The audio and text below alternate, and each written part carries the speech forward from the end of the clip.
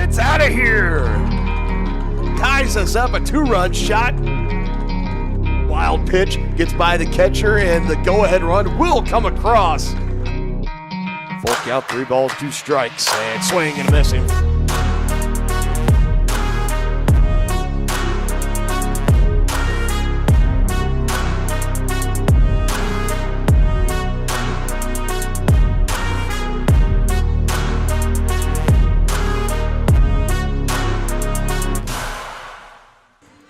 Good afternoon, ladies and gentlemen. Welcome back to Johnson County Community College, home of the Cavaliers. We're ready for our first softball doubleheader of the season right here on Johnson County Sports Live. Dylan Funk alongside Dennis Drennan. We saw you yesterday for our baseball doubleheader, and we'll have another baseball doubleheader taking place right here at 1 o'clock. Dylan Vanderveen and Reed McAvoy will be on the call for that one. We got the softball doubleheader getting ready to get things going here right now, partner, and another beautiful day in February for some softball. There's a crosswind blowing out from left to right. It's going to take some strong wind, strong power to try and knock one out here, but we are ready for first pitch here already. We're not going to waste any time here at the top of the first. Iowa Central Tritons, the visiting team.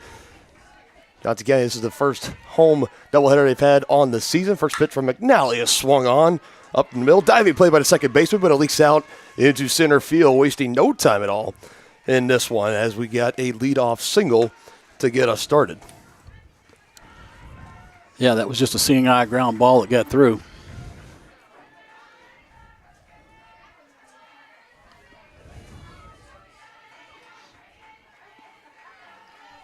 So Johnson County did have a 4-game tournament thing. They went down to Denison, Texas, as a bunt's laid down right in front of McNally. The pitcher goes over to first, gets the out there. Runner will advance up to second. A little bit of small ball being played early here by the Tritons. Lady Cavaliers going 1-3 in that trip. We got to talk with the head coach before the game. She said that they didn't play the best ball that they wanted to play. Definitely faced some good competition, which she embraced this early into the season. An early kind of check-in of what this team or Johnson County, kind of what they look like and what it's going to take for them, what they got to play like to get where they end up where they wanted to be later on in the season. Yeah, she said that Megan McNally struggled with some nerves early on in the season here. Said they worked on her psyche, and she feels like she is settled down and she should do much better today. Yeah, this is her sophomore campaign. Was with the team last season, one of the 8 returning faces from last year's team, and talked about how she had a lot kind of nerves and feeling a little bit of pressure as she's now being looked at as this year's team's ace. From being a freshman last year to now all of a sudden being the leader in the circle only as a sophomore. Definitely took a little bit of a rough time getting used to coming back from that trip from Texas, coming in with a 5.56 ERA, 11.1 innings pitched with 9 earned runs off 12 hits, 14 walks and 10 strikeouts. So said they worked with her throughout the week, getting her mentally ready for this game here today. Gets a swing and a miss there.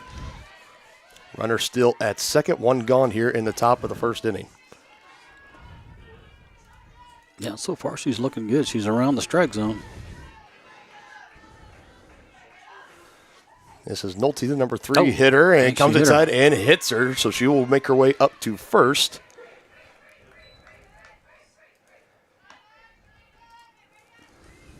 Trying to settle in early already here in the top of the first inning for McNally.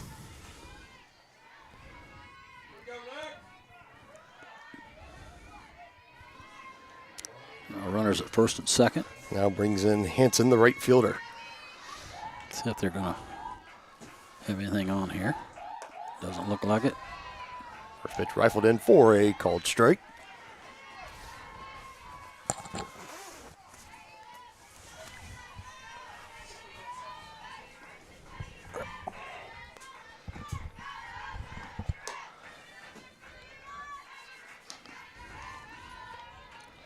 A little bit high on that one.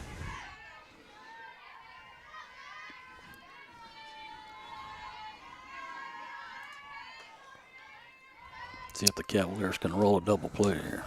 1-1, something off at the end, but doesn't find the zone. 2-1 count. Yeah, it looked like her changeup there.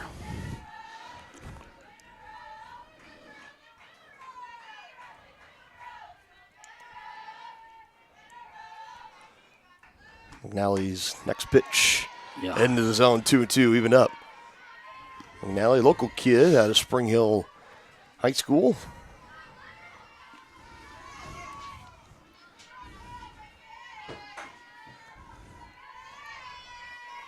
Looking to send him down for the second out. The 2-2. Just outside. We're full at 3-2.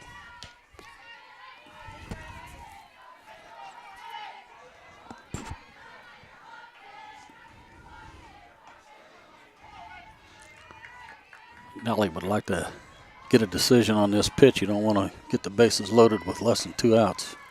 3-2. Big deciding pitch. Swung on and chopped up and foul up the third base line. We'll keep it here at full.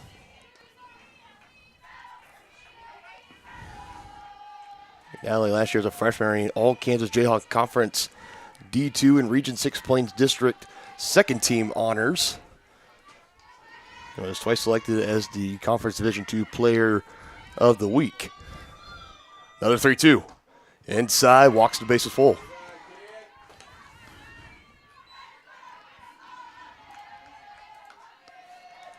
Some early trouble here on the base pass for McNally and the Cavaliers. Only 1 gone. That double play would be really nice right now. Pitcher's best friend. See if we can get one rolled up here. Third base, left side of the infield's looking for the bunt. That's the ball done and out of the zone for a ball. And we'll have a time here. Going around having a quick meeting. So again, we already talked about the head coach trying to talk about that psyche, trying to get her built up and ready mentally to come out for this game here today. Already facing a little bit of trouble. Bases loaded, 1 gone. We'll see if she's able to buckle down and try to settle them down. If you can manage the damage down to only allowing 1 run or even maybe 2, you feel pretty good coming out of this situation. But well, let's hope for a double play and get out of it. That's always hope for the best and prepare for the worst is what I've always heard. Yeah. Double play ball definitely in play. The 1-0 pitch popped up and out of play, foul.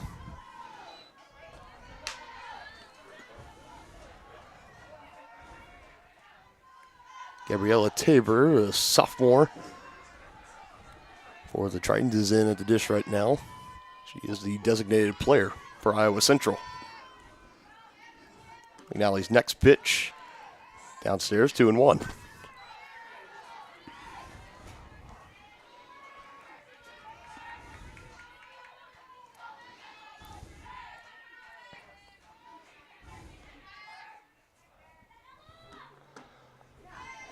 In danger of potentially walking a run home. Count now up to 3-1. Only 1 gone in the top of the first.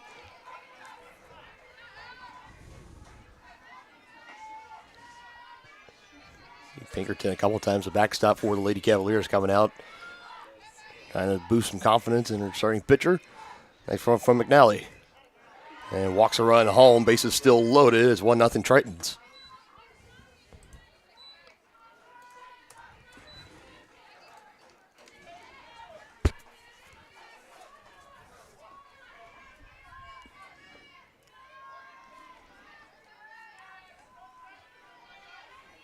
Now the 16th walk of the season, surrendered by McNally. Base is still loaded. Good job Pinkerton keeping that one in front of her.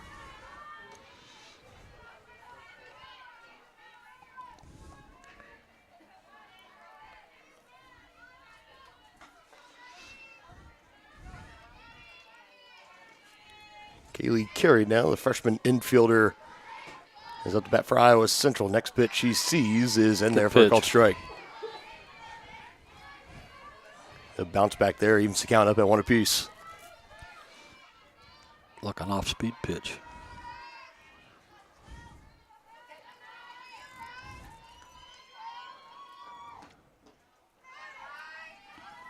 This next pitch will be McNally's 20th. A lot of pitches in this first inning. Already stacking up here early, and there's no official confirmation if there's any kind of pitch count for pitchers. Again, still this early in the season, don't want to burn out those arms already early. We're just getting things started here in February, but 20 pitches in the first inning, 20 plus is what it'll be until it's all said and done. Got her to swing and miss at that one.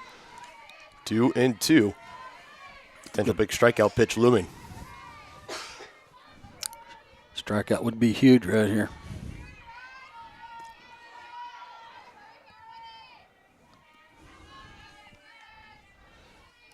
And the big 2-2. Oh, it was a base hit. And right out into center, one hop. And be out at the plate. yes, it will. Now throw down to third, and she slides in safe. But that does take a run off the board for the Tritons. A big throw. Good job getting that ball back into home plate.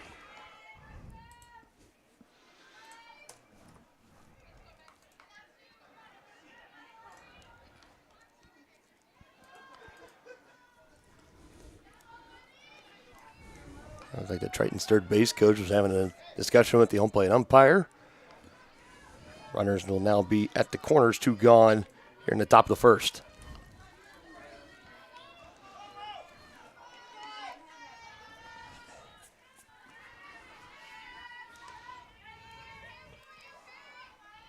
Morgan Weeks now the next batter in. She's first pitch swinging, and it's fouled near the visiting dugout batter circle.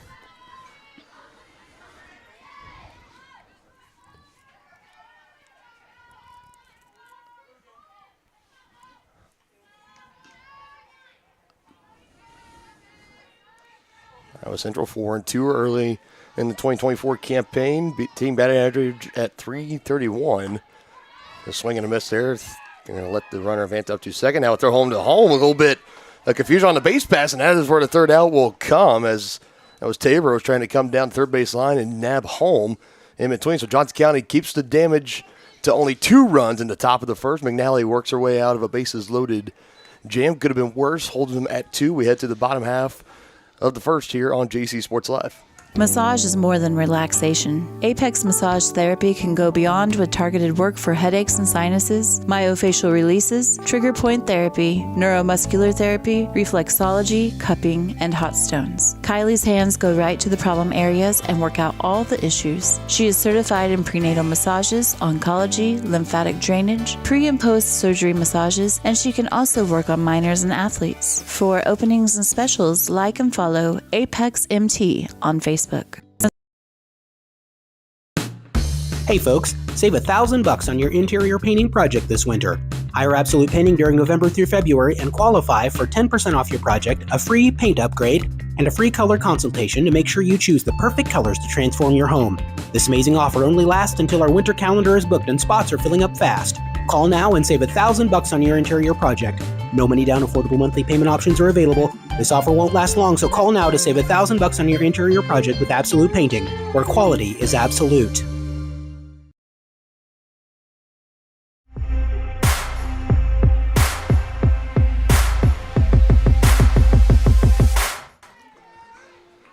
Ready for the bottom half for the first. Johnson County looking to trying for an answer. 2 runs given up in the top half of the first. And we'll see what the Johnson County Bats have to offer. First pitch is in for a called strike. It's Taryn Burkhardt, the batter in, the sophomore outfielder for Johnson County. .357, she's batting at the plate early, slugging at .643. RBI and 3 extra base hits. Swings at this one and chops it foul up the third base line out into the visiting dugout and the bullpen.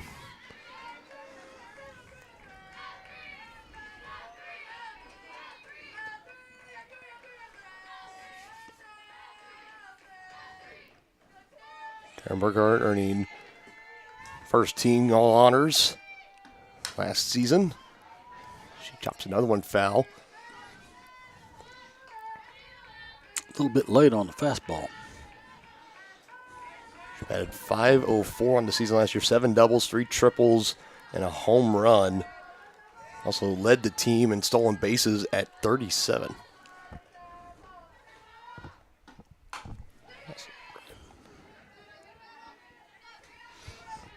Making a pitcher work in this at bat. Fairly aggressive approach here in the leadoff spot. Should be followed by Eve Morse, center fielder on deck, and Cordell, the designated player, in the hole. The 0-2 takes it outside for a ball.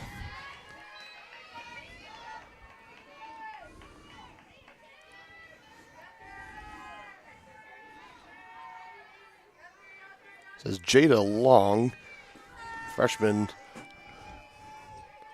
in the circle today for the Tritons. Her 1-2 pitch, another one swung on, and another chop foul. This will be the 7th pitch she's seen in this at bat. That usually swings the advantage to the hitter.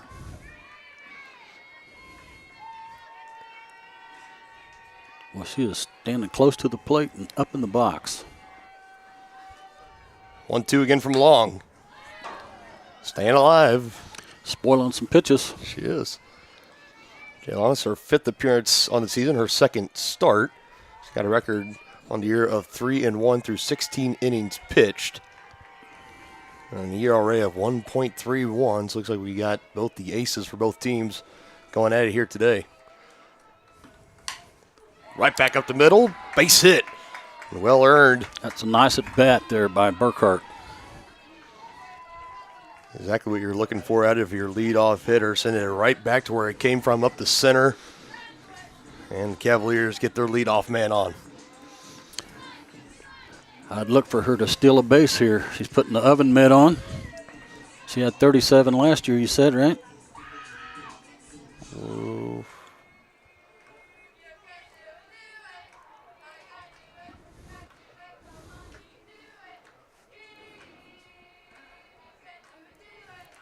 Eve Morse, center fielder, first pitch swinging up, foul in our direction.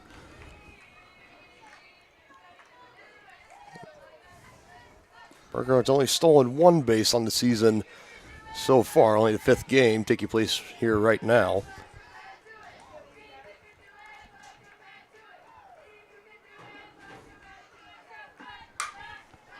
Another pitch. Going to be out of play. Yep, it will get out.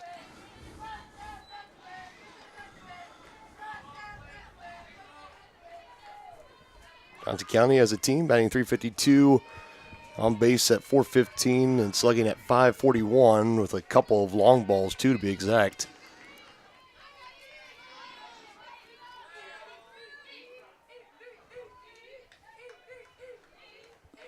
Another 0-2 count. Next pitch from Long. Another one swung on, another one popped foul out of play. Add $1 for every foul ball we've had just here in the bottom first inning.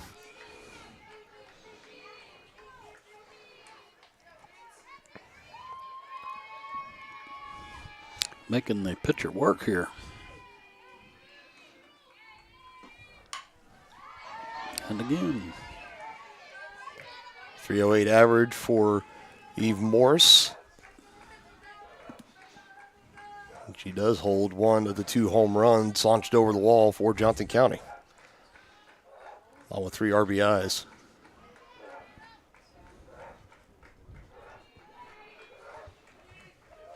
Long taking the time. Here comes another 0-2 and ripped Right down down the third base line. It'll go down into the corner. It's a hit. And they will wave around Burkhardt. She will come in and cut the lead in half. A big RBI double for Eve Morris. And I mean to tell you, they don't call it the hot corner for a reason. That came off the bat with some velocity and roped down the line into the corner. It did.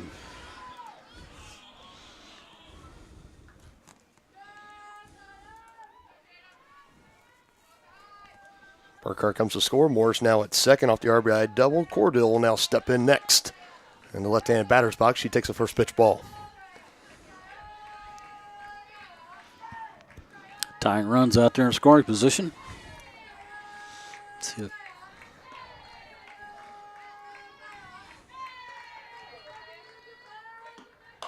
swings softly right back at the pitcher. She won't have a play at second. Didn't quite get all of it lined up on the barrel. Soft liner back to the pitcher. One gone.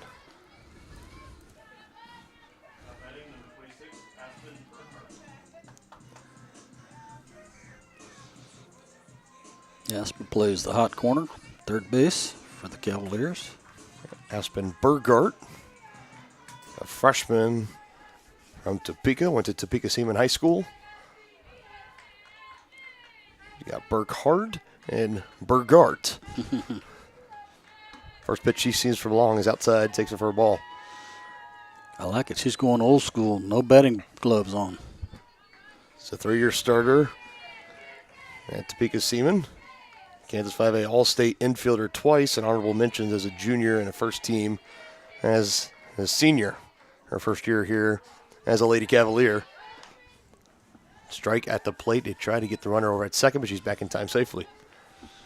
Count now 1 ball, 1 strike, 1 gone, bottom of the first inning.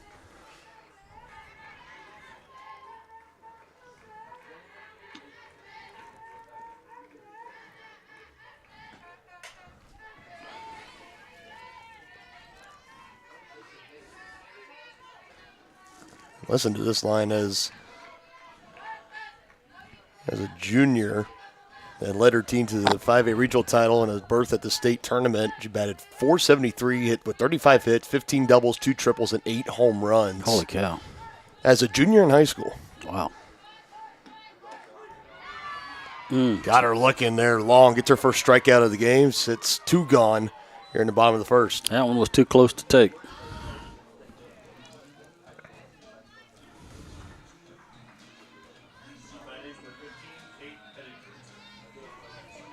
And steps now Kate Ediger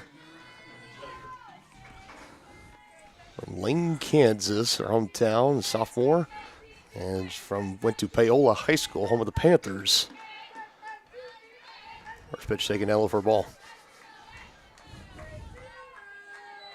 I have a lot of great local talent loaded up on this Lady Cavaliers squad this year.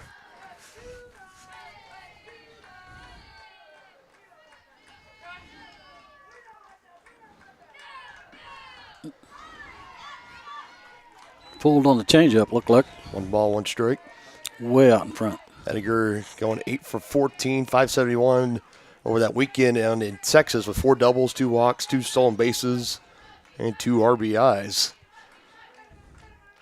The big RBI out there right now. Game tied run. Catcher can't quite frame it as nice. 2 balls, 1 strike. That's Long's 21st pitch, too. So making both of these pitchers work in the first inning.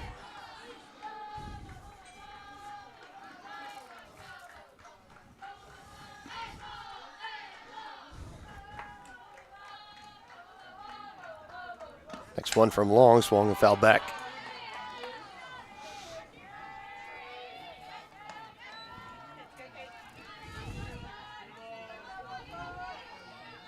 Now 2 balls, 2 strikes, 2 gone here in the bottom of the first inning.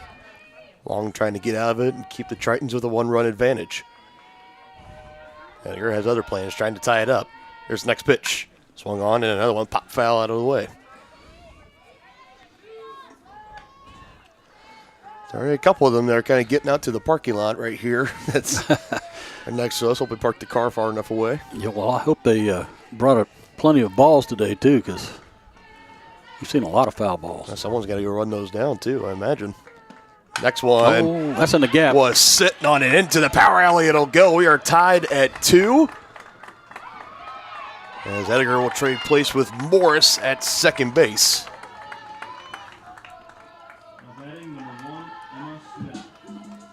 Looked like definitely was sitting on off speed there. She got it and did not miss it. Yeah, she looked like she got a pitch she was looking for.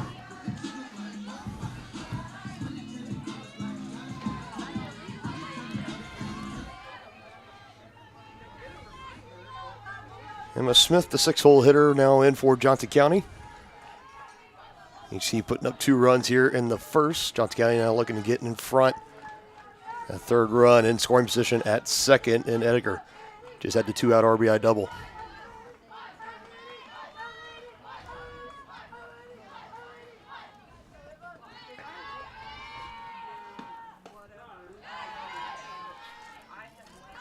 Count even now, 1 ball, 1 strike.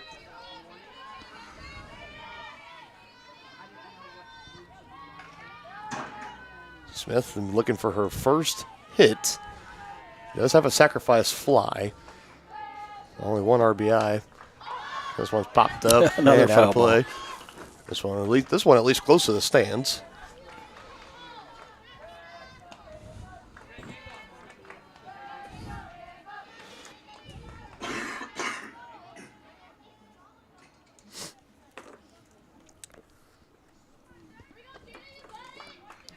There you go. It's just like right on cue, umpire having to go over and say, I need some more balls over here. I'm running out. He's out of bullets.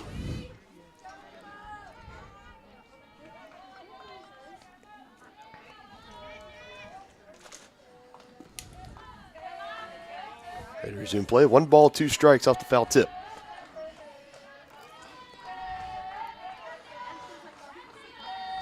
Long trying to get out of the inning, keeping it tied. Next pitch is Smith upstairs, 2-2.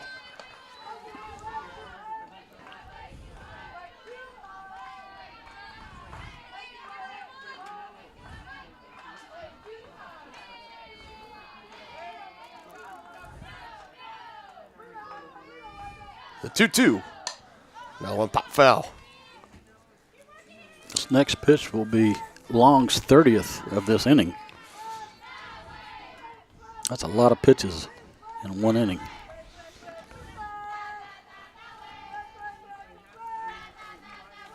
And she'll be coming out for a couple more innings, barring that's an onslaught of runs coming across for Johnson County, but already now 31 pitches just here in the top of the first inning, in the bottom of the first inning, excuse me.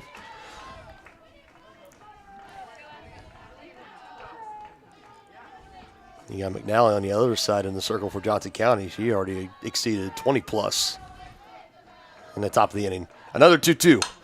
Swung on, out into center, settling under it and bringing it in, no problems for the 3rd out. Johnson County do bring across 2 back-to-back RBI doubles. Makes it a 2-2 ball game heading to the top of the 2nd here on Johnson County Sports Live. Up your lawn care game at Hers Inc. in Spring Hill. We have one of the area's largest and most diverse selections of lawnmowers, including top brands like Altos, Bobcat, Gravely, Dixie Chopper, and Red Max. Quality built machines for any size job. And when you get your mower at Hers, we offer full service and repairs covered by your warranty. From the backyard to the back 40, the all-star lineup of mowers at Hers will make you the captain of the lawn. See the full lineup at hersinc.net. Call 913-247-3530 or just stop on by.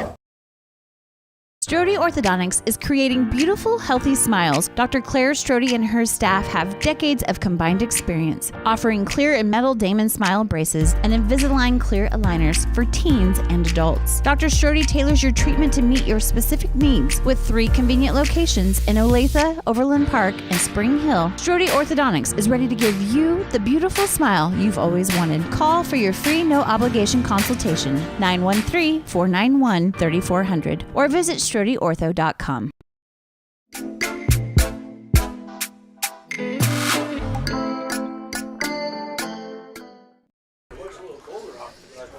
And to the top of the 2nd we go, a 2-2 ball game. So fresh start for McNally. She gets ready to start her 2nd inning of work. See how she settles in after facing a bases loaded jam early in that 1st inning. 2 runs coming across, but keeping the damage to a fair minimum. Yeah, fortunate to only give up 2 in that 1st inning. Good pitch.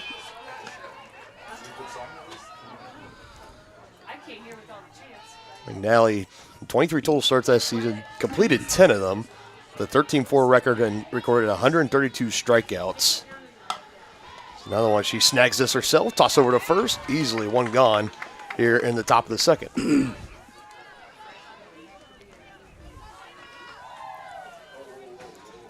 And they also held her opposing batters to a 198 batting average, ranked 6th in the conference in ERA and 5th in strikeouts, Sid McNally.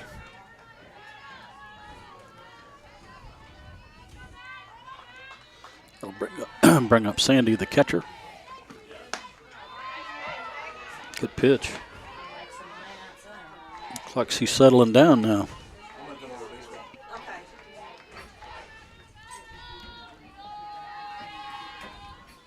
There's Shell, center fielder, on deck before we go back to the top of the order with Long, the pitcher.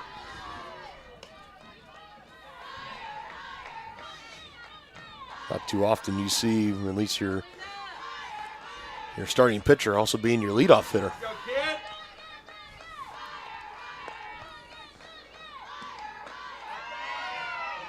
It's the call.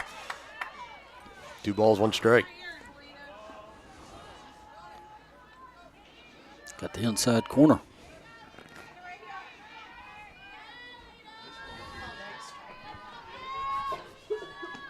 He did. Struck her out. Yes. Yes. What was that? Is that her first of the game for McNally? Yeah, first K. Settling in really nicely here in the top of the second. 2 up, 2 down. Now to Shell, the center fielder.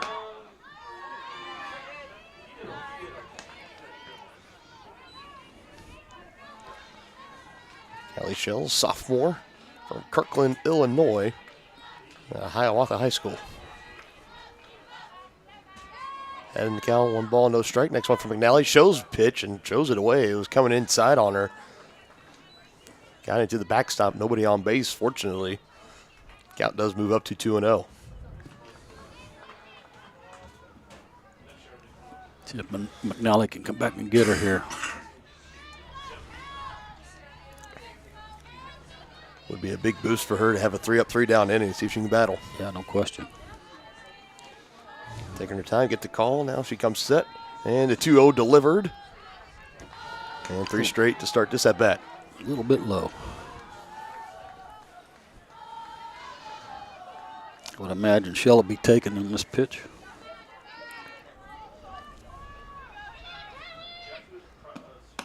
She is, and takes it for a ball. So a 4-pitch walk keeps the top half of the second alive for the Tritons. So we go back to the top of the order with the pitcher Long.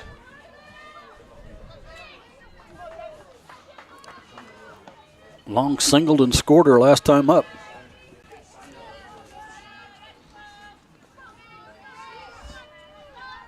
.438 batting average for Jada Long. 7 hits, including a double and a home run. 5 total RBIs. She's drawn 6 walks, only struck out twice. He can do it in the circle and in the batter's box so far. The 0-1 from McNally. Throw's going to be over at second. Might have got the hand in time, and that's what the umpire says.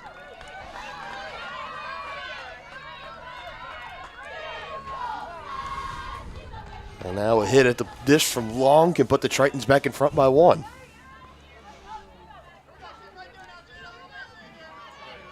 Count at 1-1. Upstairs, 2-1. It's always I've learned in the times that we've done softball together, usually the home plate umpire, you got to give them about an extra a half second or a second sometimes. Get the official call. That one, and first strike. 2-2. See if McNally can put her away here. Good time for another strikeout. Be her second of the game. We'll keep that runner at second. The 2-2. Takes a bounce. Have to keep it in front of her. 3-2.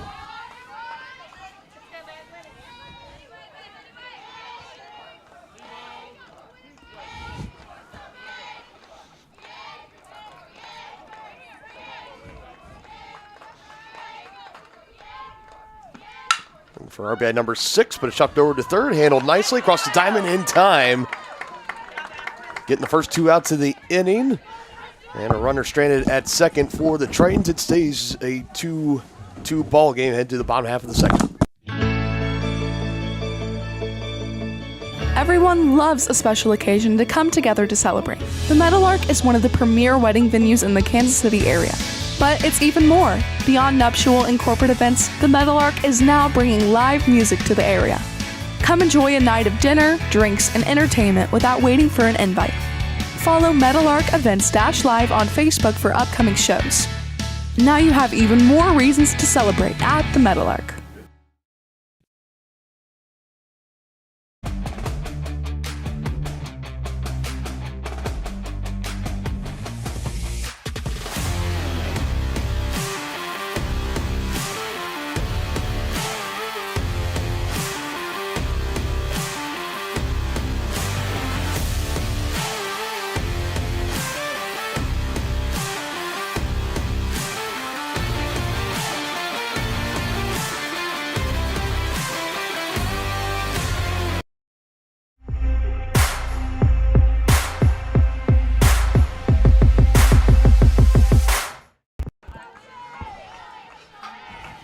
Bottom second coming up. Triton held scoreless for McNally. She looked to be settled in nicely after getting roughed up for 2 runs in the top of the first. We start with the first pitch strike. This is Jefferson, the shortstop for the Lady Cavaliers. Be followed by Pinkerton, the catcher, and then Ramsey, the right fielder.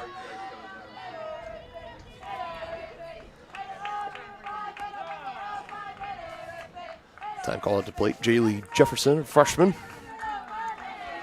Batting .364 early in this season, 4 hits recorded.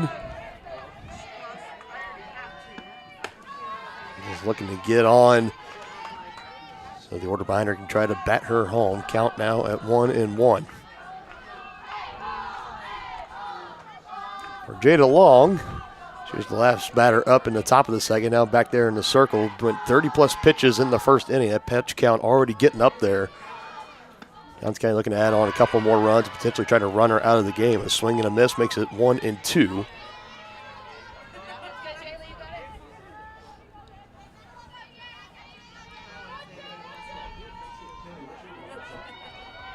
On taking a good look over at the dugout. Now looks down at the wristband, gets the pitch, and delivers 1-2, and another swing and miss for second strikeout of the game. Sets down Jefferson, and now Pinkerton, the catcher.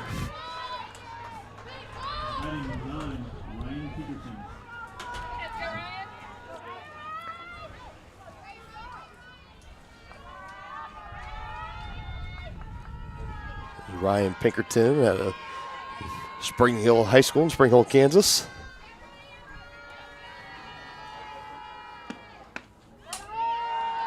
Takes first pitch low and inside for ball 1.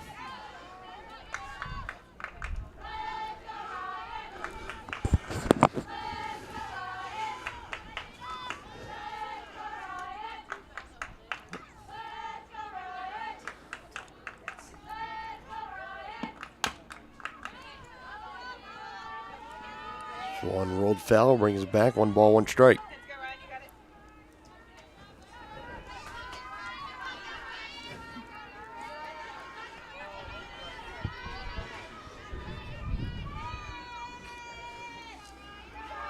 You hear that wind kind of coming just in little gusts and spurts every now and then, blowing right back at us towards here in the press box behind home plate.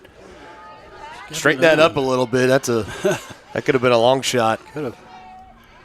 Yeah, according to my weather app, it's about 12 miles an hour out of the south-southwest.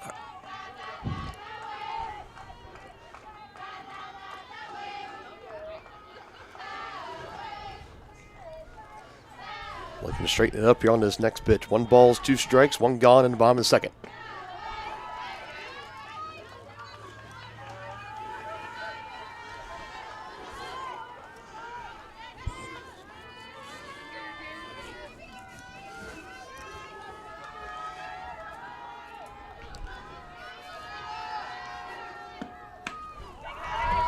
Now the count is full after back-to-back balls, 3-2.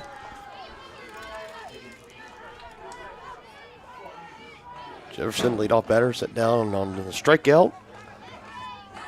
Binghamton now trying to get on tied in a 2-2 ball game. Here's the next pitch. Gets away from her. Battling back from a 1-2 count. And we'll take her free pass up to first base.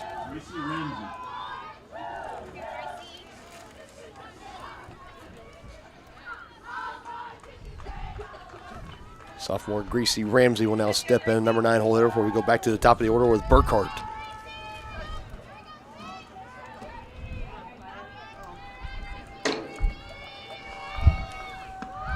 Showing bunt and fouls it back into the netting.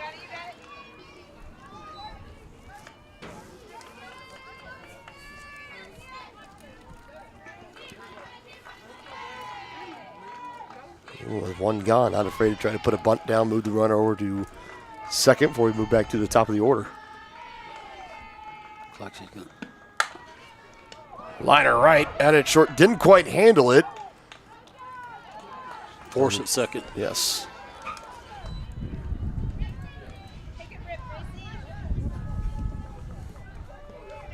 So it was a soft, low liner, enough for the shortstop. Was trying to get it into her mitt. Didn't quite do it, but the force over at second keeps the runner at first. Now 2 gone as we go back to the top with Burkhart.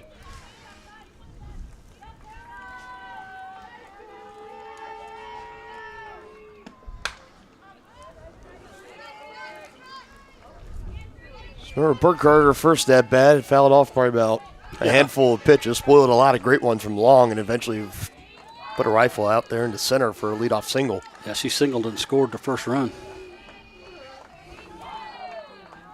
It's brought home off the big RBI double from Morris. Next pitch taken for a ball, 1 strike.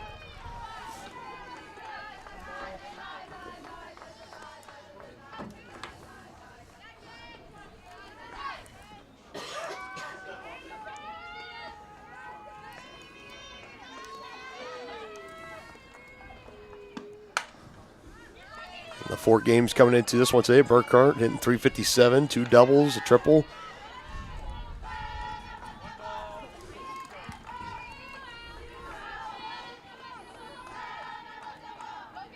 Also drawn 3 walks at the dish. Being aggressive today, 1 and 2. Next one she sees. Top back to long, takes it, throw over to first. We'll bring it wrap to the second inning. Back-to-back scoreless innings. We head to the top of the third. Still a 2-2 ball game on Johnson County Sports Live. More time before you wake up in the wild. Our natural world needs us now. Step by step, side by side, together, we can find a way to ensure that all life on Earth can thrive. To learn more about how you can help protect and conserve nature, visit nature.org. Everybody can make something, because I think everyone has a spark of creativity, and the reason that I have to keep making is because I don't think my life would be as fulfilling without it. If you make things yourself, that means you're not cowering in fear. You're out there taking chances. That, I think, is my way of saying I love you to the world. All right, now I want to hear why you make. Share your own Why I Make story today. Visit whyimake.org.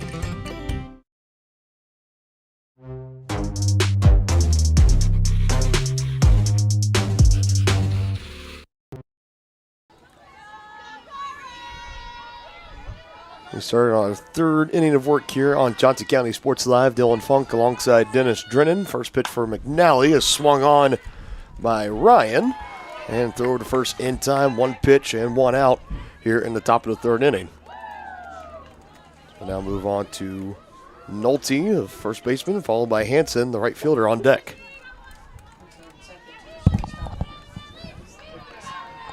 Nolte was hit by a pitcher last time up and came around to score. That's all good. Teamwork, we can help each other out, right? Sure. Yeah.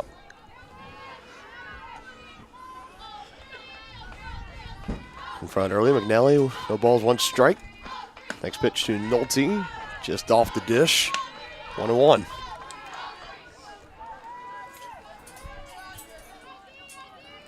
Okay, we'll also have our baseball doubleheader between the Cavaliers and the Spartans from Southwestern Community College. Will be taking place coming up here shortly in the 1 o'clock hour on Johnson County Sports Live. Another one popped up and out of play back in our direction. First of 2 softball broadcasts. We got this one here today, then we'll be back at it. Another doubleheader on Wednesday starting at 1 o'clock against Barton Community College.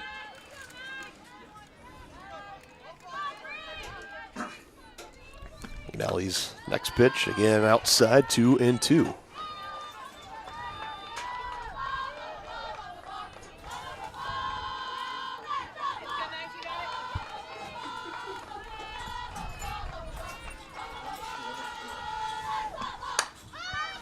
Popped up in fair play. Left fielder coming in for it, brings it in for the second out.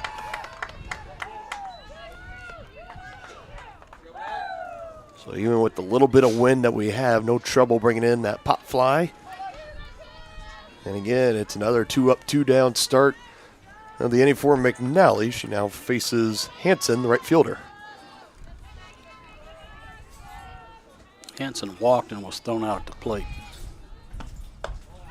in the first inning. Yeah, it's kind of a chaotic sequence in things there in the first. Saw the runner going for second, and they were throwing back to the circle. They were just going to let her take second, and then Hanson was coming down the third base line, and it was not a successful steal of home.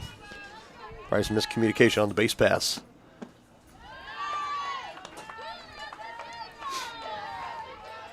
Two balls, no strikes. Where are we at on that pitch count for McNally? The next pitch will be her 45th, starting when this is in the third inning.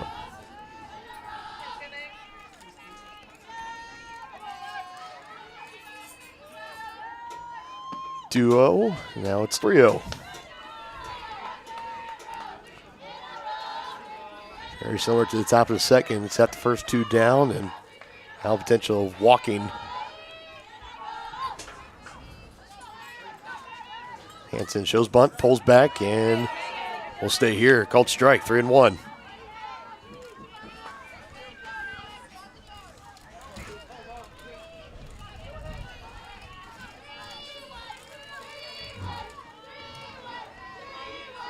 The 3-1 from McNally to Hanson is swung on. Liner over to short, taken in, collects, beautifully executed. Back-to-back scoreless innings for McNally now, rolling right along. Bottom of the third up next in a 2-2 ball game on Johnson County Sports Live. Strode Orthodontics is creating beautiful, healthy smiles. Dr. Claire Strode and her staff have decades of combined experience, offering clear and metal Damon Smile braces and Invisalign clear aligners for teens and adults. Dr. Strode tailors your treatment to meet your specific needs with 3 convenient locations in Olathe, Overland Park, and Spring Hill. Strode Orthodontics is ready to give you the beautiful smile you've always wanted. Call for your free no-obligation consultation, 913-491-3400, or visit StrodeOrtho.com.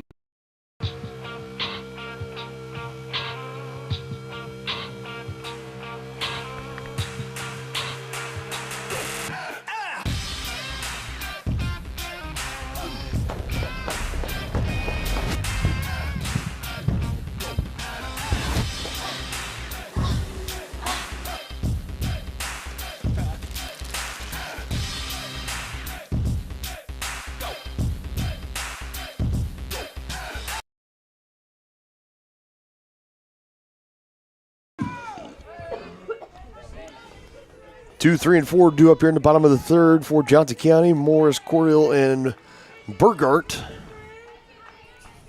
Morris doubled and scored her last time up.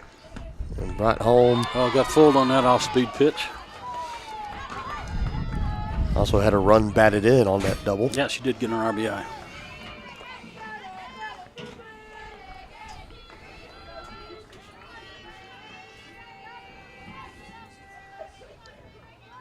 Long pulling the string on the first pitch. Her next one. Just upstairs, evens the count at 1 apiece.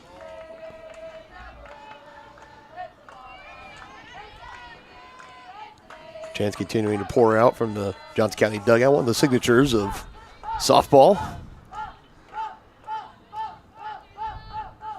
1-1 pitch, swung on, and another base hit. 2 for 2 games so far for Morris.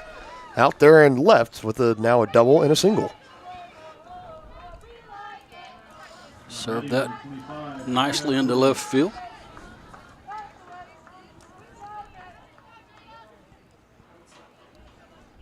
Up and out of reach of the third baseman, 1 hop. That fielder, again, it's always the challenge. We saw it a couple times we've done baseball so far. The bounces of the ball when it's coming off that turf, it can be a little bit of a challenge. Can be. From time to time. That's why I saw she was a little bit more conservative on it, not charging in too much. The bounce played it, had to ricochet off her shoulder to keep it in front of her and hold Morris to a single.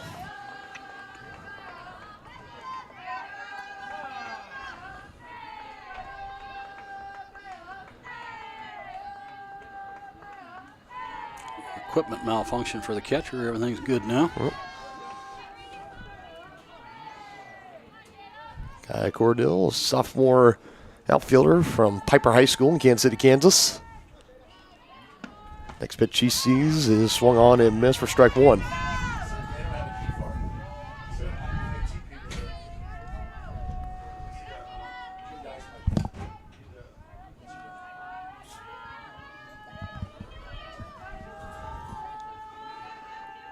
One pitch, takes it downstairs, and Morris thought about going for second, but will slide back to first.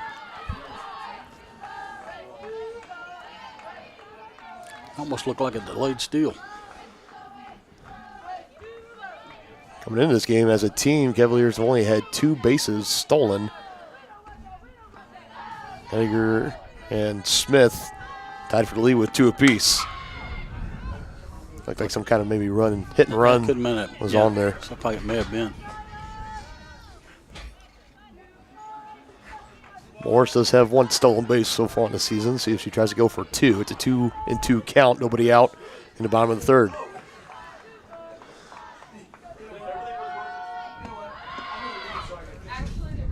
Gets a strikeout. Still going for second is Moore. She's in there safely, but now there's 1 gone.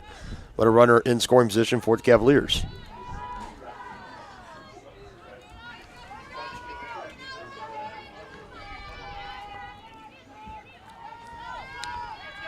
Brings up Burkhart. She struck out looking her last time up.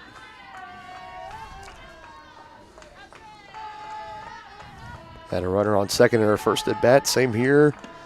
Down the bottom of the third. Makes contact on this one. Out into that's right field. One hops at the wall. Cavaliers will take the lead. It'll be another RBI double for Johnson County, this time for Burkhart.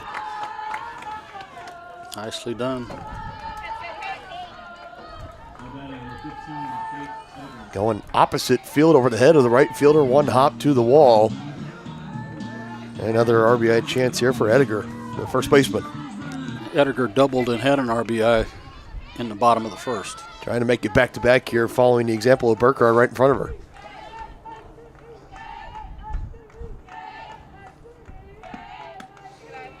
First pitch check outside for a ball.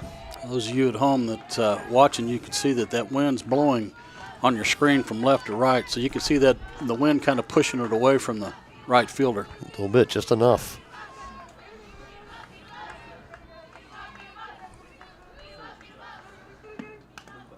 One-0 foul tip to the backstop.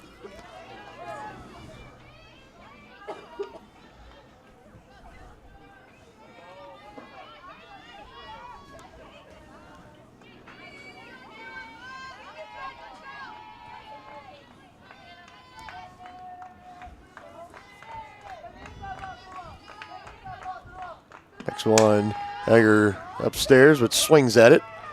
Out in left field. And brings it in for the second out. As Burkhart will stay put at second base. Not want to make that third out at third.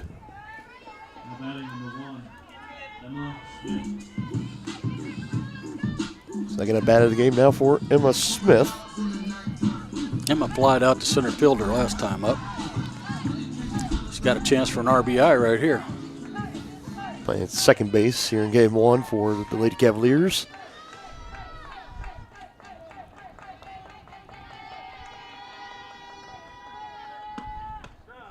First pitch in for a strike. This next pitch will be Long's 50th.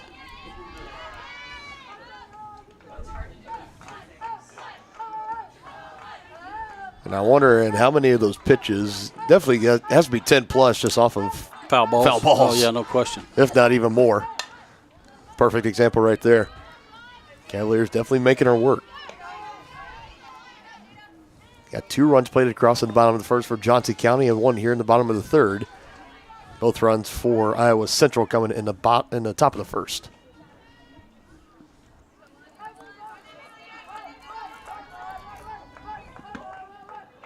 This one gets past the catcher and an easy advance up to third for Burkhart.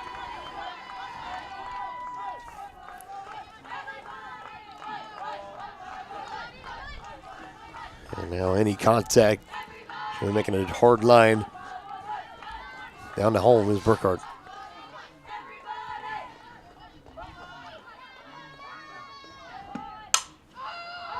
Popped up. Who's going to take charge? Left fielder looks like it.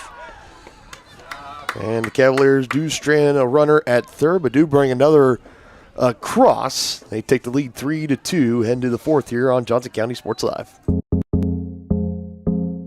Our whole vision of becoming the 4-state agency was because we want to be able to grow with our clients, whether they have a lake house in Oklahoma, whether they're starting a business and expanding into Arkansas. We want to make sure that they're taken care of, whether it's home, auto, financial services, or even life insurance. We want to walk through the stages of life with our clients. That's the biggest part. That's what makes us different.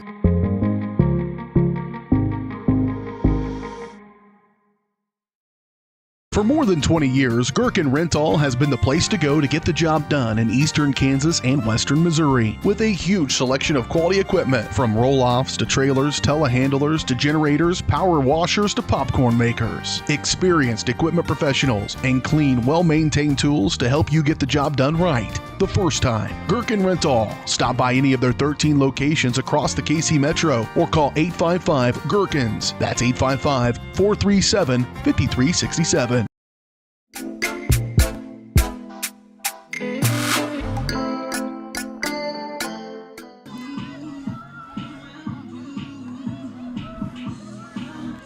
To the fourth we go. It'll be Tabor, followed by Carey and Weeks. The 3-2 up for Iowa Central. We've had now back-to-back scoreless innings. McNally starting to settle in nicely. Starting her 4th inning of work.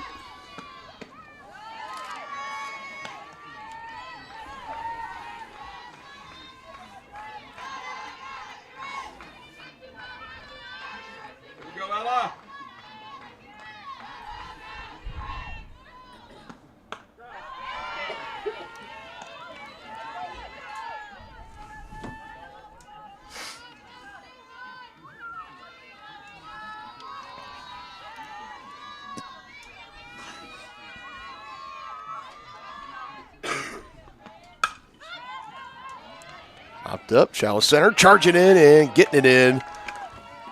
And the leadoff man is set down again for the 3rd straight inning.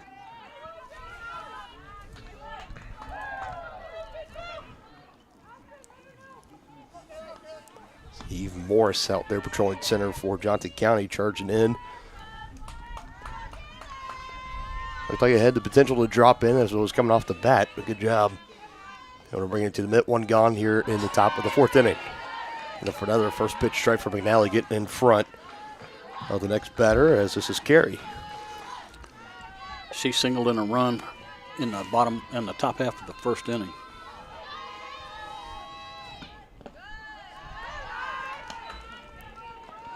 And that is McNally's 50th pitch. Kaylee Carey, a freshman for Iowa Central, 368 batting average, 8 RBIs, including 2 home runs and 7 hits and a couple of doubles as well.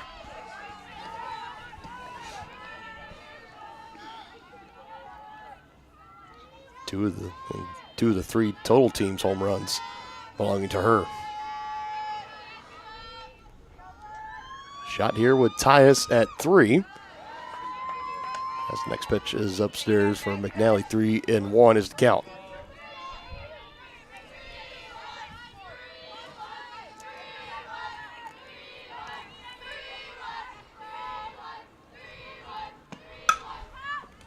Swung on and foul up the first base line.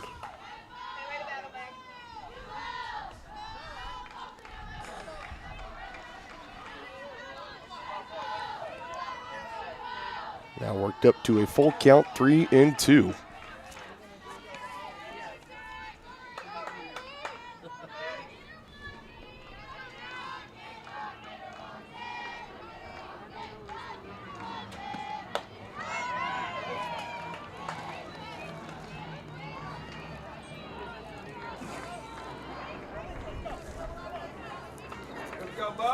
I'll fly out to center for the first down, and now a walk.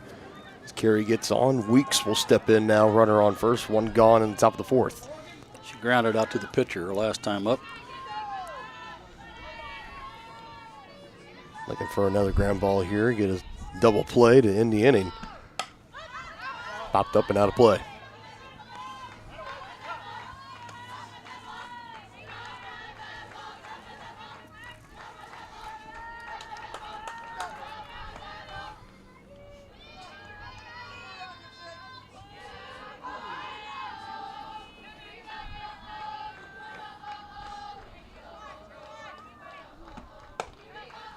There, slow down to first, but runner back in time. Your team keeping a close eye. Carey over at first. 1 ball, 1 strike is the count.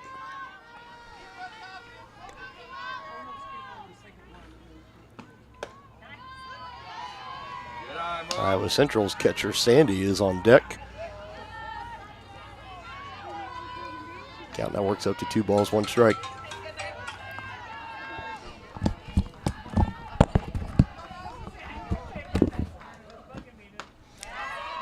Swing and a miss.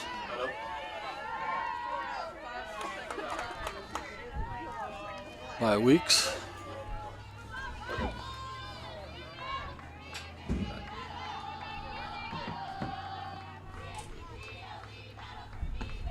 No, I think that hit her on the hand.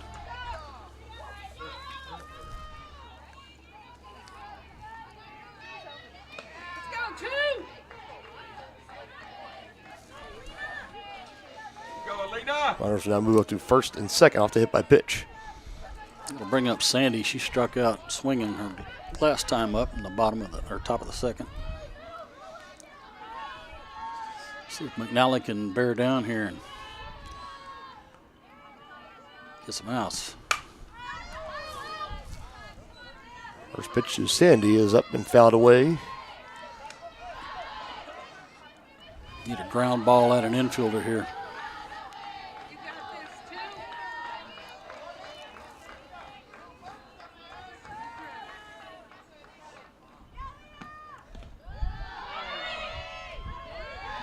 Runners are going to advance. Now a base hit could give the Tritons a lead. Good go, kid.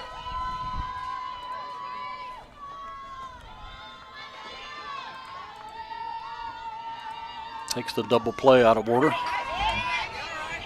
A good bounce back strike there from McNally.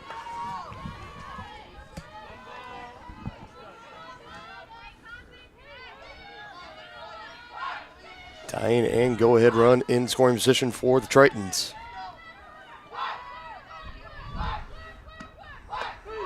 Good off speed, getting in the zone, got her looking. Big strikeout right there. Had her fooled, no doubt, frozen. Put that backwards, K, the scorebook. Sandy goes down looking. Shell, the center fielder, now in the 9th spot, will step in. Big RBI chance for her with 2 gone. Yeah, she walked and stole a base last time up. Joe Bunt comes inside, gets behind Pinkerton. Tried to throw back to the plate, but not in time.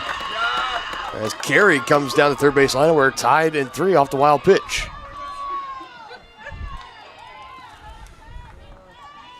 Yeah, that one hurt.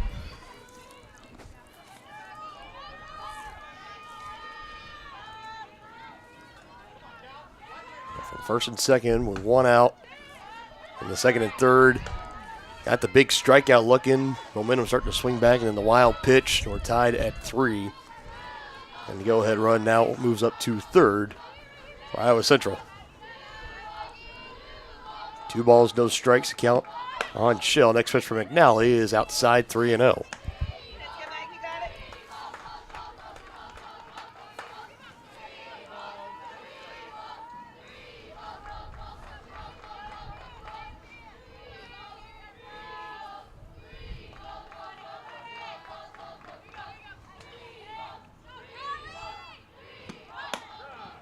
one in for a strike. She'll still showing bunt. Trying to work her way on for a walk.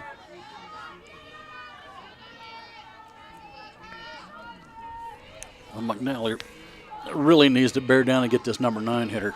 Going to be back to the top of the order. Almost came inside and hit her. That'll be ball 4. Now runners will be at the corner. 2 gone. We go back to the top.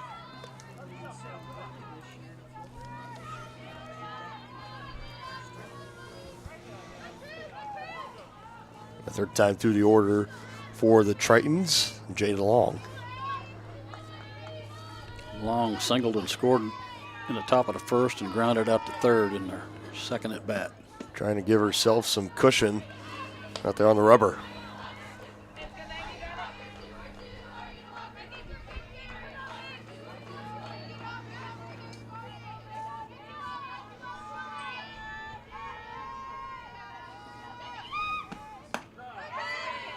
One ball, one strike, count even at 1.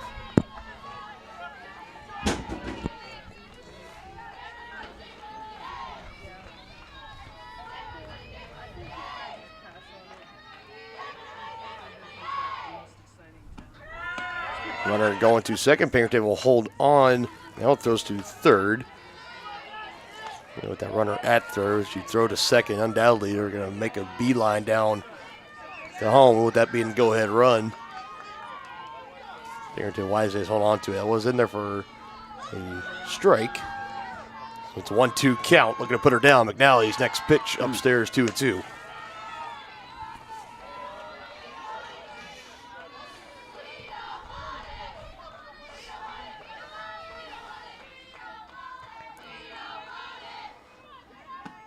Trying to settle in. This one slap foul near the Johnson County dugout.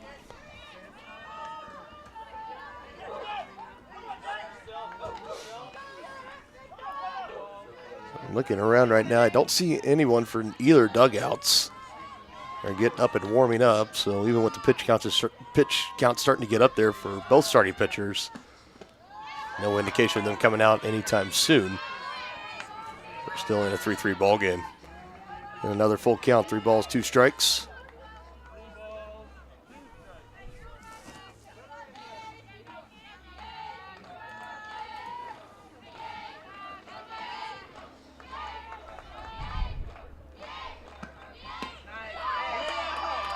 Just falls out at the last second for ball 4.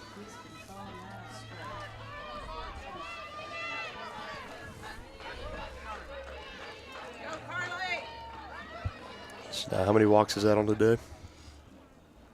6. I'll have some time here before Ryan steps back in. And a quick meme for the infield. Like they may be trying to put on a play here. Runners will be off with the crack of the bat anyway.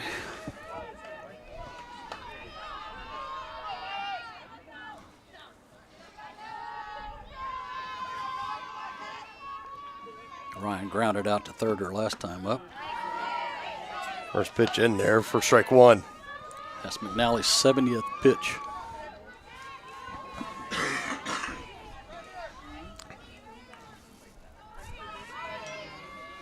A long inning.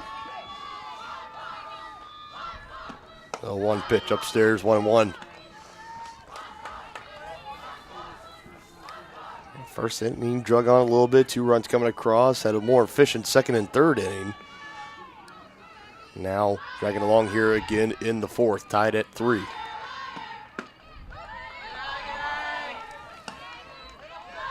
Another close pitch, not getting the call, 2-1.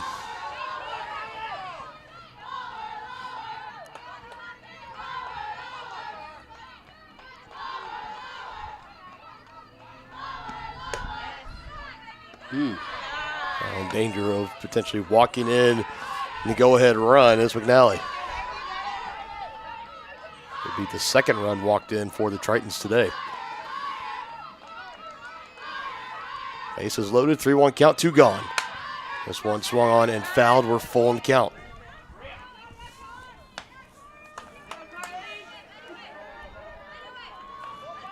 Runners will be off on this pitch.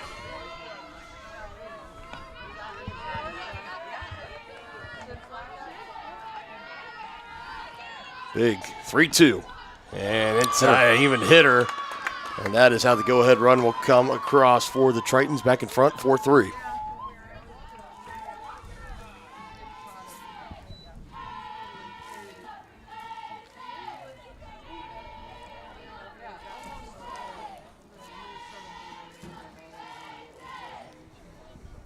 And now looks like we could potentially be seeing pitching change, and we will. That'll be the end of the day for McNally. We'll step aside, take a quick break here. I'll be back with more here in the top of the fourth inning, 2 gone on Johnson County Sports Live. What would happen if I had to pick up the phone, call 911 for one of my family members or one of my neighbors? What would I do if no one was on the other end to respond? What if there was no 911?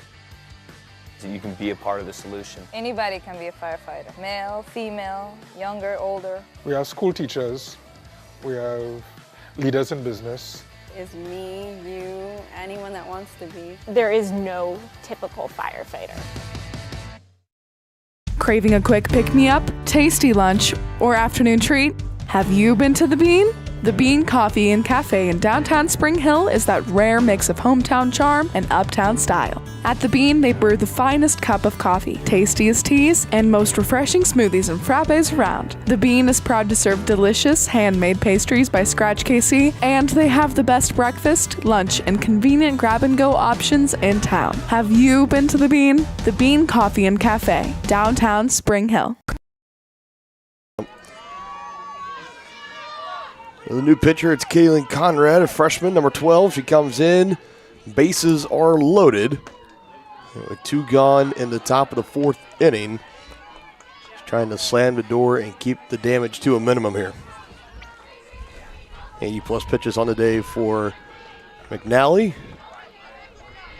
Got 6 walks, 2 hit by pitches, and 4 runs surrendered.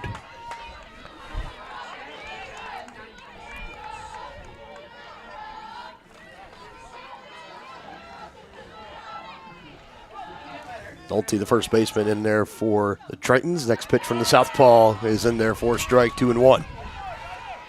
And 3 of those 4 runs that came in for Central Iowa were via the walk or hit by pitch. It swung up, popped up, and out of play, 2-2. Just no defense against that.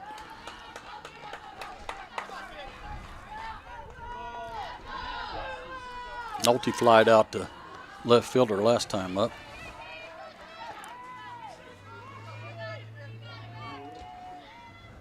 Next pitch from Conrad, another one fouled off.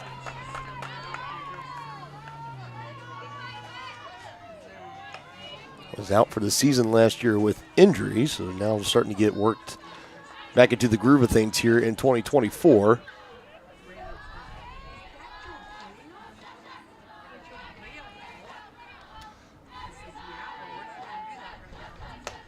He gets the big strikeout there. She's fired up, and rightfully so. Pumped up. Come in with the bases loaded, 2 gone. Need to slam the door, and she does just that. A big strikeout on Nolte. Tritons do get 2 more in the top of the 4th. Retake the lead 4-3 here on Johnson County Sports Live.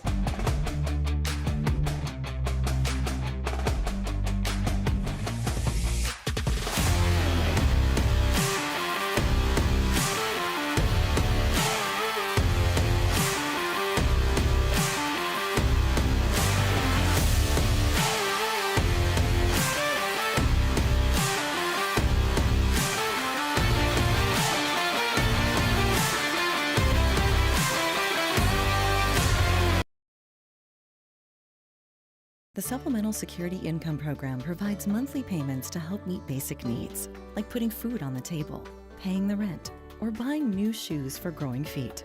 You may qualify if your income and financial resources are low and you are 65 or older, or an adult or child with a disability or who is blind. Call 1-800-772-1213 or go to ssa.gov/SSI to start to apply. produced at U.S. taxpayer expense.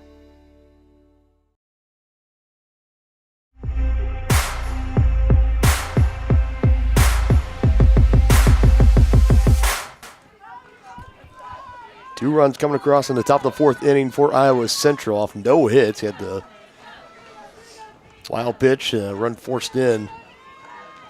They retake the lead. Yeah. Jada Long still in the circle for the Tritons. She begins her fourth inning of work, and the first pitch foul tip straight back. This is Jefferson, the shortstop, followed by Pinkerton, the catcher, and Ramsey, the right fielder.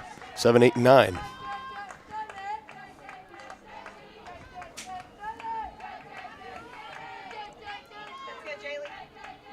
We also have our baseball doubleheader between the Cavaliers and the Spartans taking place over right here on Johnson County Sports Live. This one's fouled off, just pushed out of the corner.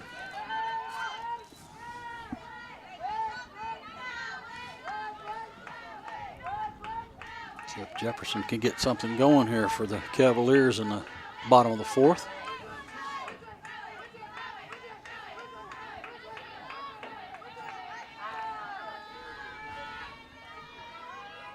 No balls, 2 strike. Next pitch from Long. So foul tipped. Back just over to press box.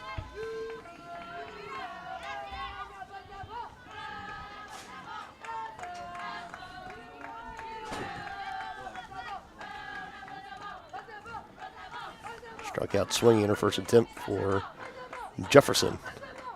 Another 0-2. Holds off for a ball, 1-2. Both teams scoring 2 runs in the first inning. Johnson County added 1 more in the bottom of the third and 2 coming across in the top of the fourth for Iowa Central. Jefferson struck out swinging in the bottom of the second. Solid contact out into center. Yeah, it's gonna and be down. ricochets off the wall. It's a stand-up double. Yeah, she scalded that ball. That's what the Cavaliers needed right there. And the thud of the bat was a good indication that she got a good piece of it, yeah. Just a little bit more elevation. That's a liner over the wall for a solo shot. And instead, she'll take the stand-up double, trying to keep the line moving. Now Pinkerton. Pinkerton walked and was forced out at second base. Her last at bat.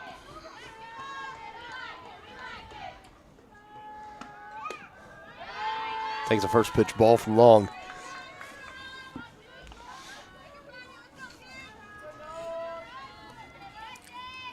See if coach wants to bunt that tying run to third with less than 2 outs. Definitely want her to hit it to the right side if nothing else.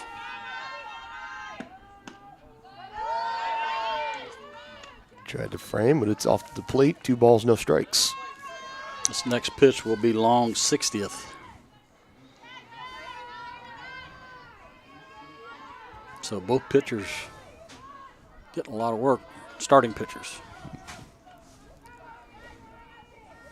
It does look like we do have a couple of arms starting to get up and throw around for the Tritons. This one over to second. Keeps her from going out in the infield. Did she beat it out at first? She did not. Nope. But that does move the runner up to third, hitting on the right side. She did her job. Now batting number 6, Gracie Ramsey.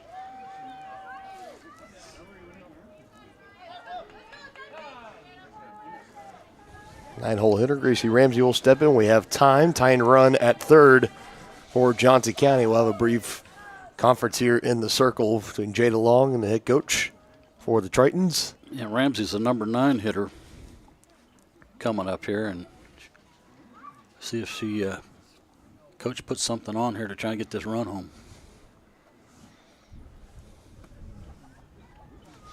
Former coach, what would you call? Just hit the ball. Just hit the ball? Just hit the ball. Yeah, we have a former JCCC coach softball coach up here with us. I asked her what the strategy was. She said, just hit the ball. I like that.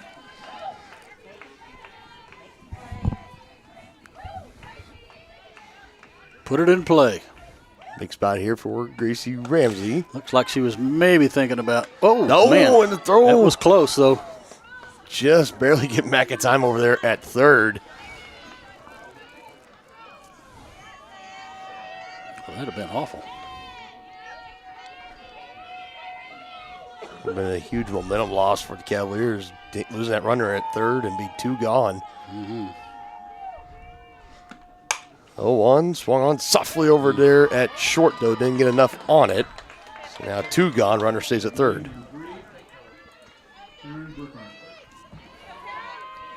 Back to the top, third time through for Taryn Burkhart. She grounded out to the pitcher her last time up, but she did single and score her first time up.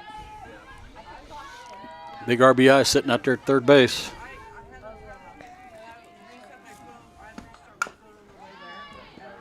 Opposite foul and 1.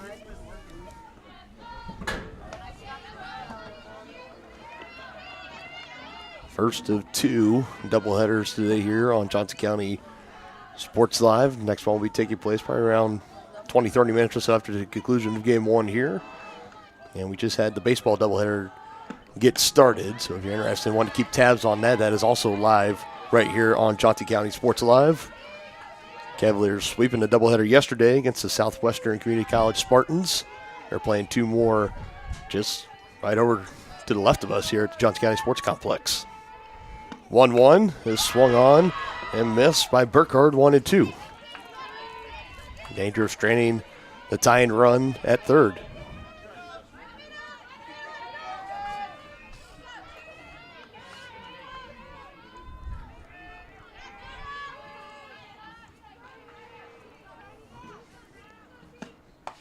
And Long gets the strikeout she was looking for. And Johnson County leaves that tying run at third base. It stays a 4-3 ball game going to the 5th.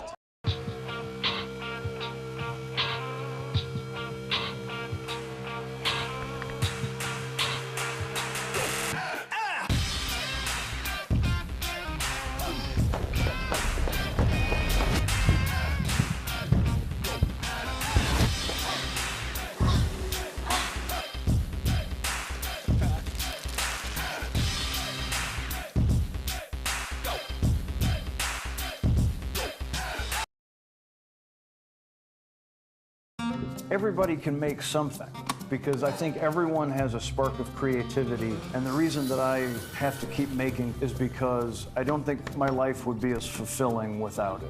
If you make things yourself, that means you're not cowering in fear.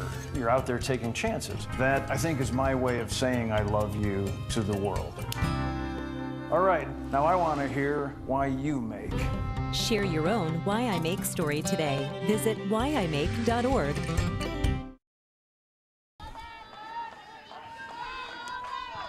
The top of the 5th, his first pitch is swung on out to right field, trying to back it in, and it lands in fair territory. No. Did you call it foul? They did call it foul. Yeah. It is just a loud strike.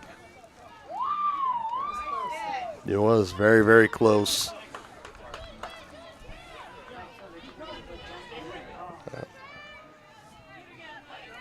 Yeah, that wind's pushing it to the corner.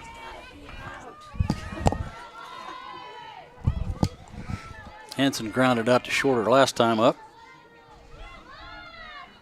Thought she had at least a double off the bat there, if not a triple. It was close. Back in the box, 1 ball, 1 strike. Second inning of work for Kaylee Conrad. Came in relief for McNally. Came in with a bases loaded jam with 2 gone and got the big strikeout.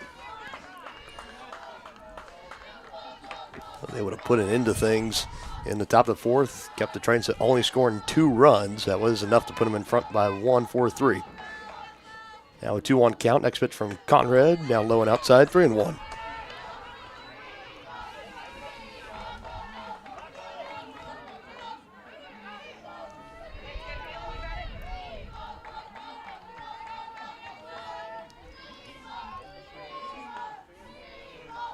Scooting it in, this one right up the middle where nobody is at.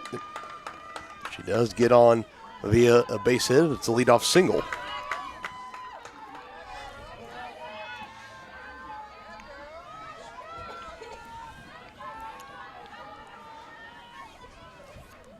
Anto now move over to first. Tabor, the designated player, will step into the box next.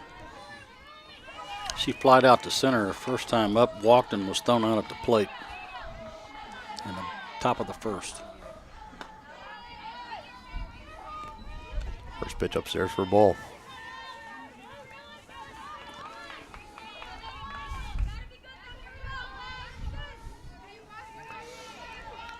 Ground ball at an middle infielder would be good right here.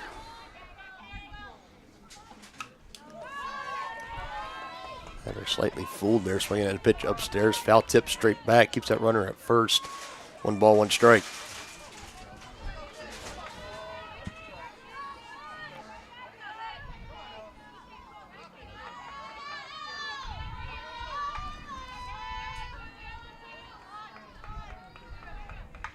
One ball, 1 strike. Conrad's next pitch, and there gets back in front, 1-2.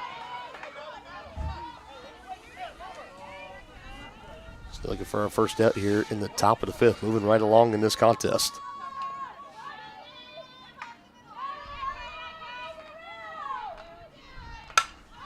Swung on again, out to center. Morris is there and brings it in for the first out.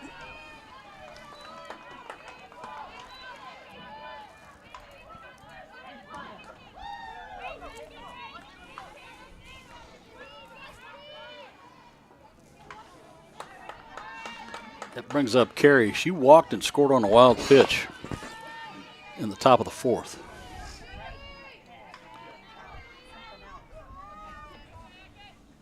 Things started to get a little bit chaotic around this time for Johnson County on the top of the 4th inning.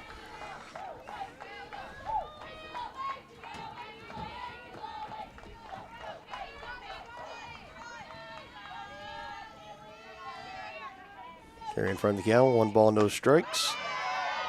Or even again at 1.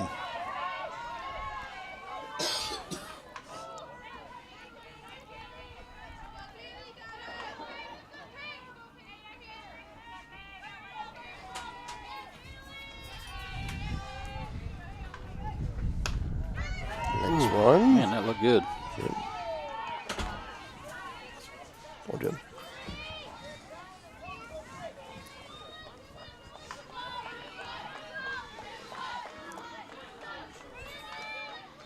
Two-on count, runner at first for the Tritons, 1 gone. Next pitch from Conrad is swung on. Another one out there to the outfield, and it will land in the gap. 1 hop to the wall. Runner circling around. And Carey will come in to score, and it's a RBI triple.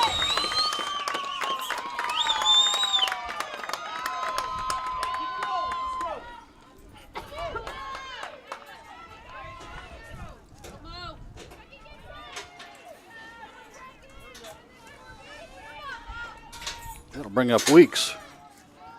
She was hit by a pitch and scored in the top of the 4th.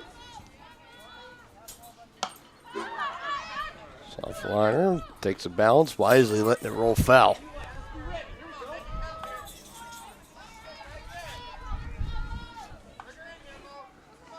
The ball, as soon as it came off the bat with Carey, there was no doubt, and it was going out into the gap.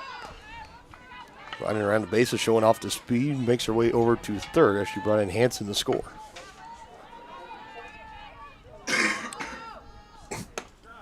That ball was well struck. That one rifled in, no balls, 2 strikes. It's the only 1 gone. Strikeout would be big here.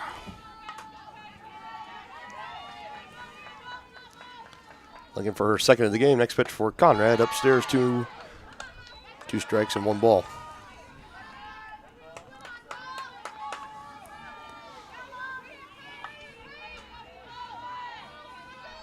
Tries have scored in back-to-back innings. First time this afternoon. Back in front by 2, 5-3. That one getting away from Conrad upstairs, 2-2.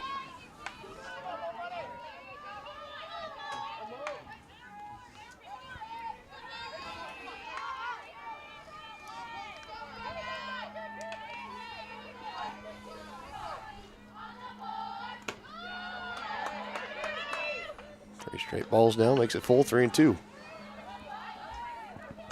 Runner still over at 3rd is Carey.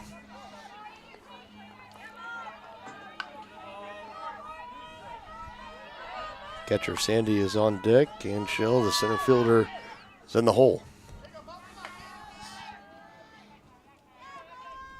3-2. Swung on, it popped up out into left. See if it's deep enough to get the run home. They're going to try it. And slides in safely. They'll go as a sacrifice fly for Weeks. As Gary comes down from third to score.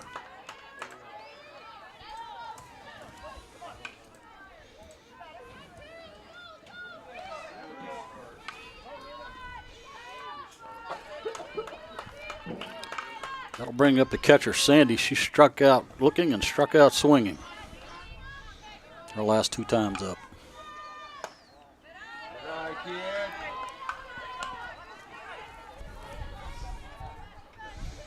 The Cavaliers are going to have their work cut out for them. Come back in this one. Now 4 straight unanswered for the Tritons. Being down by 1, now up by 3.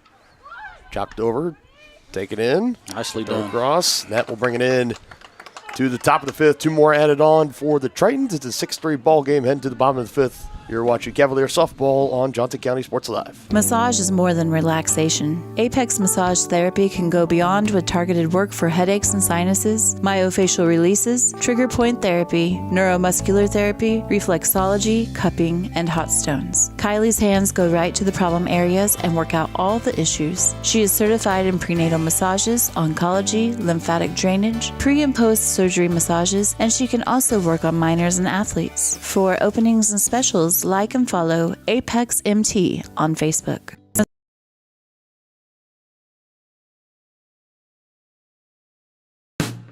Hey folks, save $1,000 on your interior painting project this winter. Hire Absolute Painting during November through February and qualify for 10% off your project, a free paint upgrade, and a free color consultation to make sure you choose the perfect colors to transform your home. This amazing offer only lasts until our winter calendar is booked and spots are filling up fast. Call now and save $1,000 on your interior project. No money down, affordable monthly payment options are available. This offer won't last long, so call now to save $1,000 on your interior project with Absolute Painting, where quality is absolute.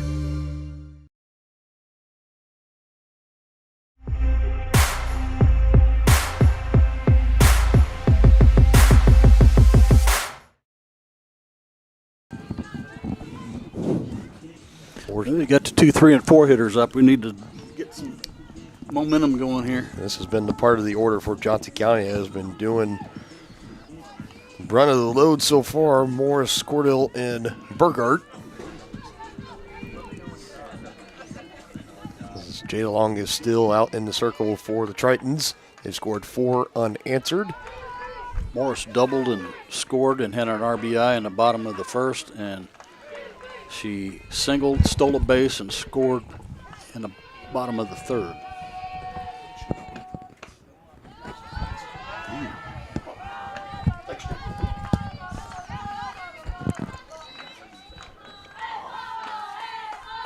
Ball, no strike.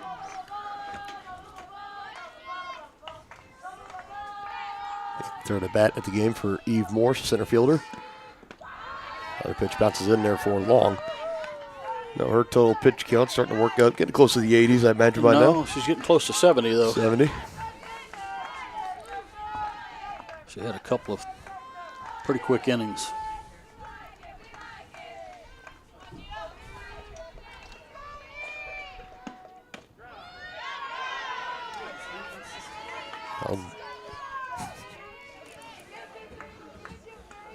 Morris wanting to go around, held up at the last second, but called for a strike anyways, 2-1.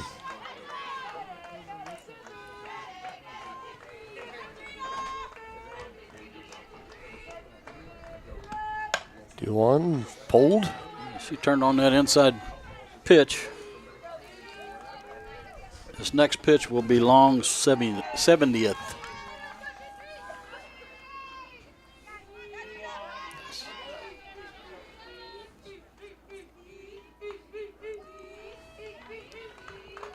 Trying to get a rally started here. 3 more innings left to work with, down by 3 for Johnson County, looking to make the comeback. Iowa Central with back-to-back foul balls up the third base line. We stay at 2-2.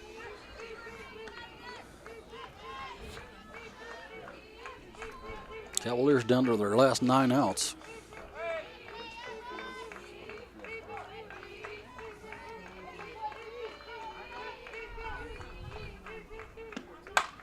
Oh, man, she's trying to pull it down that third base line, getting closer and closer. Well, Long's staying inside on her, and she's turning on it.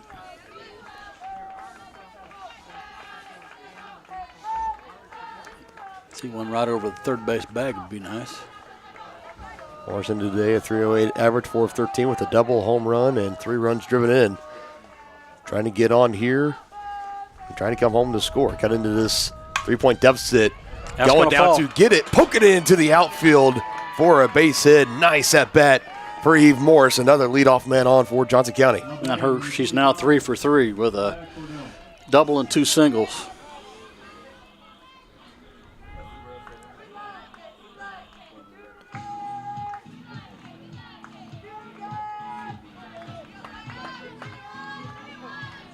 Okay, Cordell will step in now. Eve Morris, the runner at first with the leadoff single.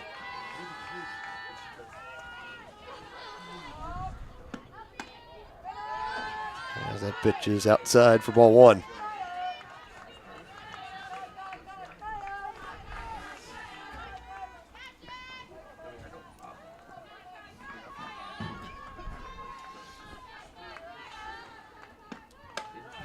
Cordell looking for her first trip on base so far. Looks like a line out and a strikeout.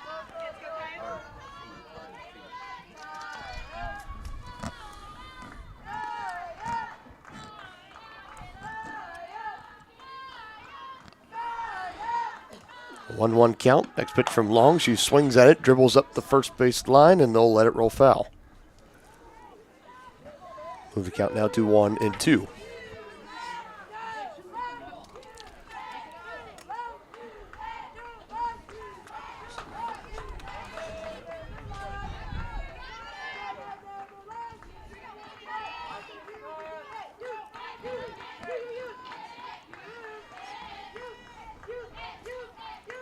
One, two, outside, even the count 2-piece.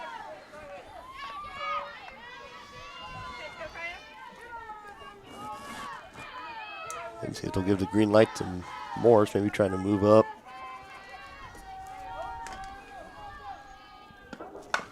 One stolen base so far on the season, another one chopped foul into the Tritons dugout up the first base line.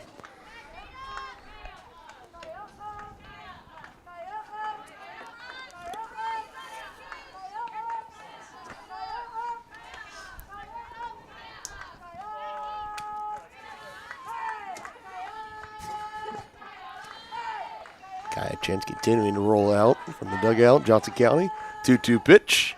Outside, we're full.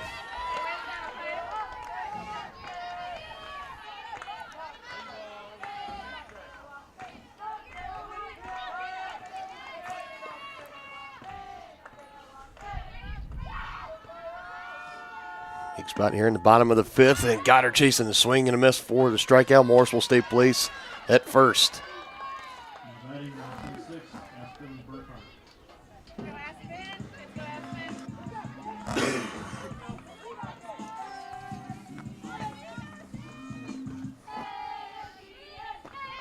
Another trip in for Aspen Burgart. One gone here in the bottom of the 5th inning.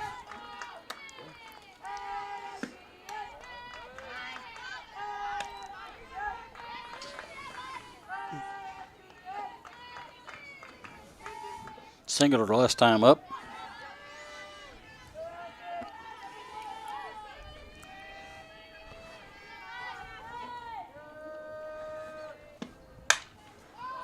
Send a gap. No, got to be the right fielder. Bringing no problem. Back-to-back outs after leadoff single for Johnson County.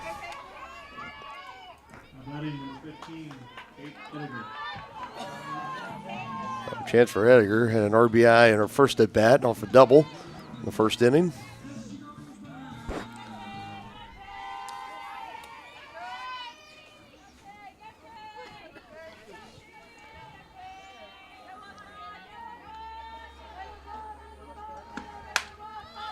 First pitch swinging, and they'll be up and out of play.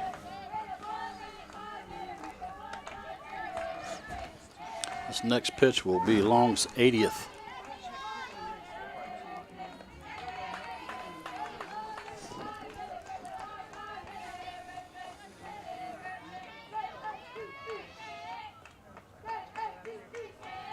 wondering if this is going to be the last inning of work for Long. Next pitch, right back up the middle into center for a base hit. They'll move the runners up to second and first. Two outs, but the line keeps on moving.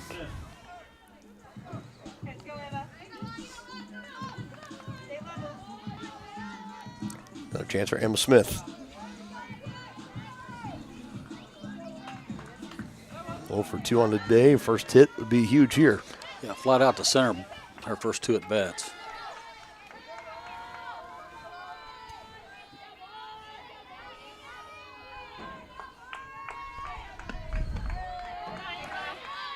First pitch inside for ball 1.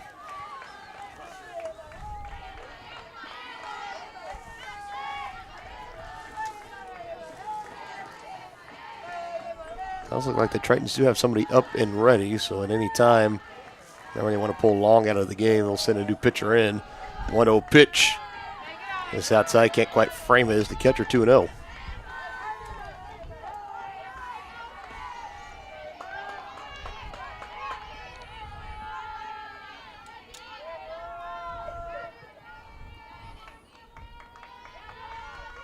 Hit here will bring a lot of energy back into that Johnson County dugout.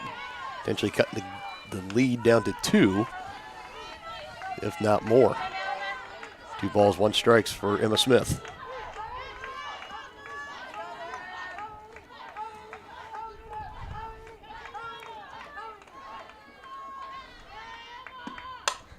Swing to this one, another one out into the outfield.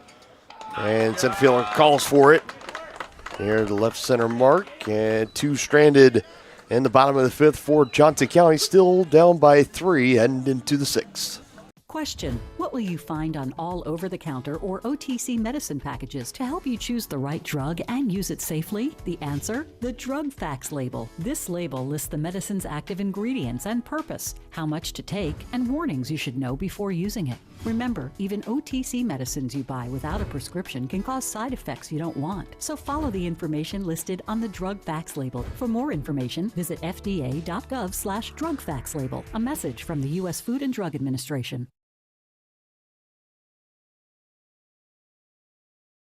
What would happen if I had to pick up the phone, call 911 for one of my family members or one of my neighbors? What would I do if no one was on the other end to respond? What if there was no 911? So you can be a part of the solution. Anybody can be a firefighter. Male, female, younger, older. We have school teachers. We have leaders in business. Is me, you, anyone that wants to be. There is no typical firefighter.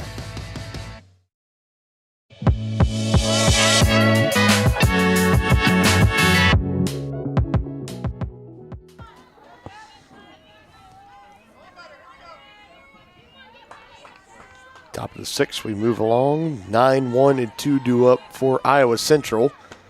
Conrad still in the circle for Johnson County. She starts off with the first pitch strike. There's 2 stranded on in the bottom half of the 5th inning for Johnson County with their 2, 3, and 4 hitters up. They had the leadoff single. And back-to-back outs, had another one get on, but weren't able to bring either of them home. So they're still down 6-3 as we're heading into our final 2 innings of work in this game 1 of our doubleheader. And the number 9 hitter has been walked her last 2 times up. That's really not what you want to do if you're a pitcher. And she was able to steal a base both times. She was left stranded, however. Works to count to 1-1, and now 2-1. You need to come after the number 9 hitter.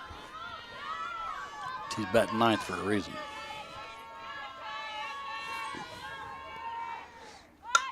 Working in tight is the third baseman. Puts up a bunt, but it goes up the first baseline foul.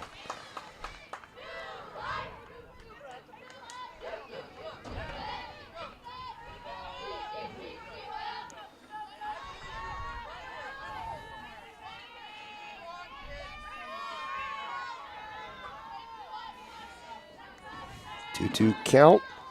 Next pitch from Conrad. Swung on and missed. It's a good start. Only for her second strikeout of the afternoon. Yeah, the sun has come out and it's up to 53 degrees right now. Can't beat that for February 19th. Starting Starting to warm up a little bit. Beautiful weather here in Overland Park, Kansas, right across the way from Johnson County Community College. Long is 1 for 3 on the day. I'm sorry, 1 for 2. She walked her last time up. Solid contact out into center, and it's over the head of the center fielder for base hit. It's going to be a double. Now it gets away. She's going to get the advance up to third. And the Tritons have another run at third base with one gone here in the top of the 6th.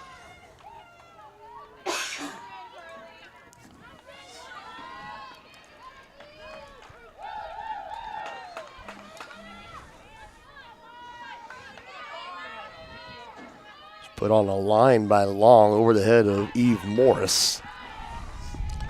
That ball was well struck.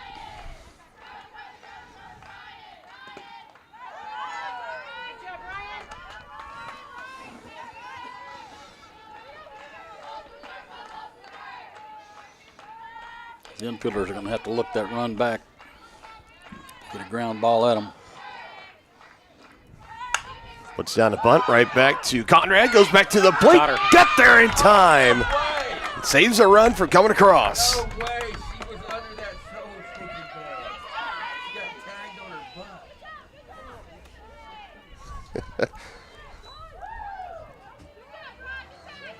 Seeing the opinion for some of the crowd of Iowa Central making the trip out here today, but umpire says out. That's out number 2, saves a run from coming across. Runner at first now. This one gets away from the catcher. Will be another advance out to second.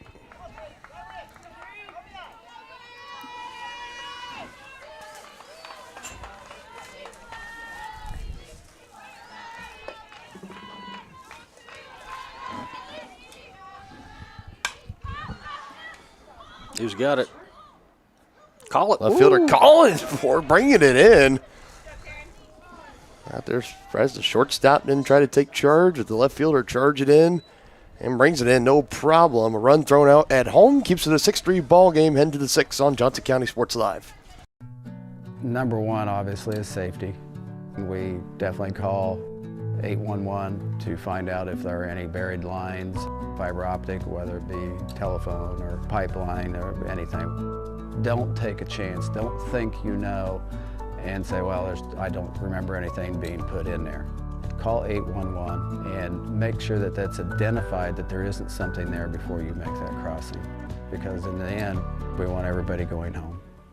Up your lawn care game at Hers Inc. in Spring Hill. We have one of the area's largest and most diverse selections of lawnmowers, including top brands like Altos, Bobcat, Gravely, Dixie Chopper, and Red Max. Quality built machines for any size job. And when you get your mower at Hers, we offer full service and repairs covered by your warranty. From the backyard to the back 40, the all-star lineup of mowers at Hers will make you the captain of the lawn. See the full lineup at hersinc.net. Call 913-247-3530 or just stop on by.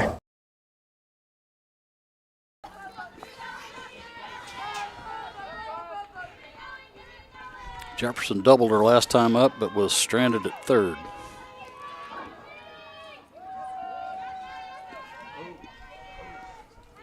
And Long still out there for Iowa Central.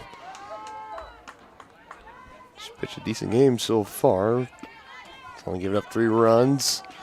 She's had back-to-back scoreless innings, looking to make it a trio of back-to-back scoreless.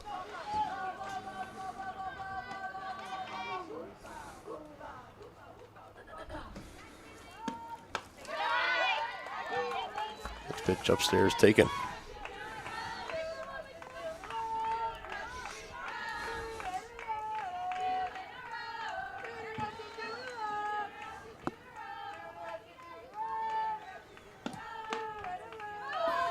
Jefferson watches the next pitch fired in for ball 3-0.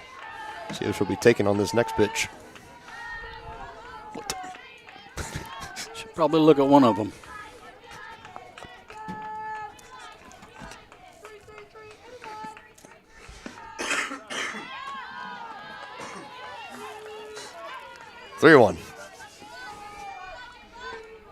Long closing in on 90 pitches here. I wonder how much longer they're going to let her go. You got to imagine it's going to start closing in on a day for her. 3-1 pitch. Swung on right at. Struck well. That's over her head. Yep. Bounces right at the base of the wall. It's a leadoff double for Johnson County. They've been able to get the leadoff batter on for a couple innings in a row now, but have yet to be able to bring anyone across. And now with the leadoff double from Jefferson, it moves to Pinkerton. She grounded out to second her last time up.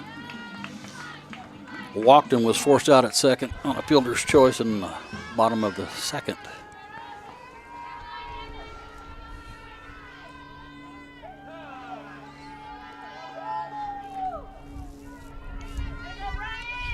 Pinkerton called for a time, want a little bit extra. Runner at second, nobody gone in the bottom of the sixth. Been 4 unanswered for the Tritons. Johnson County trying to end that right here, down by 3.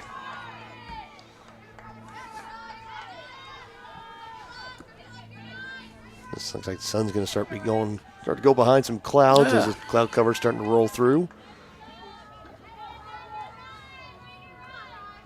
Next pitch from Long is swung on and back fouled into the net, 0-2.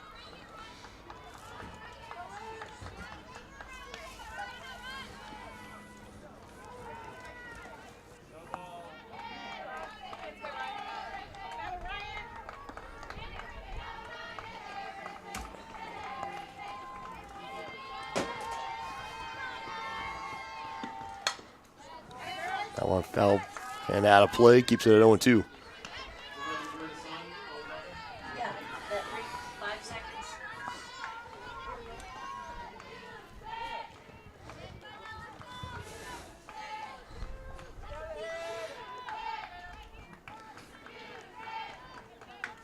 Barrington with a hit can get her first RBI of the season, and that one fell back into the net.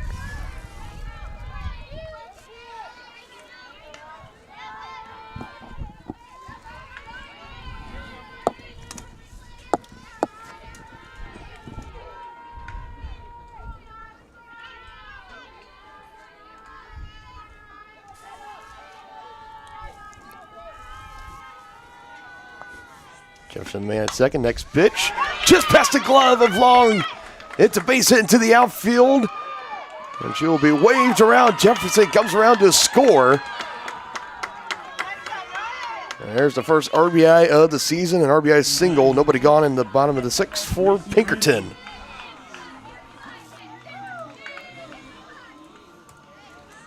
Comes through for her team in the bottom half of the order for Johnson County, trying to get to work. Looks like we may have a pitching change.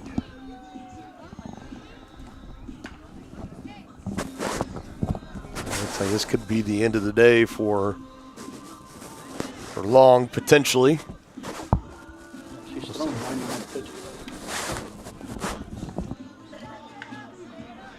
She'll leave the game after throwing 91 pitches. Well, Long. And it'll be a pitching change. It's going to be Kaylin Hardy, number 1, that will take her spot. We'll step aside for a moment. Cavaliers score their first run since the third inning. 6-4 ball game. Nobody out. Runner on first in the bottom of the sixth inning.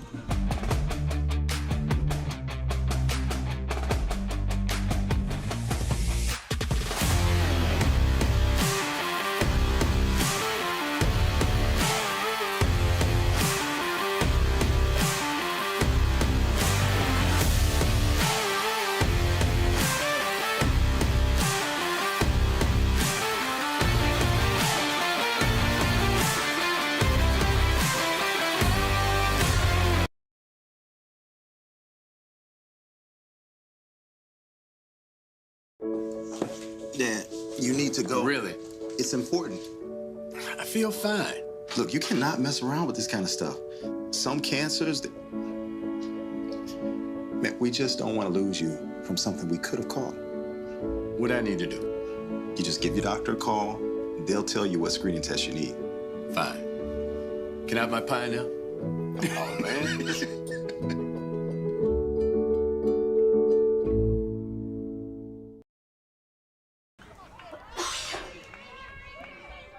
Jada Long's day is over on the rubber for Iowa Central. It's now Kaylin Hardy's turn, and her first pitch is in there for a called strike. The bottom of the order, Ramsey, the right fielder. Before we go back to the top of the order with Burkhardt on deck. Jefferson that got the inning started with a leadoff double, and Pinkerton with an RBI single brought her around to score. It's a 6-4 ball game. Cavaliers still with some work to do. Now they face back-to-back strike calls. No balls, 2 strikes, nobody gone.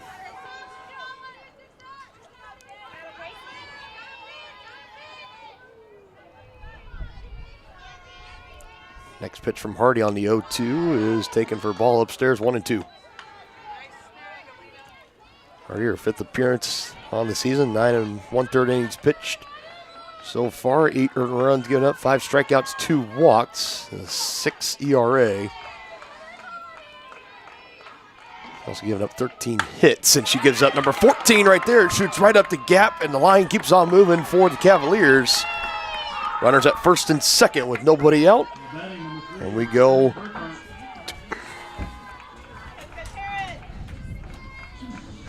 back to the top of the order.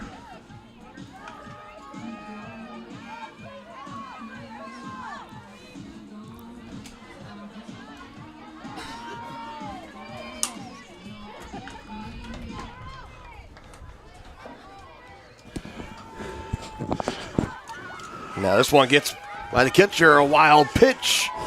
And the runners will take the easy advance up to second and third. So now the tying run in scoring position at second.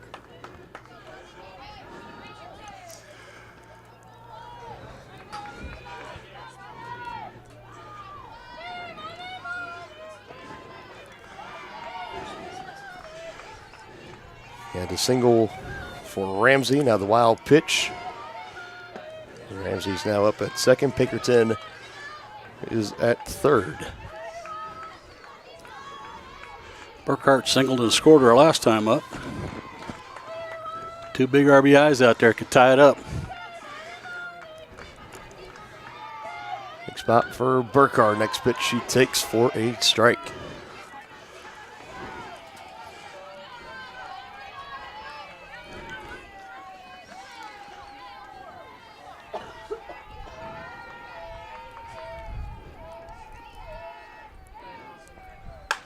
Swung on, down the third base line, but drifting foul.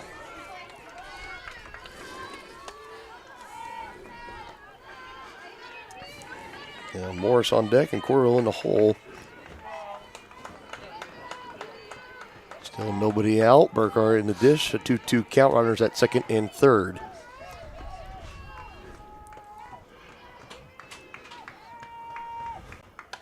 Whew. Got a nice cut at that.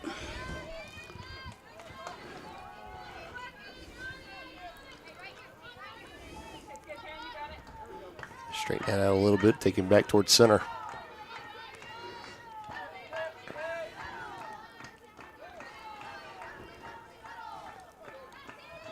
Another 2-2 pitch from Hardy. Swung on. That'll be deep enough to get her home. And drifting, pushing her back up near the warning track. Pinkerton will come to score, and Ramsey will stay put at second base, but 2 coming across here for the Cavaliers makes it a one-run game. A sacrifice fly for Burkhardt.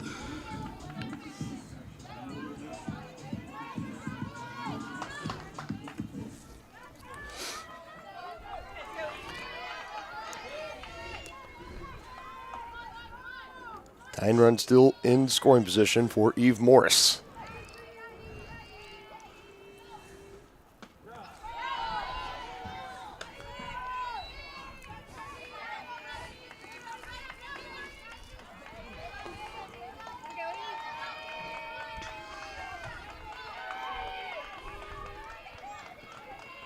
Morris 3 for 3 so far today, looking to go 4 for 4.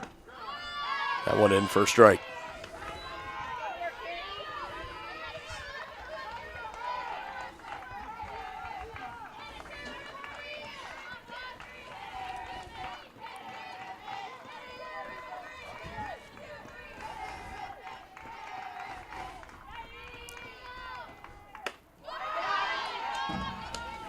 Holds off at 1 ball, 2 strikes.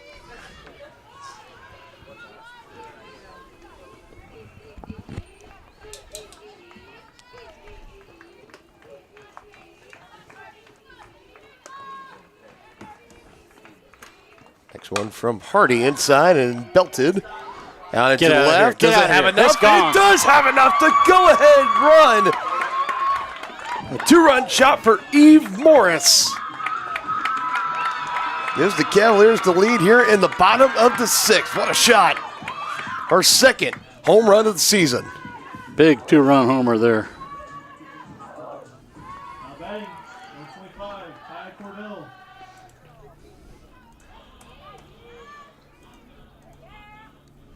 And Hardy has come in. 3 earned runs will be credited to her. I believe there was one on base that was from... She inherited 1 runner. Yes. And that will be the end of the day for her. Johnson County back in front, 7-6. A 4-run rally here going on. That one capped off by a big 2-run shot from Eve Morris. We'll be back after this on Johnson County Sports Live. Craving a quick pick-me-up, tasty lunch, or afternoon treat? Have you been to the Bean? The Bean Coffee and Cafe in downtown Spring Hill is that rare mix of hometown charm and uptown style. At the Bean, they brew the finest cup of coffee, tastiest teas, and most refreshing smoothies and frappes around. The Bean is proud to serve delicious, handmade pastries by Scratch KC, and they have the best breakfast, lunch, and convenient grab-and-go options in town. Have you been to the Bean? The Bean Coffee and Cafe, downtown Spring Hill.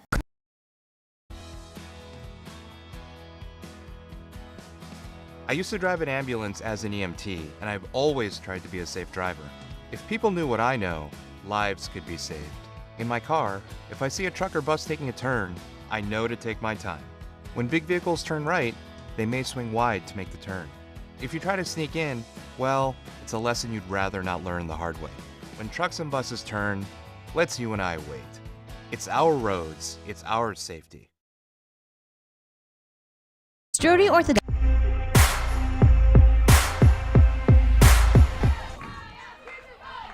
Base is empty off the 2-run shot from Eve Morris to left field. Thanks to the 7-6 ball game for Johnson County. 4 runners they have plated across here in this inning alone. And the 3rd pitcher of the game forced in for Iowa Central, Grace Barnes, a freshman. Her 3rd appearance on the season. 6 walks, 5 strikeouts, 3 earned runs. Cordell struck out swinging her last 2 times up.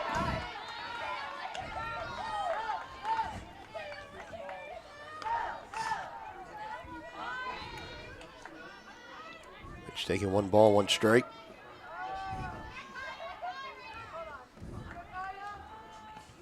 Hardy's appearance before Barnes coming in, inherited a runner. All need to make it to a 3rd of an inning. 3 earned runs given up, and that big 2-run shot from Eve Morris. For Morris, that's her 2nd long ball of the season. Coming up at just the right time here in the bottom of the 6th innings. Now we'll go to the top of the 7th. Johnson County with a chance to slam the door and wrap up a victory here in Game 1.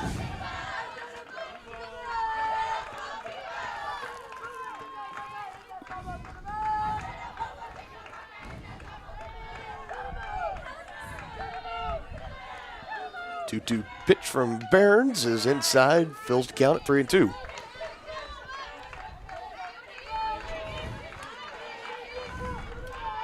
The energy is alive and well in that Johnson County dugout right now. They are feeling it.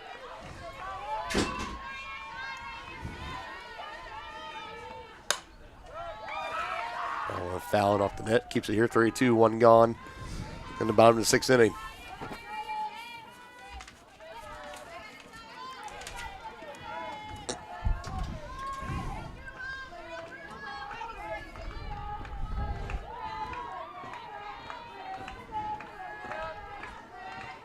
Three-two, swung on softly.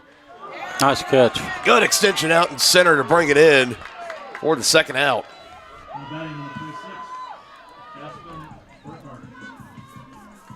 That one gets by her, undoubtedly a double. Instead, the good extension pays off. Up there in center for the Tritons is Shell. Great play made by her. Keeps it 2 gone. Nobody on for the Cavaliers as we move along in the order to Berngart. She flied out to right fielder last time up.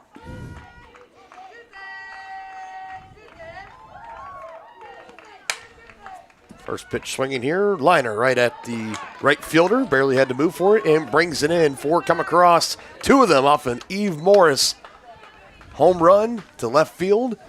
And the Tritons down to their final 3 outs, down 7-6 to Johnson County.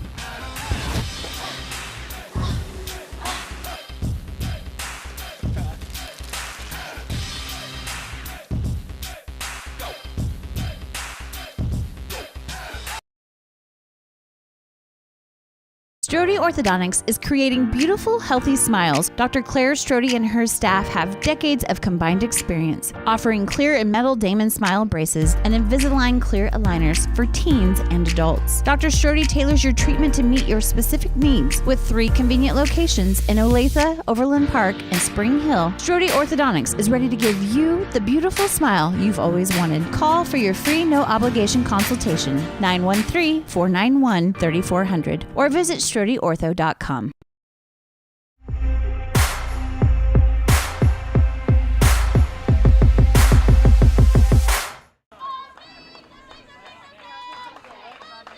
To the top of the 7th we go here on Johnson County Sports Live. Dylan Funk alongside Dennis Drennan.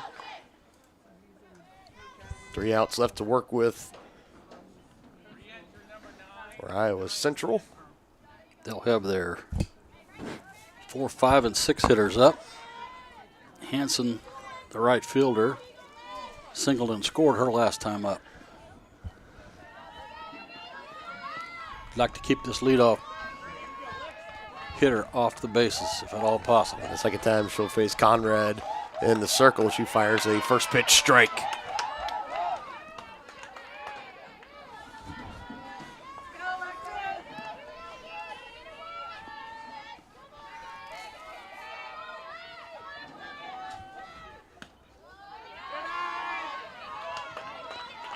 Count even 1-1 now.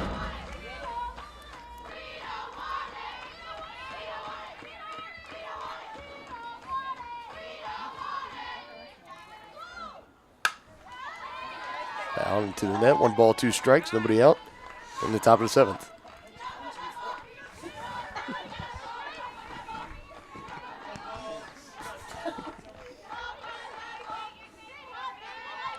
Cavaliers trying to hold on. Got a 1-run advantage thanks to a 4-run bottom of the 6th inning.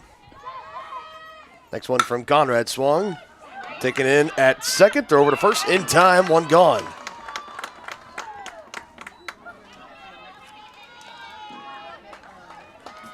Yes, what the Cavaliers wanted. They didn't want to let that leadoff runner get on. Great job handling it. Emma Smith patrolling second. That now brings in Tabor, the designated player. She's flown out to center field her last 2 times. First pitch she sees is below the zone for a ball.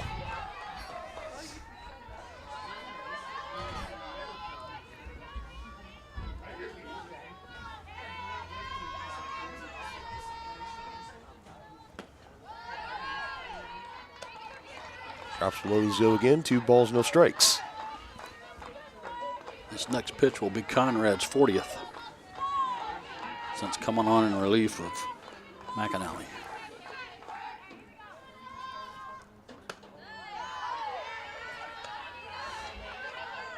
Three balls, no strikes now. No free bases here. Got to make her put it in play. Gary, the shortstop, on deck for the Tritons. 3-0. Gets it in there for a called strike.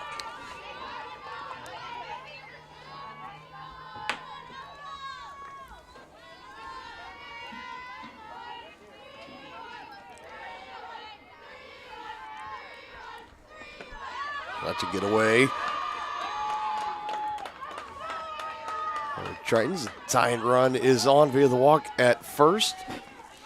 All right, let's roll one and get out of this thing. The big bat of Carey will now step in. Let's see, we might have some kind of substitutions either coming in. Looks like we'll have a pinch runner.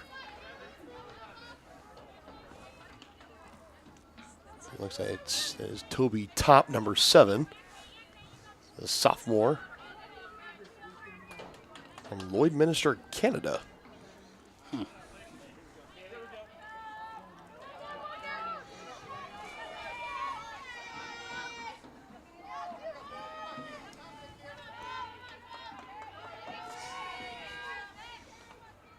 Does have one stolen base so far on this season. Hasn't been caught stealing yet.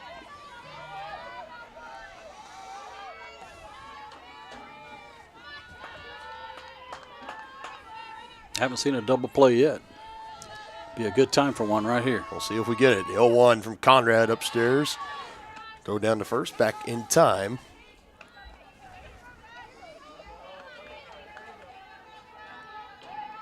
Ball, 1 strike, 1 gone, top of the 7th. Top the pinch runner in at first base.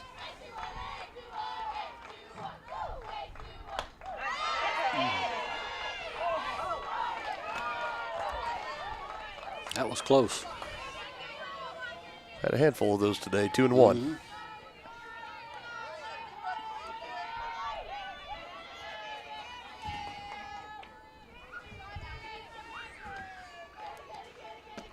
Next one, downstairs, 3 and 1. You do not want to walk that tying run into scoring position. You'd walk the go-ahead run on the base paths as well. Yeah. Conrad trying to settle in. 3-1 count, next pitch, out tip back to the net.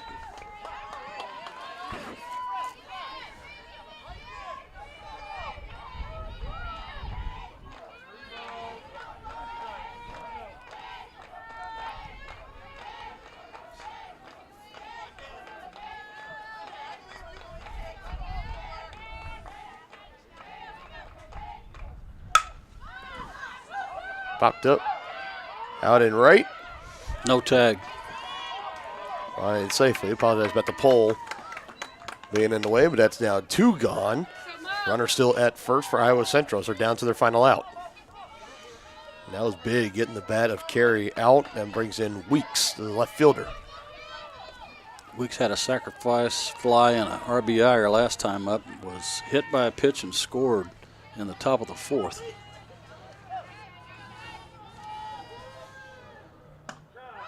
Good movement on that pitch, 0-1.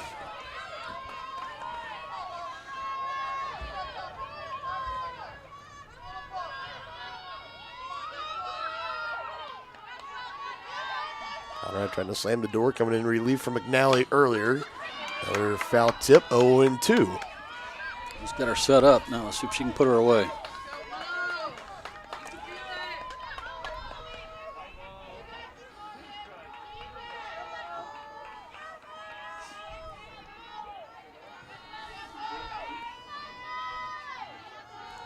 Looking for the put-away pitch. The 0-2. Downstairs. Top going for second, and they throw her out. What a throw. And that is how game 1 comes to an end. Pinkerton putting it on the spot to the second baseman. The shortstop, I should say. Got caught stealing at second. And the Cavaliers take game 1, 7-6.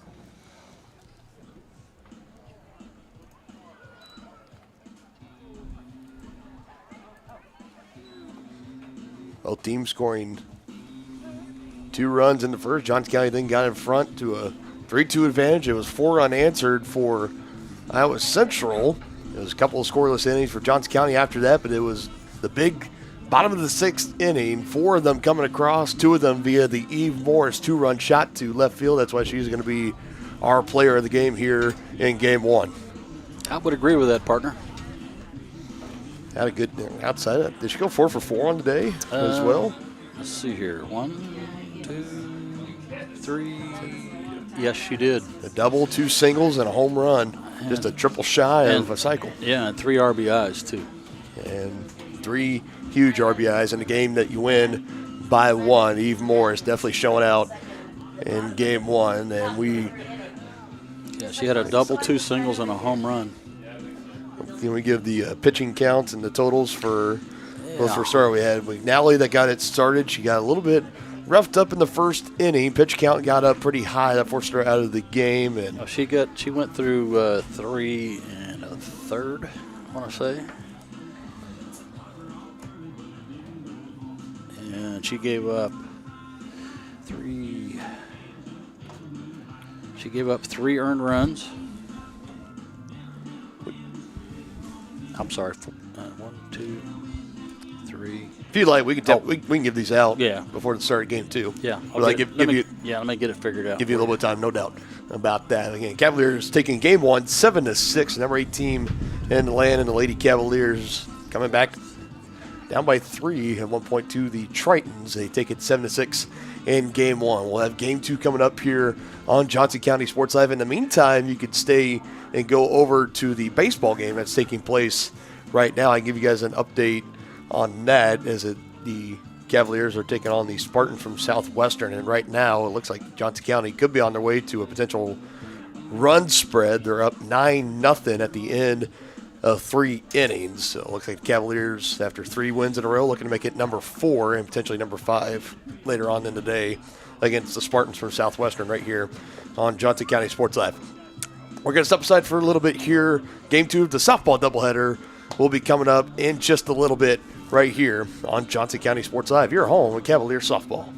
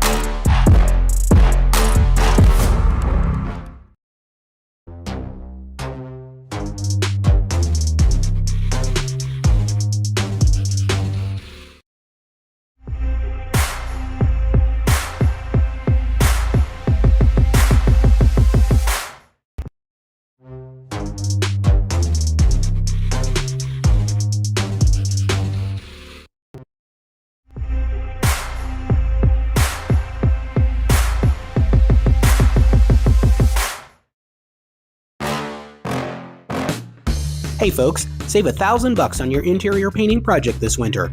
Hire Absolute Painting during November through February and qualify for 10% off your project, a free paint upgrade, and a free color consultation to make sure you choose the perfect colors to transform your home. This amazing offer only lasts until our winter calendar is booked and spots are filling up fast. Call now and save $1,000 on your interior project. No money down, affordable monthly payment options are available. This offer won't last long, so call now to save $1,000 on your interior project with Absolute Painting, where quality is absolute. Our whole vision of becoming the 4-state agency was because we want to be able to grow with our clients, whether they have a lake house in Oklahoma, whether they're starting a business and expanding into Arkansas. We want to make sure that they're taken care of, whether it's home, auto, financial services, or even life insurance.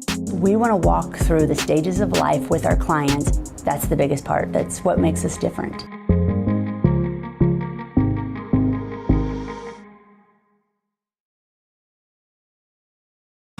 Everybody can make something, because I think everyone has a spark of creativity, and the reason that I have to keep making is because I don't think my life would be as fulfilling without it.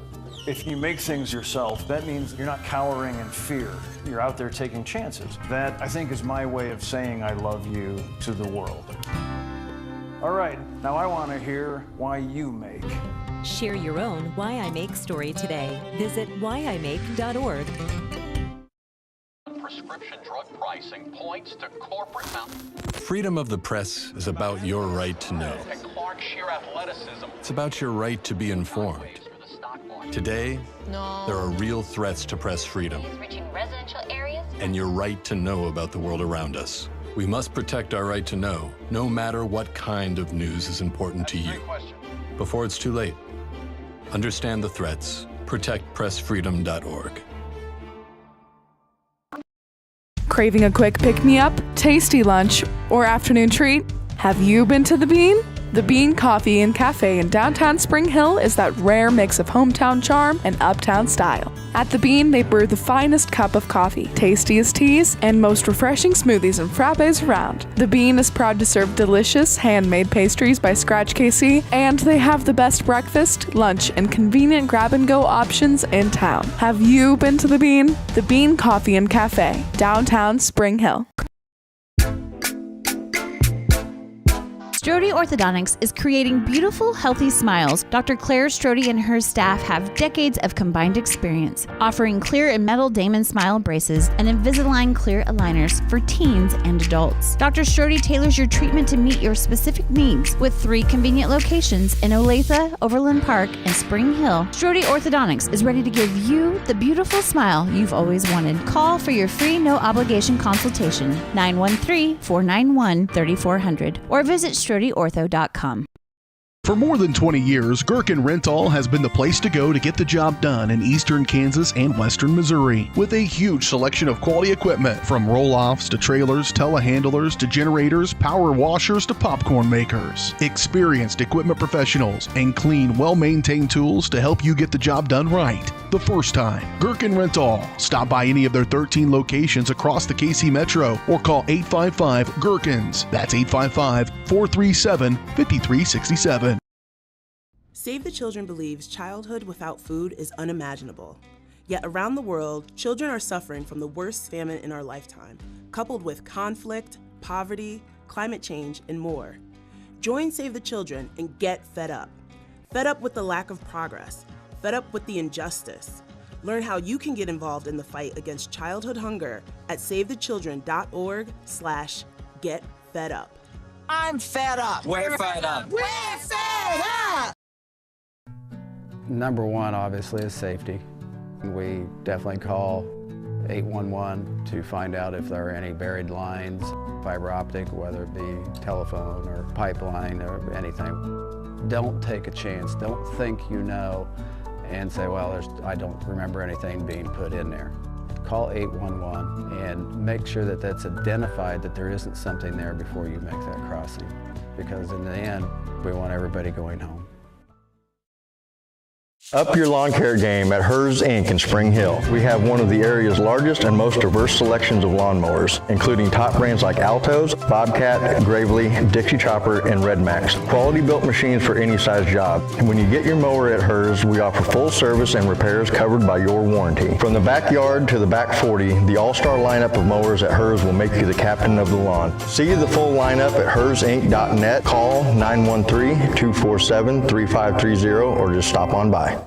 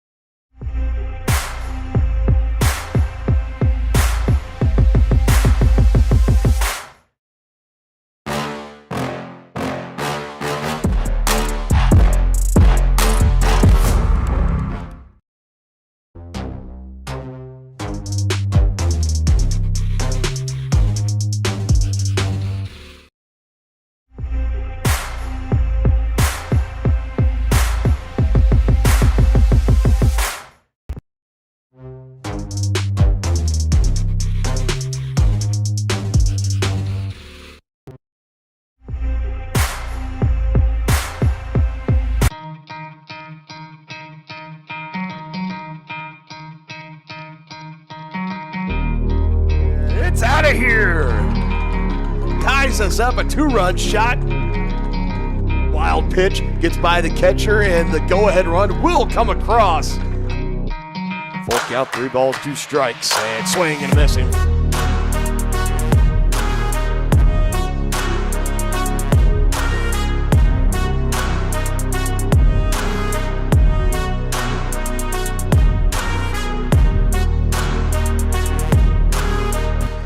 All right, good afternoon. Welcome back here at Johnson County Community College. Game 2 of our doubleheader between the Lady Cavaliers and the Tritons from Iowa Central.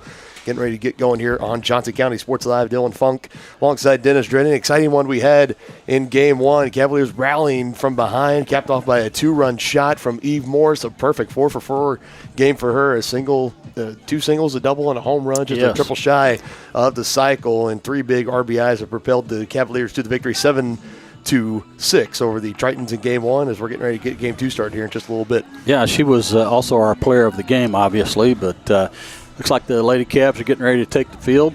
I might give you some pitching information here in that first game. Sure. McAnally went 3 1/3. She threw 75 pitches. She hit 2 batters. She had 2 strikeouts, 5 walks, 2 hits, and gave up 4 earned runs. Conrad came in and finished with 3 2/3 innings. She threw 47 pitches. She had 2 Ks, 2 walks, 3 hits, and 2 earned runs. And she threw 47 pitches. And a quick turnaround for her. She's going to be back out there on the bump. She's going to get the start here in Game 2 of our doubleheader. Yeah, she's like I said, she's almost at 50 pitches, 47. So I'm not sure how long she's going to go here, but she's back out there on the bump. We'll take a look. I believe as far as starts, I believe this is her first one of the season. I believe that is true. This will be her first start. She came in relief and did her job, kept the Cavaliers within the game, and capped it off in the top of the 7th with a 1-run lead. Yeah, she got it. She came in a tough spot. She came in with the bases loaded, and she got a huge strikeout to end that inning. Yeah, that was two outs, too. Yeah, that was huge. In the middle, the Tritons rallying. All the momentum was on their side. That was a 2-run lead they had at that time. They were able to add one more, and then Cavaliers came down from 3 down to a big 4-run bottom of the 6th. As our first pitch swinging here. It's going to fall. A little drooper into left field for a base hit. The leadoff hitter, again, I believe that's Long. Make sure I'm looking at my right. All right, score here is Long. This time she was the starting pitcher in game 4 of this game. She'll be over in second base. Now comes the right fielder, Tabor.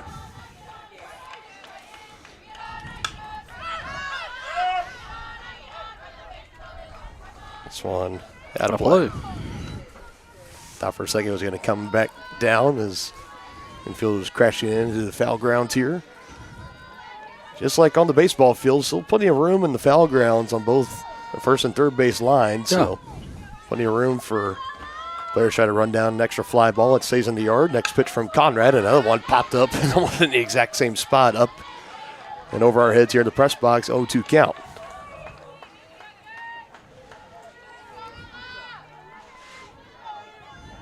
Pretty similar lineups here in game 2 as we had in game 1 for both teams. A couple of different changes here and there, but yeah, not a lot of difference though. Not a whole lot. Next pitch from Conrad, just off the dish. I believe we did switch home plate umpires. Yeah. Got a 1-2 count here. Leadoff man is on. That's Long for the Tritons. Next pitch from Conrad is swung on, popped up into center. Tracking it and bringing it in for the first out. Yeah, she got a good jump on that ball, did Hanson there.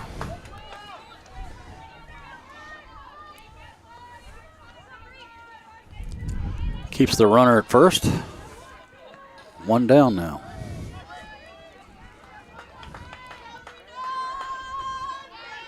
That's still Eve Morris out there in center. Bringing it in for the Cavaliers. We move along to Nolte, first baseman. She swings at the first pitch she sees. Center fielder calling for it. That's Morris nice again. Job. Fires it back in to keep that runner still at first base.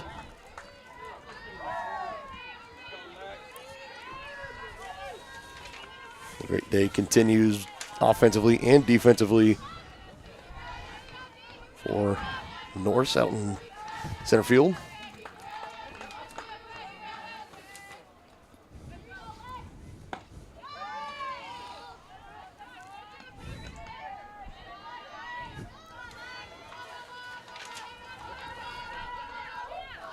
In the first game, Hanson singled and scored in the 5th inning. And that was her only hit. That one chop foul right in front of the dish. 1-1 count, 2 gone in the top of the first. Just get things started. Game 2 of our doubleheader. In case for anyone that's interested, the baseball team also playing out game 1 of their doubleheader in Southwestern Community College. 11-0 advantage for the Cavaliers in that one on top of the Spartans. Next pitch from Conrad, foul tip straight back off of Hanson, takes the count to 1-2. Hanson now playing in left field here in game 2. On deck is Wilson, the designated player, as in Sydney Wilson. She did not make an appearance in the first game. Yeah, one of our changes. Next pitch, Conrad got her swing and a miss. And Conrad gets pumped up when she hits that strikeout. Well deserved. Leadoff man got on, and 2 pop flies and a strikeout. Wraps it up here in the top of the first. Cavs half coming up next on JC Sports Live. Massage is more than relaxation. Apex Massage Therapy can go beyond with targeted work for headaches and sinuses, myofascial releases, trigger point therapy, neuromuscular therapy, reflexology, cupping, and hot stones. Kylie's hands go right to the problem areas and work out all the issues. She is certified in prenatal massages, oncology, lymphatic drainage, pre- and post-surgery massages, and she can also work on minors and athletes. For openings and specials, like and follow Apex MT on Facebook.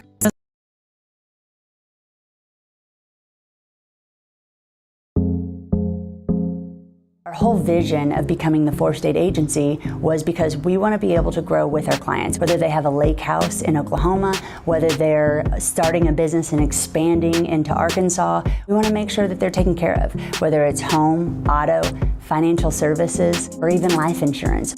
We want to walk through the stages of life with our clients. That's the biggest part. That's what makes us different.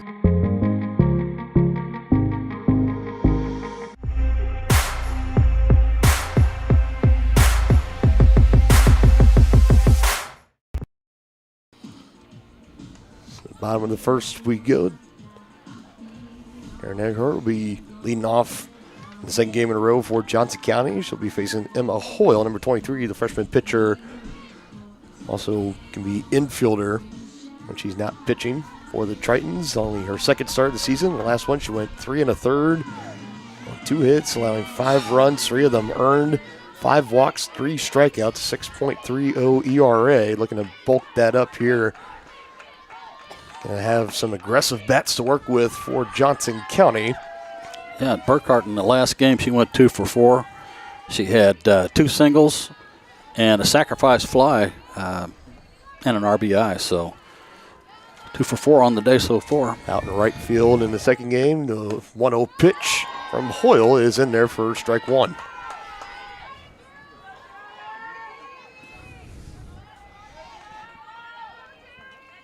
Hoyle from Grand Junction, Iowa, out of Greene County High School. 1-1 from her is swung on by Burkhart down the third baseline, out into the corner, and running it down near foul territory, and bringing it in to left fielder for the first out.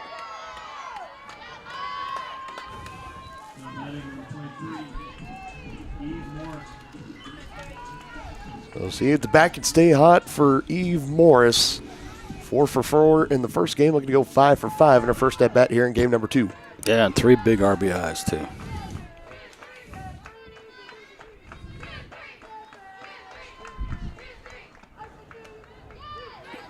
Off speed, doesn't get his own for ball 1.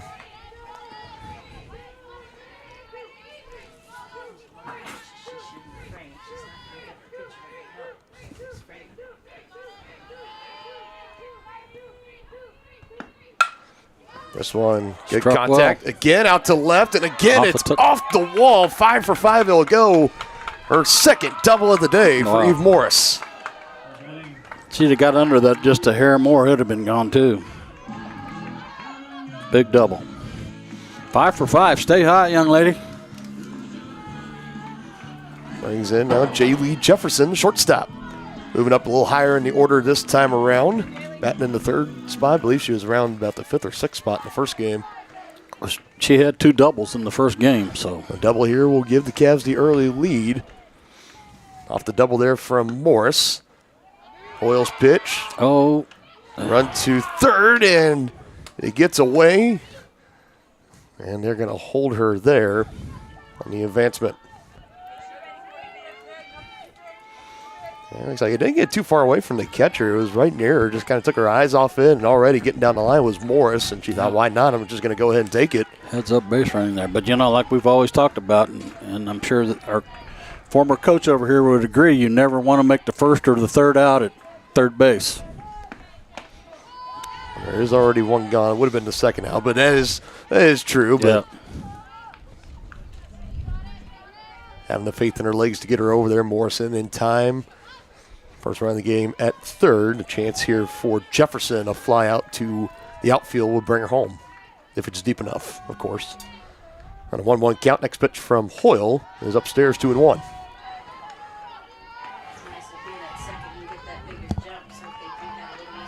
Her secondary lead really got her that stolen base. Freshman Aspen Burkhardt is on deck. Edgar in the hole. 3 balls, 1 strike now on Jefferson.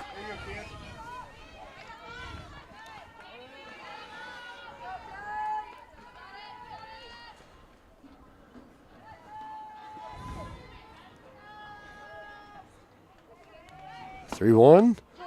Held off on, worked full and count 3-2.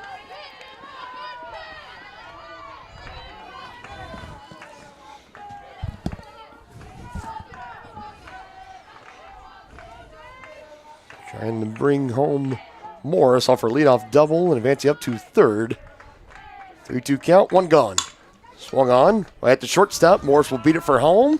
And the throw over to first is in time, so 2 gone, but that does bring the runner home to score. It's 1-0 Johnson County.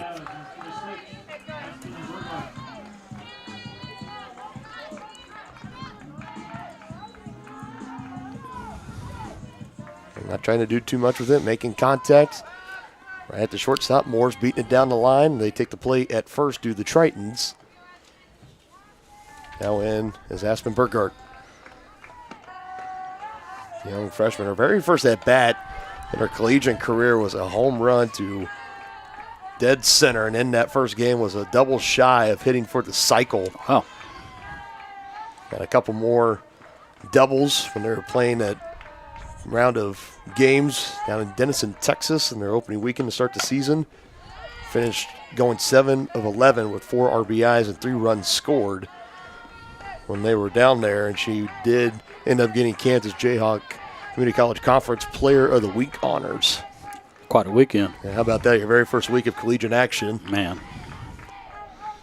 She was 1 for 4 in game 1, but she did have a big RBI.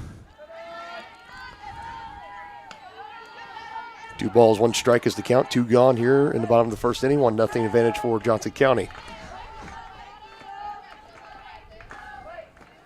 So a heads-up base running by Morris. Yep. Slaps it. Solid hit into right field, and it's going to have some hard time getting a hold of it. And Burkhardt will make her way up to second. That one gets away. Coach Bratton Volkin's the head coach, and the third base coach will hold her up at second.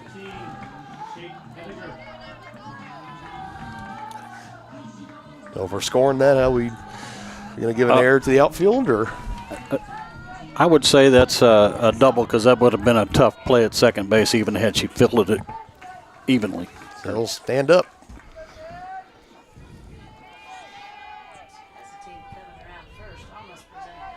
Yeah. First pitch swinging, right to short. Goes over to first, and in time, got her by a half step. So the 2-out double from Burkhardt doesn't come around to score. Johnson County still with the lead as we head to the top of the second here on JC Sports Live. Hey folks, save $1,000 on your interior painting project this winter. Hire Absolute Painting during November through February and qualify for 10% off your project, a free paint upgrade, and a free color consultation to make sure you choose the perfect colors to transform your home. This amazing offer only lasts until our winter calendar is booked and spots are filling up fast. Call now and save $1,000 on your interior project. No money down, affordable monthly payment options are available. This offer won't last long, so call now to save $1,000 on your interior project with Absolute Painting, where quality is absolute.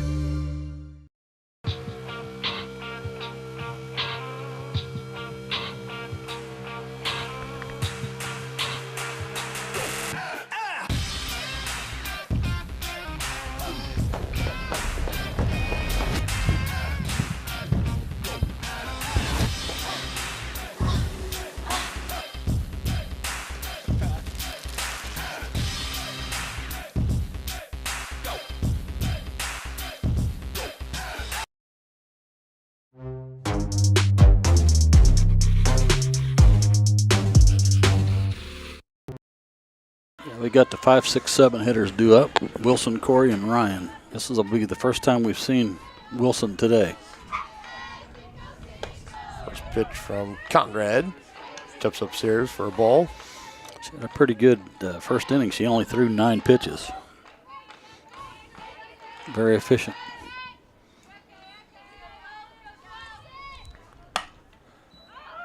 Softly out to center. Brought in Eve Morris again, her third that she's brought in there at center on the day.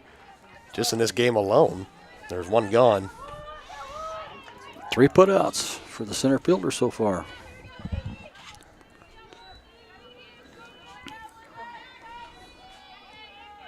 Conrad settling into a nice groove in the circle. The good defense helping her behind.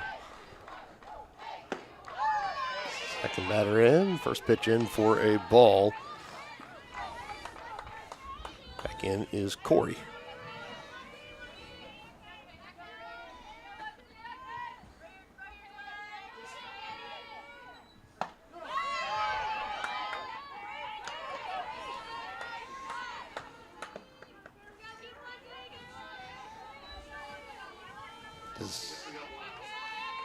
Kaylee Carey, Corey Carey. One bounces from Conrad, 2 balls, 1 strike. 1-0 advantage for Johnson County.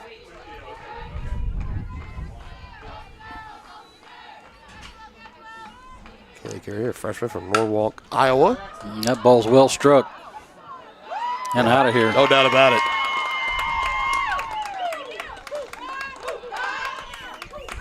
Tied at 1 here. And another no-downer soon as it left her bat. It was getting up and out of here. Her 3rd home run of the season. She barreled it up.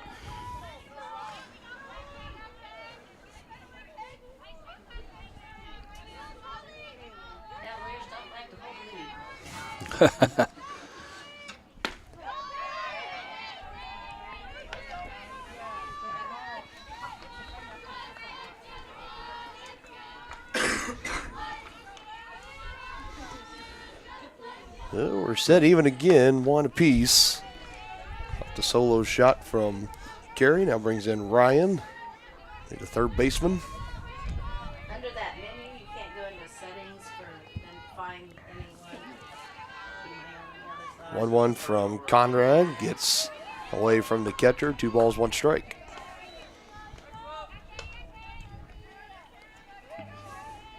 Hannah Archdecken, now the catcher. It was Pinkerton in the first game.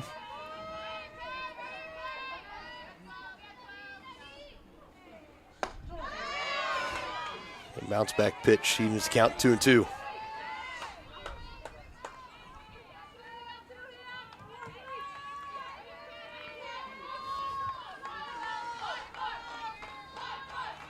And for the second out, 2-2 pitch from Conrad to the hot corner. Knocked down by the glove, throw over to first in time for out number 2.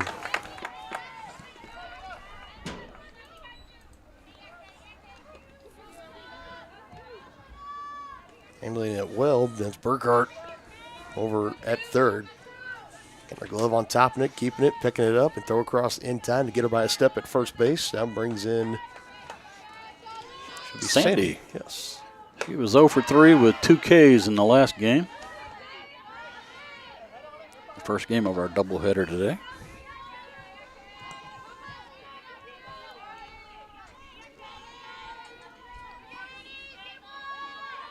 And it's the catcher again in the doubleheader. Over to short, brought in, and that will do it. And the top of the second, a solo shot from Carey, her 3rd of the season, ties us up at 1 apiece here on Johnson County Sports Live. I used to drive an ambulance as an EMT, and I've always tried to be a safe driver. If people knew what I know, lives could be saved. In my car, if I see a truck or bus taking a turn, I know to take my time. When big vehicles turn right, they may swing wide to make the turn. If you try to sneak in, well, it's a lesson you'd rather not learn the hard way. When trucks and buses turn, let's you and I wait. It's our roads, it's our safety. For more than 20 years, Gherkin Rental has been the place to go to get the job done in eastern Kansas and western Missouri. With a huge selection of quality equipment, from roll-offs to trailers, telehandlers to generators, power washers to popcorn makers. Experienced equipment professionals and clean, well-maintained tools to help you get the job done right the first time. Gherkin Rental. Stop by any of their 13 locations across the KC Metro or call 855-GHERKINS. That's 855-437-5367.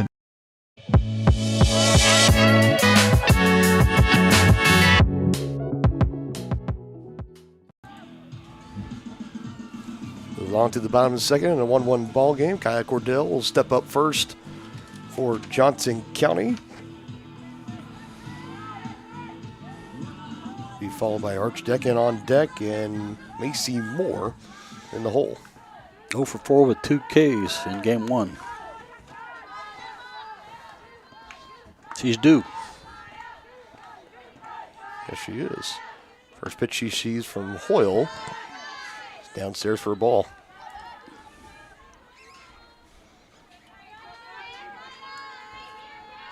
Imagine probably just one of the few Cavaliers in that first game that did not record a hit.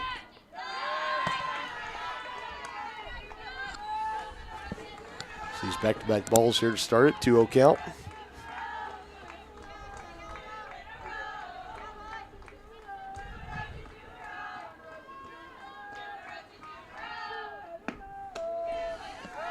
There's a big double from Eve Morris in the bottom of the first.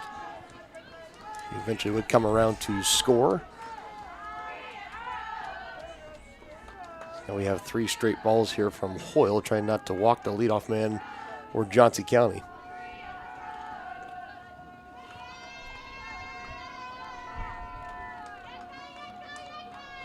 And now we'll have time called here to play. And as Hoyle took some extra time, that's what we've seen the Triton pitchers do. They kind of look over to the dugout.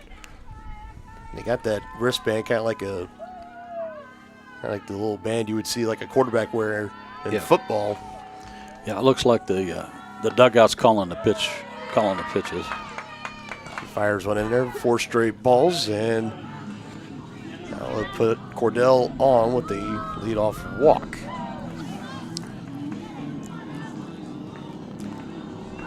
Now for the first time today, we will see the catcher, Hannah Archdecken, into the game.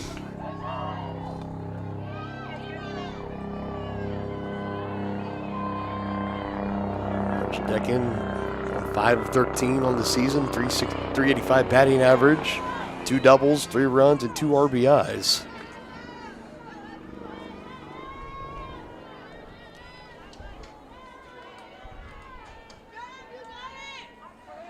Took first pitch strike. Next one from Hoyle. Evens the count up at 1 apiece.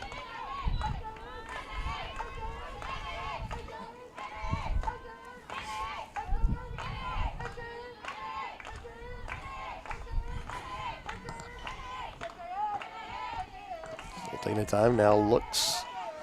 Ready to deal is Hoyle. Not getting the call there, 2-1.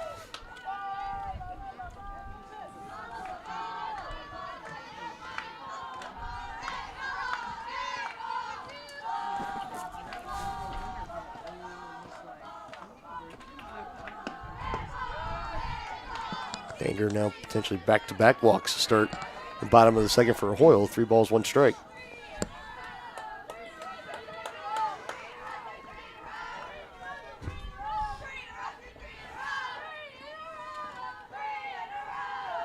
Cordell, the runner at first for Johnson County. And the next pitch, well, time called and granted by the umpire. Right when Hoyle was starting to get into her windup.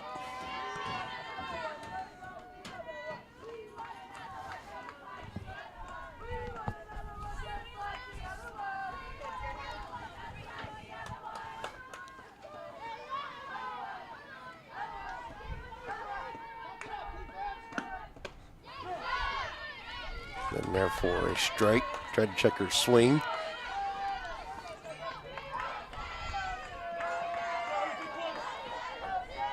Looked like she was full on that off-speed pitch. I We keep the line moving. A 3-2 count. Next pitch from Hoyle is swung on. In the gap. And into the gap, laying out. Center fielder can't bring it in. It goes to the wall. She's going to hold her up. And the first hit of the afternoon. It's a double for Archdecken. That moves the runners to second and third. Nobody out here in the bottom of the second.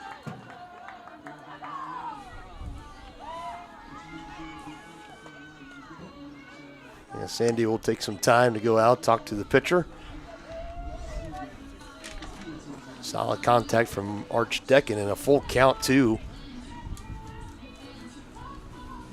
Center fielder did their best effort trying to dive out for it. Just going to bring it in. That shell still out there. Made a valiant effort, but just couldn't quite get a glove on it.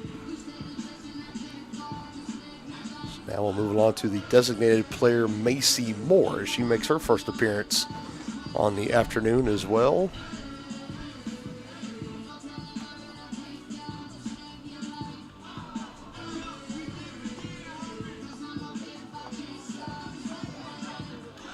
A 5'3" freshman from Mill Valley High School in Shawnee, Kansas.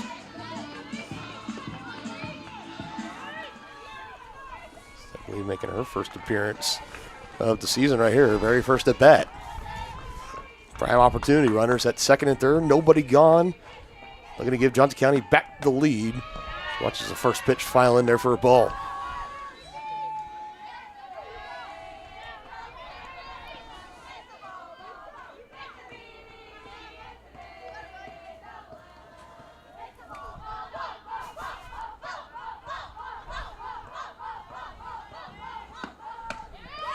Took a good cut, just can't make contact, 1-1.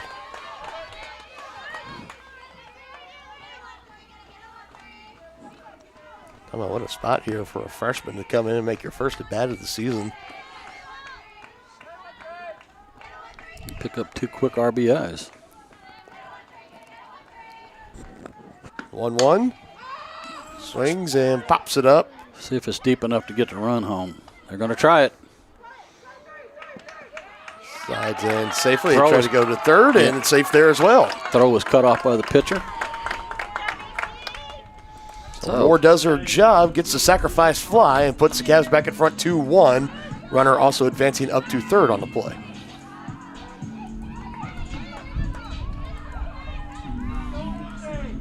Bottom of the order getting it done here now, Izzy Carter.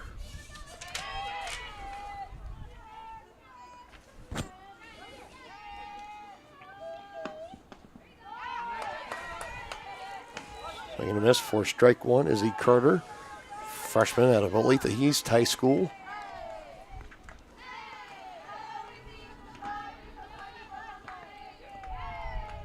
.250 average with 1 RBI. Chance to double the production here. The runner at third, only 1 gone. Flying to the outfield could bring her home.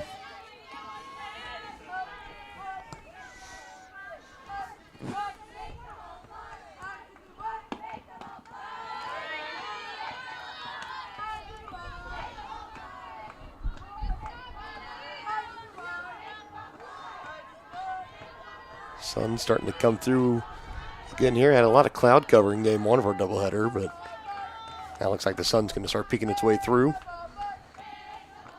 2-1 pitch, swung on and missed. 2-2. Like she was fooled there.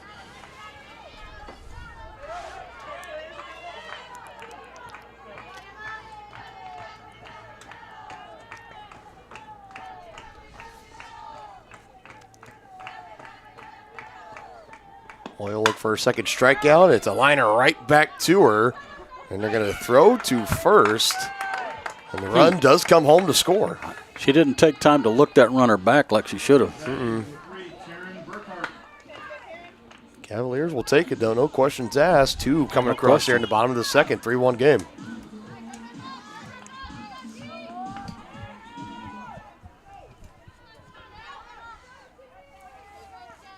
We'll now go back to the top with Taryn Burkhart. Already her second trip to the plate in this game. Good and late movement on that pitch, getting in the zone, 0-1.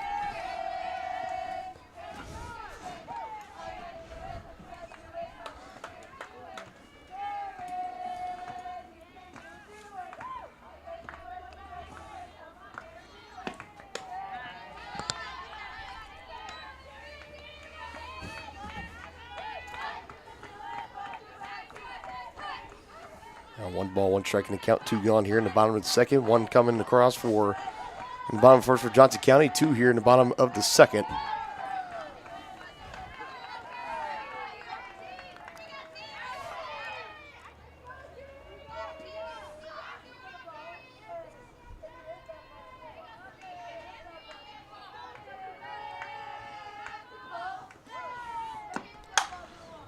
Slap up the third base line, but foul.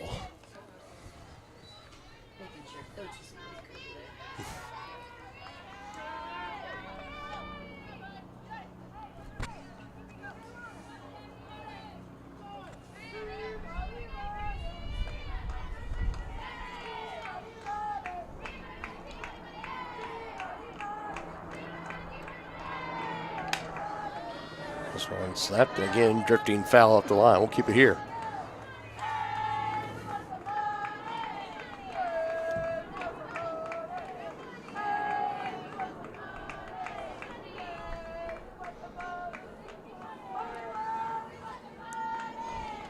Burkhart flied out to left her last time up. Trying to keep the at-bat alive here. 2-2, rips it. Second baseman over to collect, over to first in time. And that will do it in the second inning. Cavs have 2 more. They got a 3-1 advantage over the Tritons from Iowa Central. Third inning up next here on Johnson County Sports Live. Hey folks, save $1,000 on your interior painting project this winter. Hire Absolute Painting during November through February and qualify for 10% off your project, a free paint upgrade, and a free color consultation to make sure you choose the perfect colors to transform your home. This amazing offer only lasts until our winter calendar is booked and spots are filling up fast. Call now and save $1,000 on your interior project. No money down, affordable monthly payment options are available. This offer won't last long, so call now to save $1,000 on your interior project with Absolute Painting, where quality is absolute. More time before you wake up in the wild. Our natural world needs us now. Step by step, side by side, together, we can find a way to ensure that all life on Earth can thrive.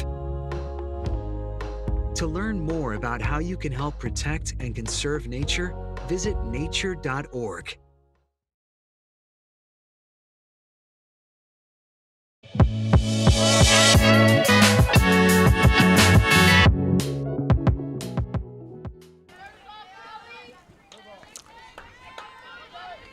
Keep on moving along in this one. 3-1 lead for Johnson County. Pitch from Conrad, slept on. Out to left and brought in. 1 pitch, 1 gone. Here in the top of the third inning. Back to the top of the order. Just a fly out for Shell. Back to the top we go. Jada Long. She singled her last time up. First pitch ball for Conrad.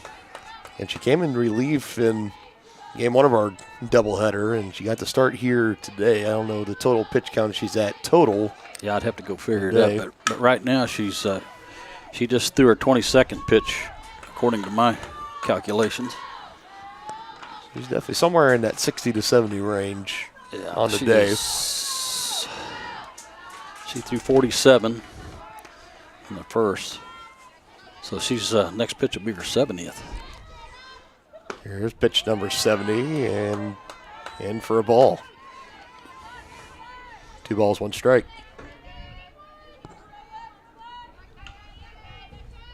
The first official start of the season for Conrad. Only giving up the solo blast to Carey. This one rolled over to short.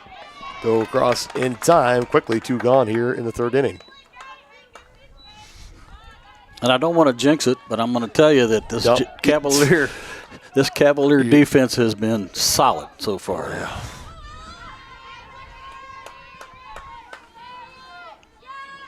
Yeah, well, now we know if things start to unravel. Yeah, it's my fault. We throw you out of the press box first. Right. First pitch strike fired in from Conrad. Tabor, the number 2 hitter, in there right now for Iowa Central.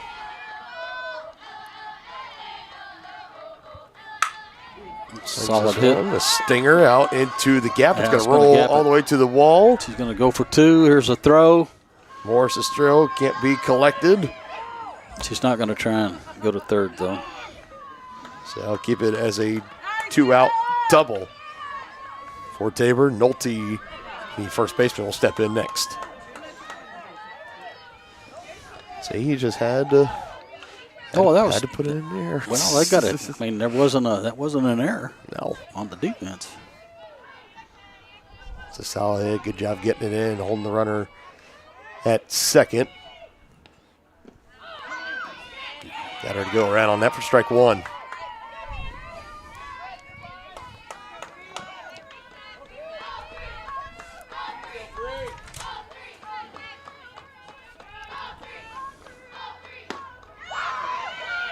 Hmm. 1-1 count.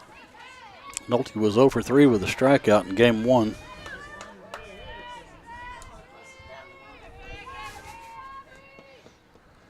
Next one, slapped foul for Nolte. 1 ball, 2 strikes.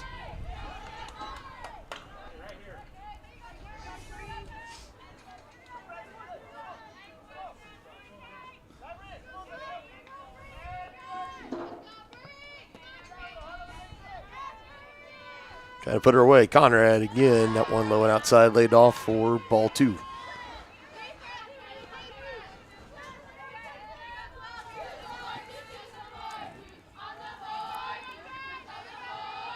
Tabor with the 2-out doubles at second. Next pitch from Conrad. Pulled, but right at third baseman. She takes it and throws across the first in time.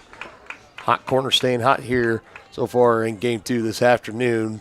Tritons strand 1. That 2-out double does not come around. 3-1 Cavaliers to the Cavs half of the third on JC Sports Live. What would happen if I had to pick up the phone, call 911 for one of my family members or one of my neighbors? What would I do if no one was on the other end to respond? What if there was no 911? So you can be a part of the solution. Anybody can be a firefighter. Male, female, younger, older. We have school teachers. We have leaders in business. Is me, you, anyone that wants to be. There is no typical firefighter.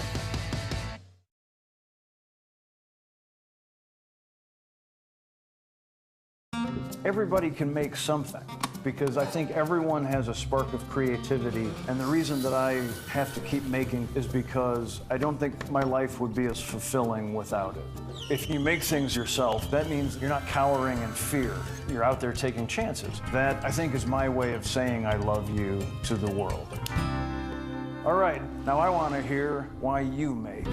Share your own Why I Make story today. We go along to the bottom of the third, 3-1 game. Cavaliers on top of the Tritons from Iowa Central Community College. First pitch strike filed in from Hoyle. Yeah, Morris doubled, stole a base, and scored in the bottom of the first. 1 in the first, 2 in the second. See how many they can get across, if any, in the third here for the Lady Cavaliers. Chop, but foul at the third base line.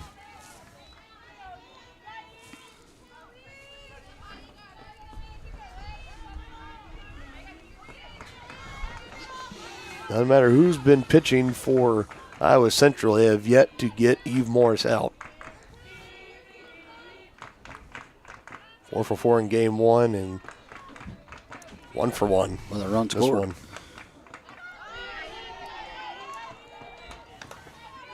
One ball, 2 strikes after watching that one go by.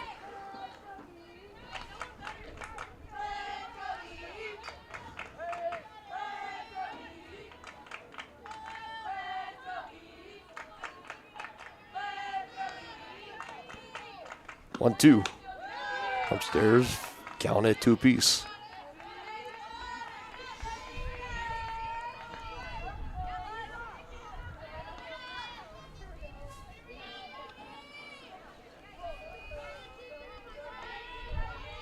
Two doubles on the day. She had 1 coming into the doubleheader this afternoon for Morris. Swings and misses at that one. Her first strikeout of the game, and 1 gone in the bottom of the third. She is human. She is. Second strikeout of the game for Hoyle. So we now move on to the shortstop, Jaylee Jefferson.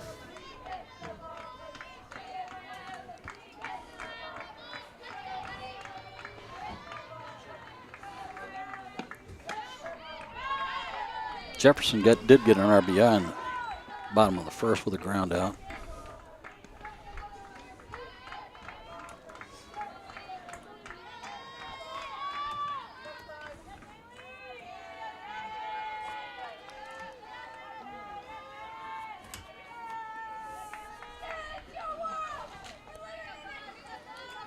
Steps out, take time, now gets back in, and an 0-1 count, one gone. And the Cavaliers half of the third. Next pitch from Hoyle, popped up, and we'll go into the visiting dugout in foul play.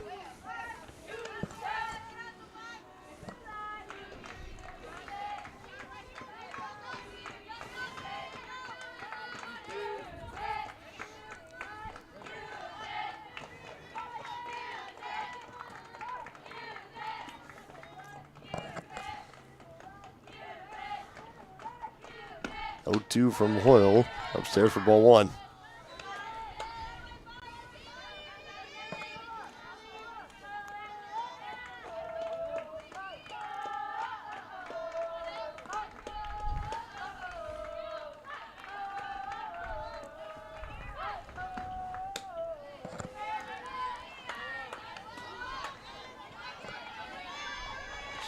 Still hanging around with this at bat, Aspen Burkhart on deck.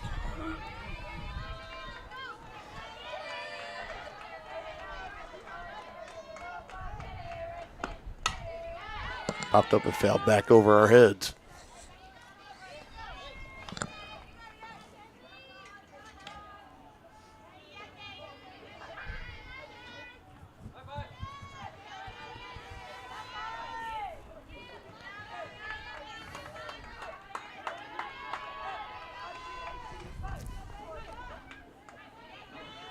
Next one from Hoyle, and another one fouled off. Another pitch spoiled. Good at bat so far. Yes, he needs to find a hole.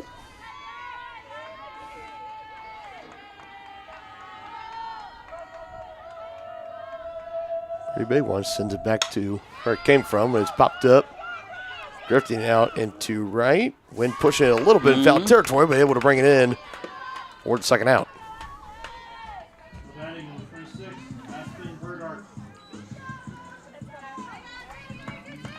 Burkhart doubled her last time up, but was stranded at second base.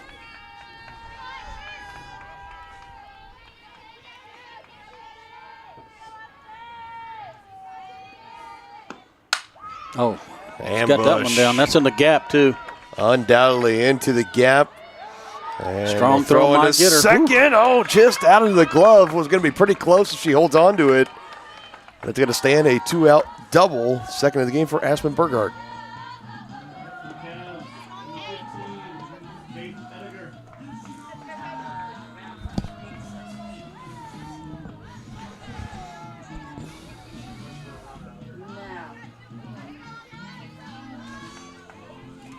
Another RBI chance for Kate Edgar. She grounded out to shorter last time up. She was 2 for 3 her last in the game one. Can't make contact on the first pitch. 0-1, 2 gone. And the third, fourth potential run of the game is at second in Burkhart for Johnson County. Scored each in their first 2 innings. 1 in the first, 2 in the second. This one lined out, but right at the center fielder as she comes in to bring it in. And Burkhart will be left stranded at second base. 3-1 Cavalier lead. On to the fourth we go on Johnson County Sports Live.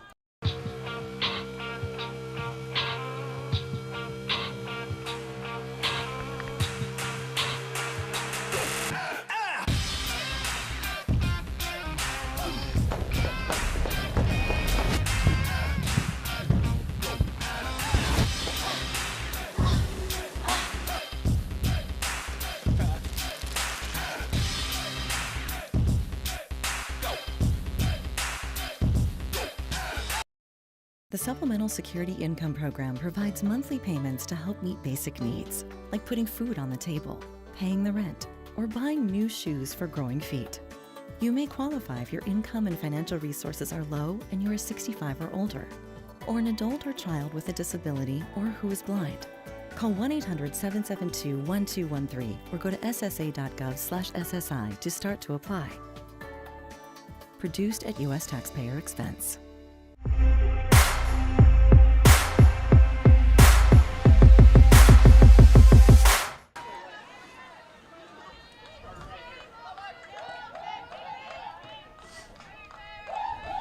Another inning of work for Conrad.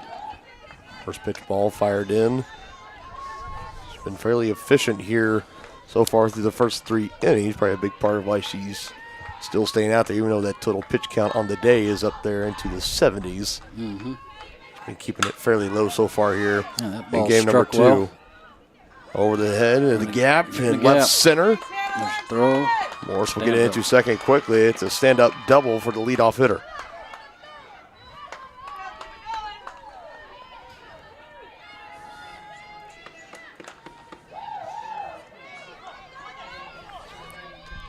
That'll bring up Wilson.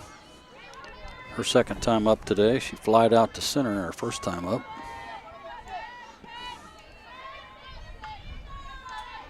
Hanson wasted no time jumping out on that leadoff double, splitting the gap in left center.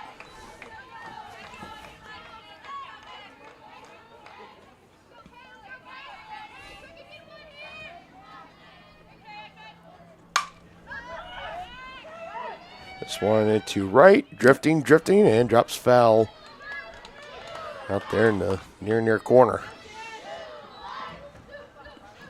If you're an outfielder and there's a fly ball, you want to figure it's going to go to your. Yeah. The wind is pushing everything to the right corner. Sydney Wilson, a freshman for Waterloo, Iowa. Swings at another one, but chops it foul, a little out in front. 1-2.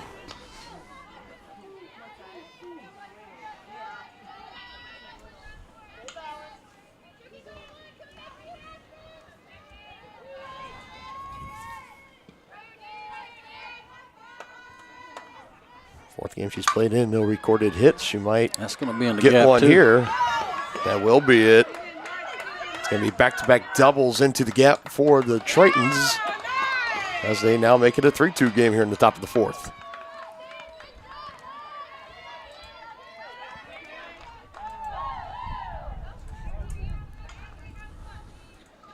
How about that for your first hit of the year? Second RBI for Sydney Wilson. Well, nobody out still here in the top of the fourth inning. And the conversation in the circle for Johnson County. Conrad still staying out there, still working with a 1-run lead. But now the tying run is in scoring possession at second, and still nobody out here in the top of the fourth.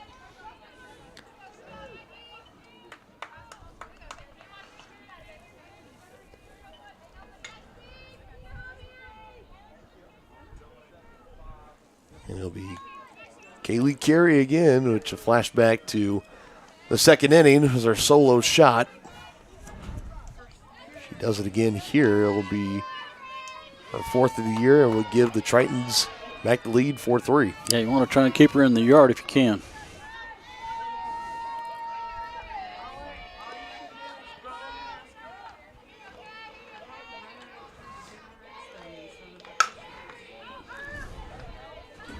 Fouled up and out of play for strike one as it rolls along into the parking lot.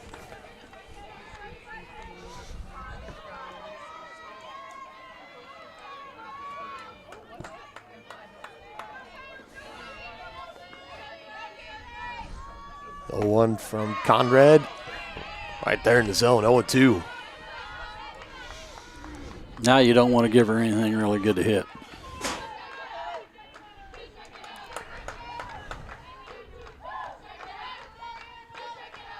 Oh, 2. Yep, there you Got go. her, swing and a miss. 3 pitches, all that's needed there. Takes care of the big bat. carry, 1 gone. Runner still at second. Brings up Ryan. She grounded out to third last time up.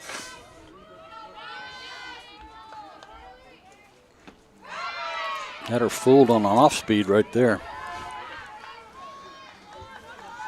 Like Conrad's starting to get in the groove here in the top of the 4th. 3-pitch strikeout now back in front on swing and miss, 0-1. And another foul tip will make it 0-2.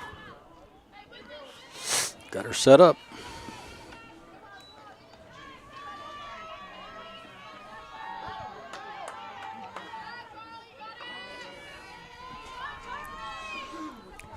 No balls, 2 strikes, 1 gone. Conrad looking for back-to-back strikeouts. Here's the pitch. Swung on again and fouled again.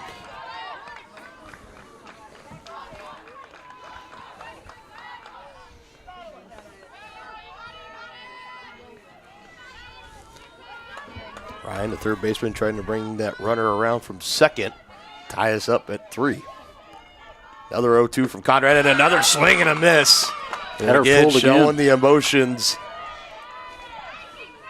High energy, back-to-back strikeouts for Conrad, 2 big outs. Now we'll take a hit to bring that runner home from second and tie the game up. It'll be Sandy, the catcher, to step in for her second at bat. She grounded out to shorter last time up.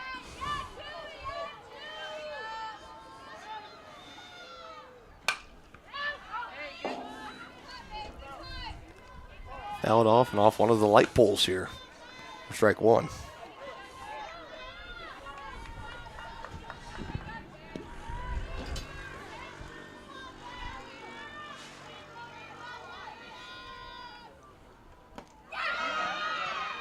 And Conrad really, she's come upon something here in the 4th inning. She's fooling them with those off-speed pitches.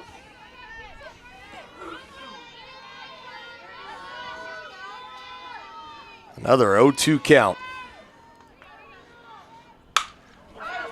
This one, though, into center. It's going, and gone over the glove and over the wall.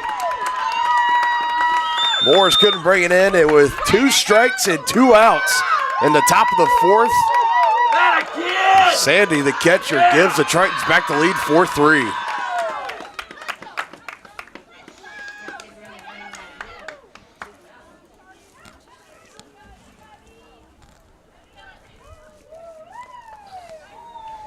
You gave up the double, no outs. You get 2 back-to-back strikeouts, and you're back in front 0-2, and the put-away pitch you're looking for, Sandy hits it to dead center. Around 200, 210 or so out there in center. Solid contact. Tritons now in front, a 3-run top of the 4th for them. This will bring up Shell. She flied out to left fielder last time up. Going to try to bunt for a hit here. Conrad has trouble picking it up and slides in head first safely at first, and the inning will continue as we go back to the top of the order. I believe I would give that an E1. E1.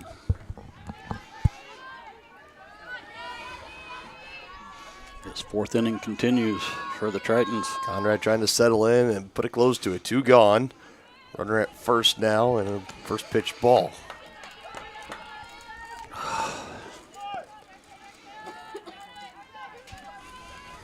Third at bat and here in game 2 for Jada Long.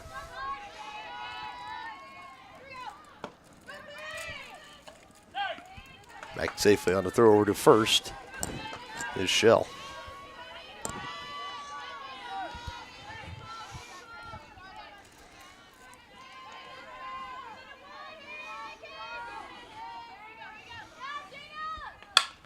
Ripped caught at the hot corner.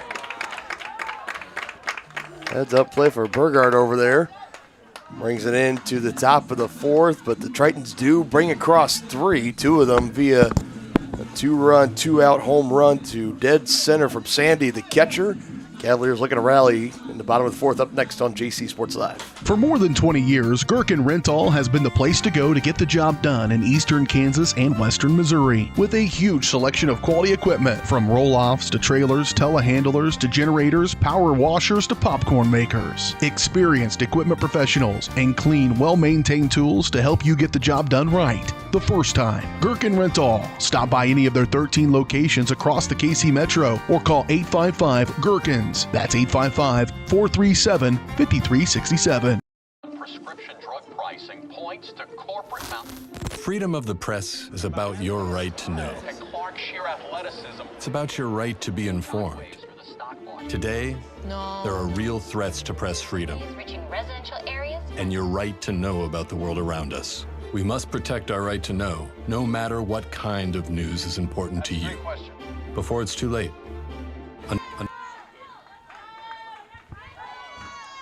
So now to the bottom of the fourth we go. Cavaliers trailing for the first time in this one, 4-3. 3 of the 4 coming across for the Tritons here in the top of the fourth. Cordell in for the Cavaliers. She'll be followed by Archdecken and Moore.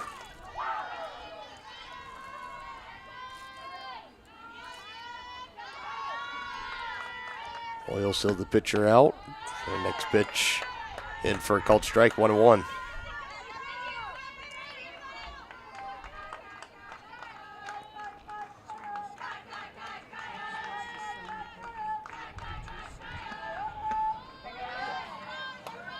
Off speed, doesn't get the zone, 2-1.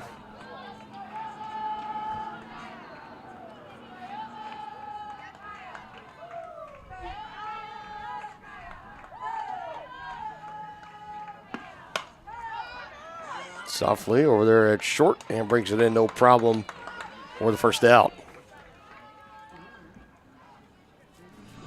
Line just lined softly off the bat, no problem for the shortstop. Bringing it in. So we now move along to Hannah Archdecken. Had a big double her last time up.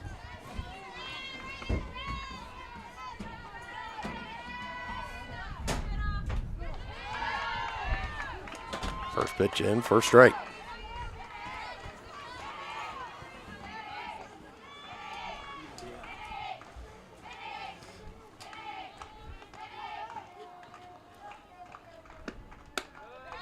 One upstairs, had to fly out to short for Cordell. For the first down, Archdecken battling the 1-1 count.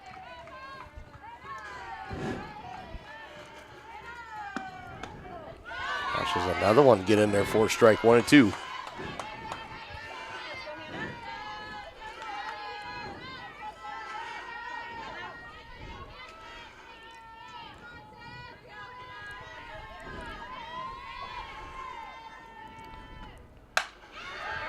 Sat on it. That's going to get lines down. It back. So a double and a single, a 2-for-2 day for Hannah Archdecken, playing in her first game this afternoon.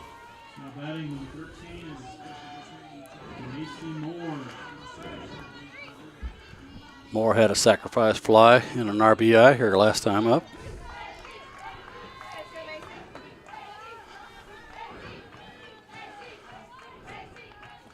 Yeah, it was Maisie Moore and Izzy Carter, the 8-9 hitters that'll bring some of those runs across for the Cavaliers in the bottom of the second. This one flown out to right. Or 2 gone down to 9 hitter. Izzy Carter will step in.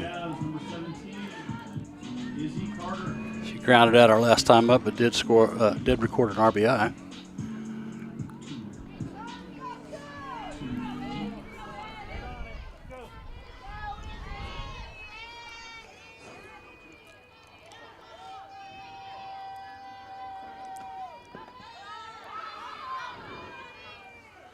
Sandy keeps it in front of her, holds the runner at first, and Archdecken, 1 ball, no strikes.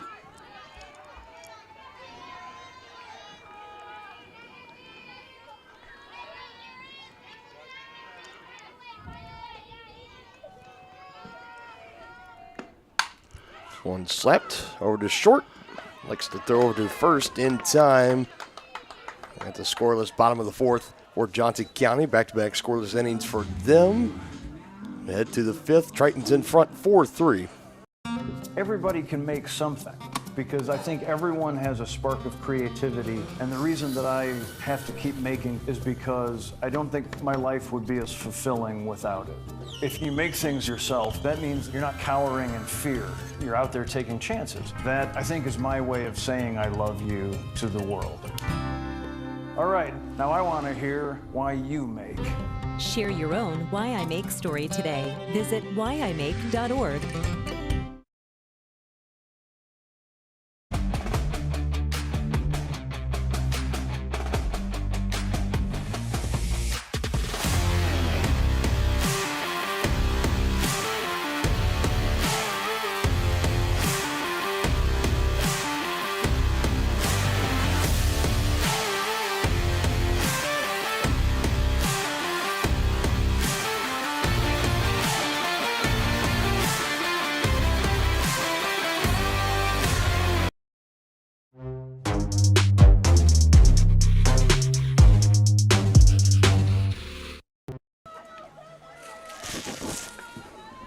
Already the 5th inning here.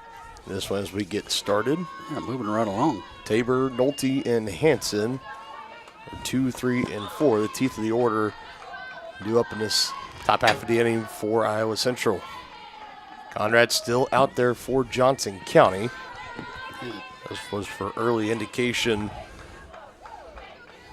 just coming into this afternoon, as it doesn't appear Johnson County doesn't have a whole lot of pitchers that are getting in there, so we're trying to ride it out with Conrad as much as they can into this game. She had a great start. She had this home run given up in the 2nd, held them scoreless in the 1st and the 3rd, and was working her way in the 4th inning and gave up a 2-run shot to the catcher Sandy. That was enough to give the Tritons the lead 4-3. Now trying to settle back in and keep it a 1-run game. Yeah, Tabor doubled, but was stranded at 2nd in the top of the 3rd.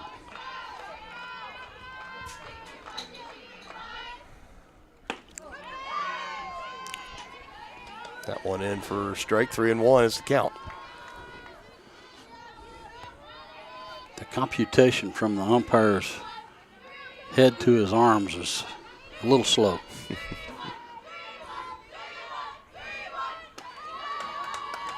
Let's get away with the walk. Tabor will take the pass to first and will now step Nolte, the first baseman.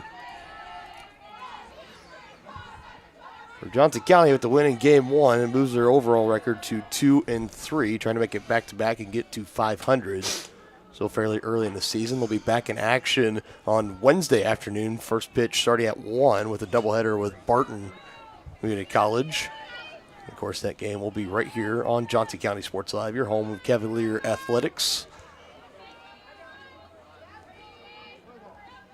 So we also will have the basketball doubleheader that evening against Labette County as well.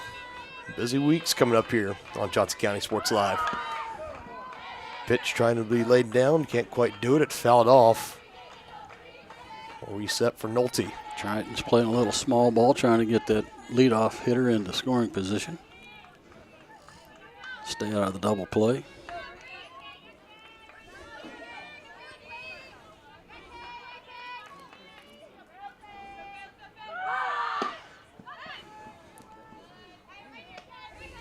They're ready for you, so charge down the third base line.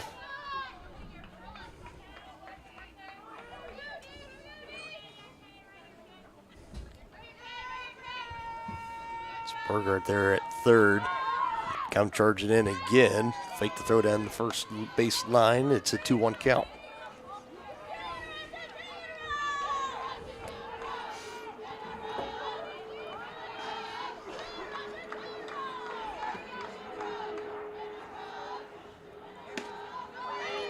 Now they'll throw down the first, still in safely. 3 balls, 1 strikes.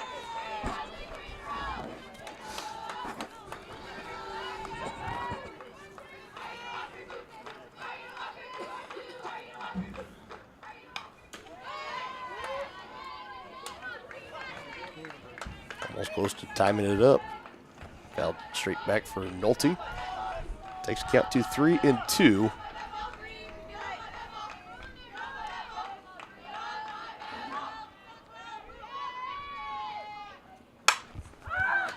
Popped up. That should be caught. Morris out in center. Brings it in, no problem for out number one. Runner will retreat back to first.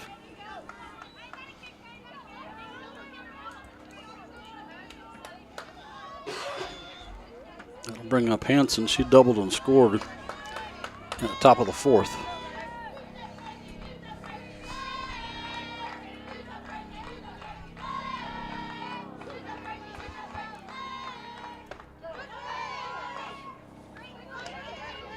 Strike one to call.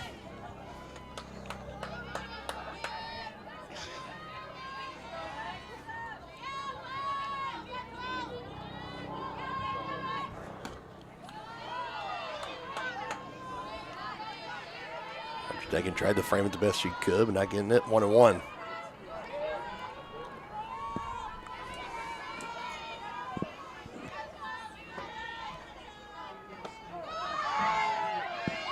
Now 1-2 count, one gone. Wilson on deck, had the RBI double her last time up.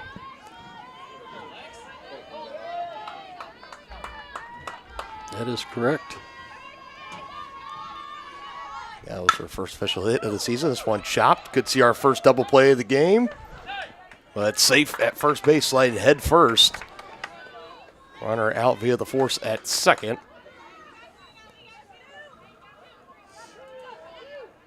As Wilson will now step back into the box.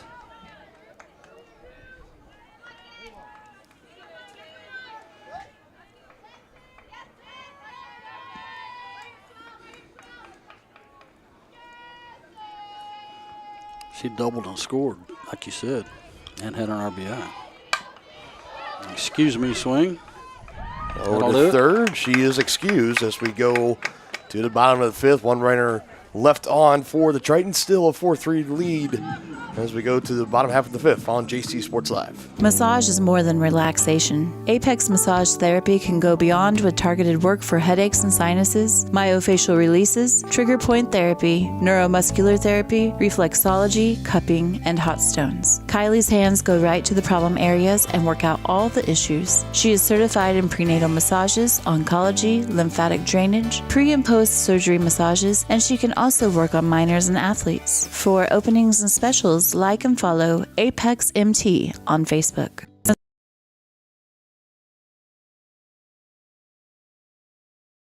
More time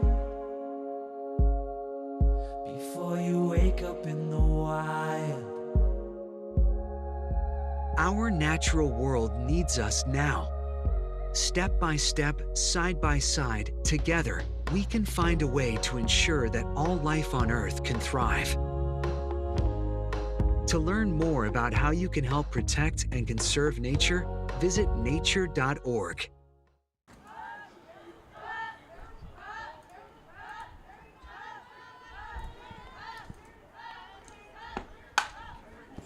First pitch swinging from Taryn Burkhart. It's foul at the third base line, 0-1 count. She's 0 for 2 in game 2. She flied out to left and grounded out to second base her last time up.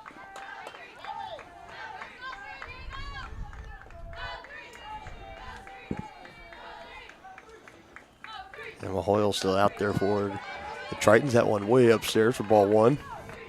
She's thrown 52 pitches so far.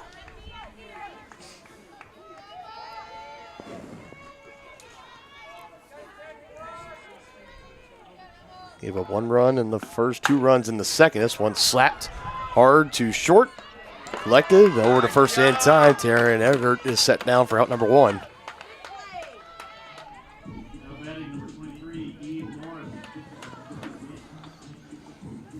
And 1 run in the bottom of the first, 2 in the bottom of the second. Now back-to-back scoreless innings put together for Hoyle and company. Looking to make it 3 in a row. Leadoff man put down. Back in is Eve Morris. Struck out for the first time in either game so far this afternoon in her last at bat. She's 5 for 6 if you're keeping track. Yeah. Including the 2-run home run that would eventually bring across the game-winning run in Game 1 to hold on 7-6. Solid hit right there. 6 of 7. Another solid single for Eve Morris. Having a hard time getting her out, aren't they? Well, so far in the day, when she makes contact and puts it in play, they haven't been able to get her out. Yep.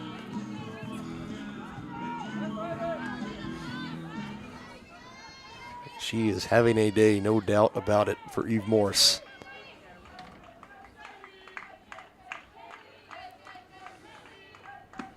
Doing her part. Came into both games this afternoon, a .308 batting average, slugging at .615. Both of those will take a jump. Yes, they will. After these stats are put in officially. Especially this early in the season. Yes.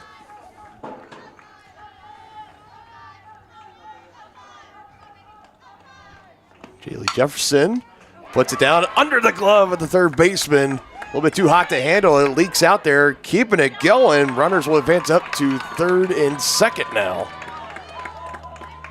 And prime opportunity here for the Cavaliers. Runners at second and third with only one out.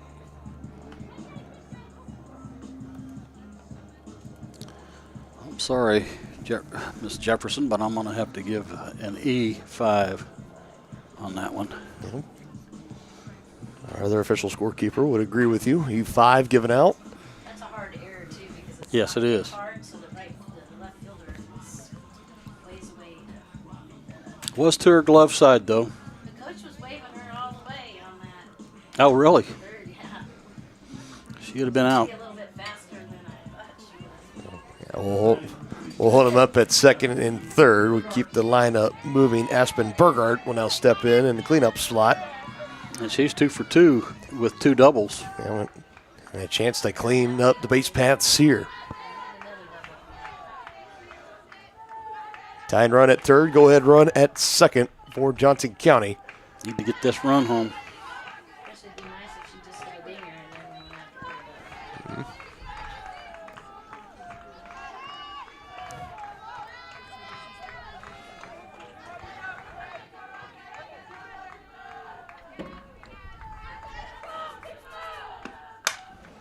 it. She had a cut. Aspen does have one home run on the season. Coming into today, 2 doubles, 1 triple, 1 home run. We'll just take a lousy single right here. To the moon, says the dugout, though. They're thinking big, just like the rest of us. Another borderline pitch, not get the call, 2-1. Here's count here.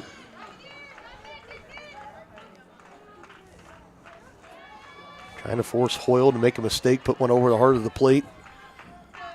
Potentially put a charge into it. We'll see. The 2-1 from Hoyle. Yeah, she'll get it done. That will go into the gap. It's setting up to be her 3rd double of the day. She's going to bring 2 more RBIs across. She slides safely into second. And the Cavaliers back in front, 5-4. Big hit.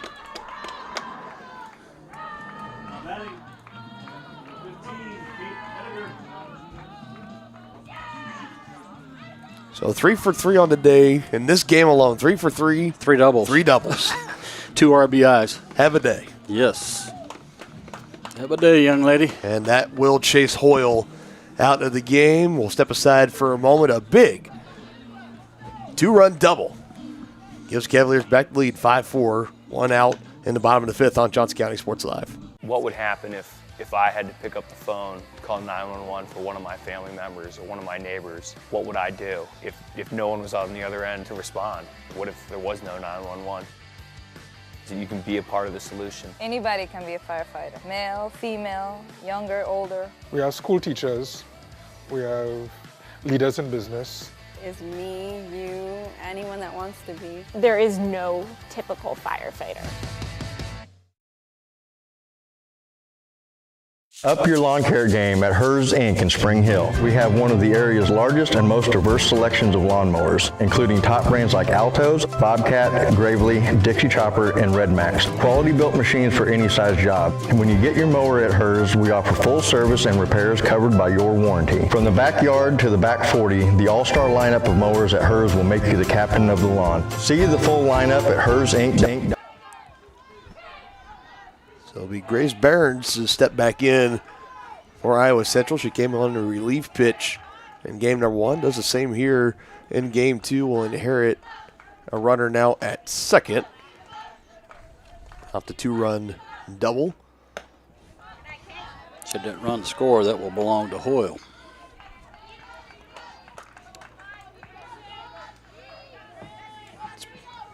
It's Burghardt at second. Kate Edgar in the box now, the first baseman.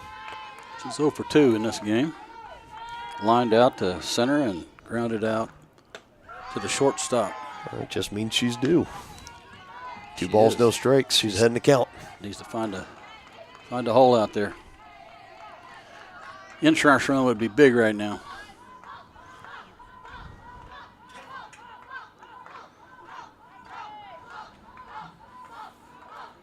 The 2-0 pitch makes it 3-0. Cavaliers back in front 5-4.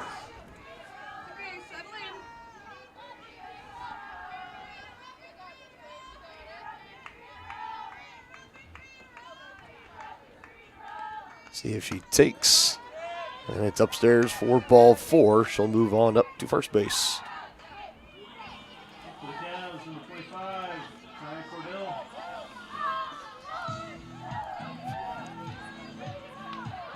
Another chance here for Kai Cordell. She walked and scored in the bottom of the second inning and popped out to the shortstop her last time up. She'd take another walk here if she has to. Walk the bases loaded. Good pitch. Good first pitch and first strike, 0-1. She's thrown 5 pitches, and that's her first strike.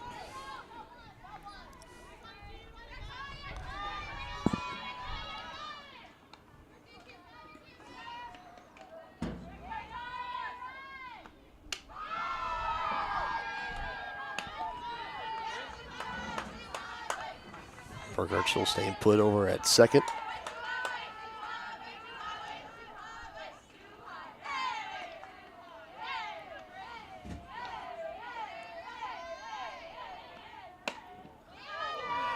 Another one inside, 2 balls, 1 strike. Another hitter's count. Cavaliers looking to rally, try to put this game more in front of their favor. Sporting a 1-run lead right now. Would like to add on a couple insurance runs. 2 balls, 2 strikes to count now.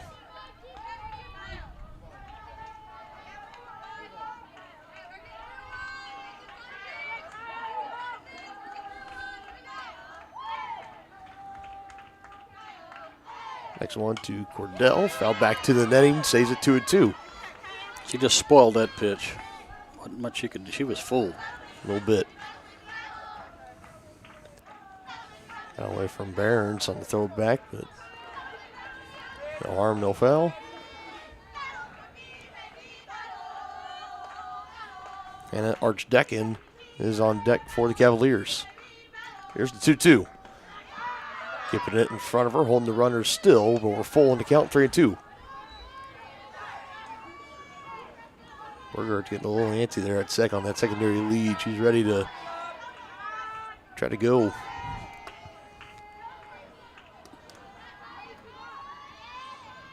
Three-two. Swung on. Got to get through. Base hit. Gets past the shortstop.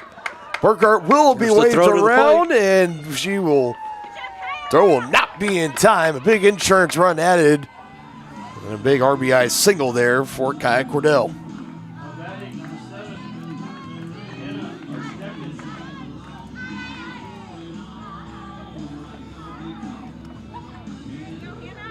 Runner still at first and second. As Burghardt comes around from second to score. Archdecken back into the box.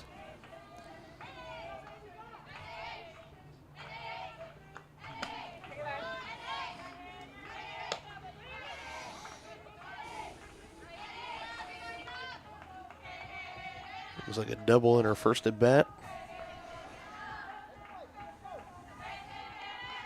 And singled in her last at bat. She also scored a run. And gets hit by a pitch this time. That'll load them up. So will. Now batting number 13, Macy Moore.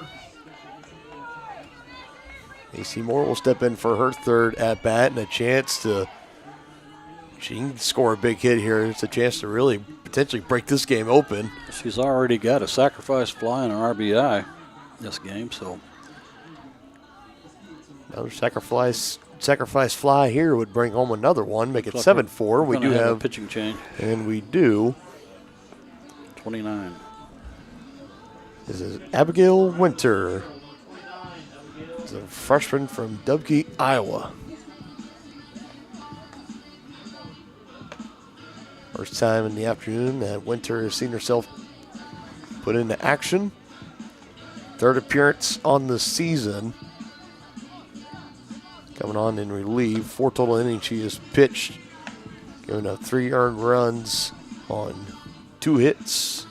5 walks, 5 strikeouts, 5.25 ERA. Has given up 1 long ball. It's her job is to come in and try to keep the damage to a minimum here. While we do have time, just want to talk about what's coming up this week on Johnson County Sports Live. As we said, baseball's going on at this time right now, and we'll be back on Wednesday, softball doubleheader in the afternoon, and then basketball doubleheader that evening. And then we'll be back at it again Saturday and Sunday, back-to-back baseball doubleheaders against Moberly Area Community College. And all the home athletic games the rest of this season and moving forward permanently for the foreseeable future will be right here on Johnson County Sports Live and the Johnson County Athletics YouTube page. First pitch in is a ball.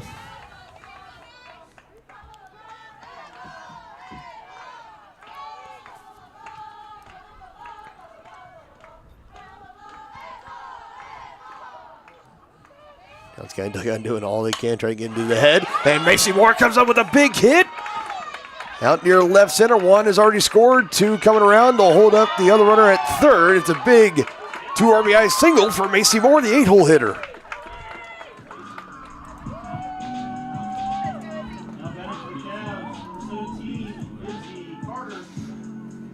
Two RBIs. 3 total in this game. Yep. Takes runners to the corner now.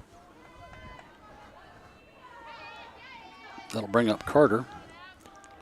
Those 2 runs coming across will be given to Barnes, that came in relief. The only runner now responsible for Winter is Moore, now at first.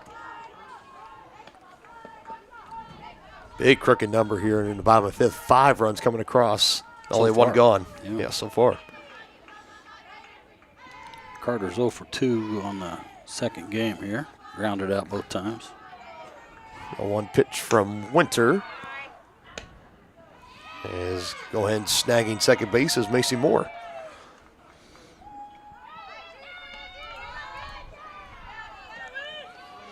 Kit could score 2 more.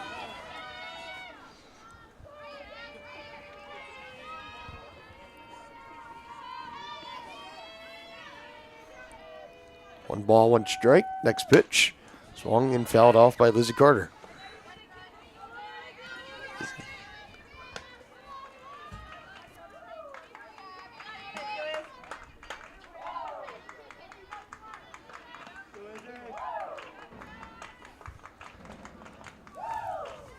Trying to keep the line moving. Now down. 1 ball, 2 strikes.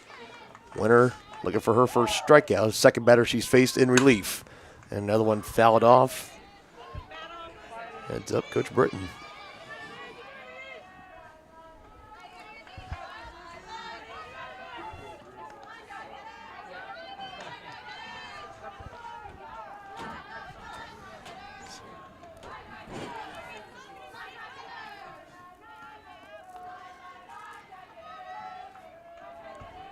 Still a 1-2 count.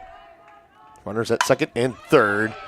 Grounded over to second. They'll take the out at first. That does bring 1 more across to score, and Archdeacon. And it's a 6-run bottom of the 5th for Johnson County.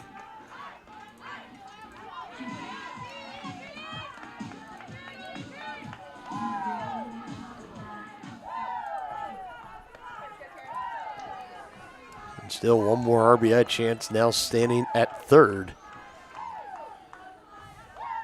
Off the fielder's choice on the last at bat. And wild pitch takes a strong bounce off the backstop, actually helping Sandy back there as they'll hold that runner at 3rd.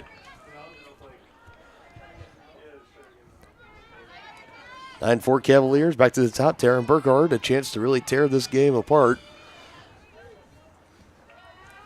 They're going to make it double-digit runs for Johnson County. Next pitch, in for strike, 1-1.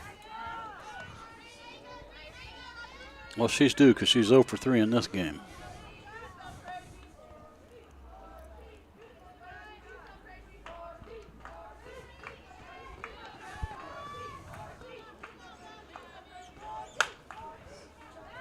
Slaps it foul past the third base line.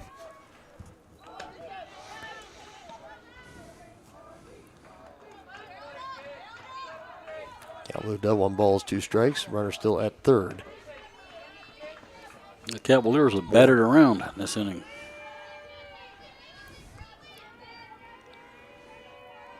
Winner trying to get out of this inning. Throws another ball, 2-2.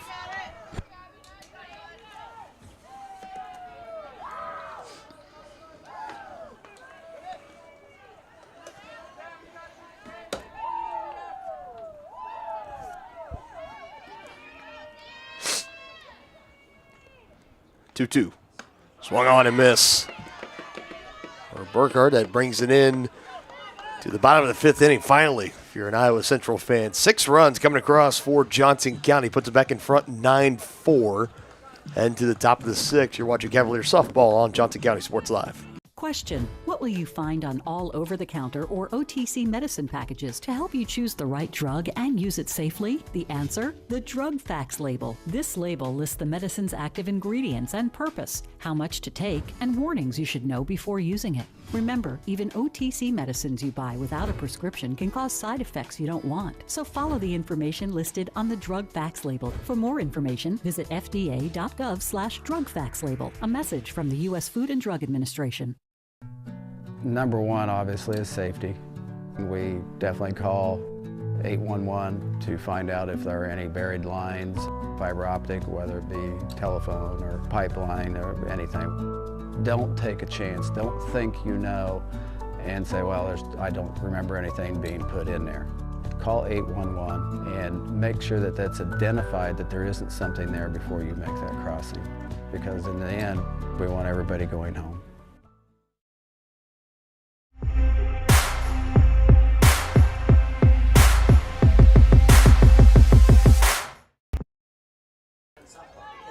Yeah, not as much stress on the shoulder. Right. Again, we go to the top of the 6th, and Conrad's still out pitching, as that was her 105th pitch on the day. She came in relief in game 1. She started here in game 2. She's given up 4 earned so far. She's got another big cushion to work with. 6 runs coming across for the Cavaliers. Yeah, you want to come right at the hitters now. You don't want to play around. Got a nice cushion.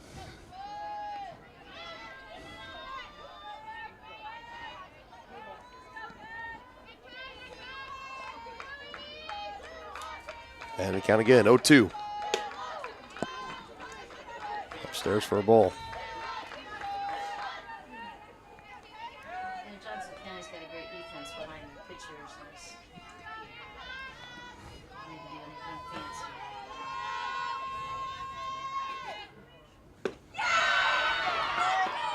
Another strikeout recorded on the day for Conrad. Can we give a quick total how many she's had? 1, 2, 3, 4. That's 4 strikeouts for her.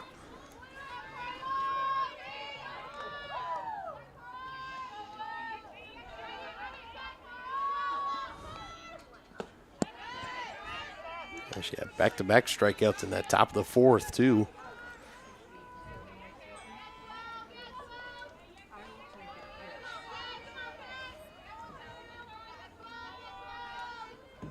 Ryan back in. Sends it over to short. Play it on a hop. Throw over in time for the second out.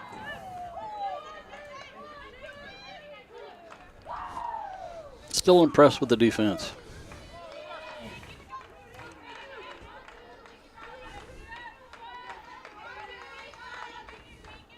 Yeah, really, outside of the 2 home runs that have flown over the wall in this game for the Tritons, every other ball that's been in play for Johnson County, they've played them really, really well. There you go. 1, 2, 3, top of the 6. Trying to keep the hot bats alive for Johnson County. They're still in front 9-4, heading to the Cavs half of the 6th on JC Sports Live. I used to drive an ambulance as an EMT, and I've always tried to be a safe driver. If people knew what I know, lives could be saved.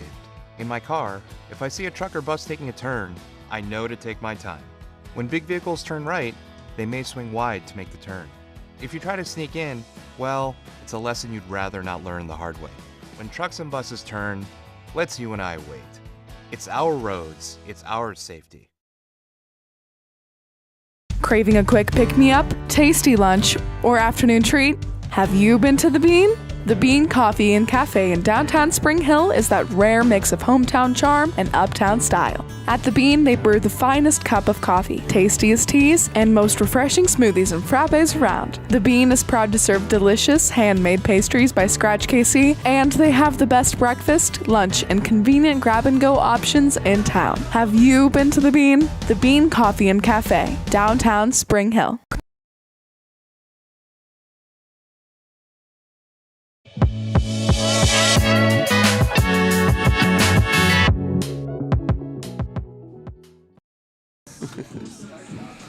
Yeah, Morris, Jefferson, Burkhart.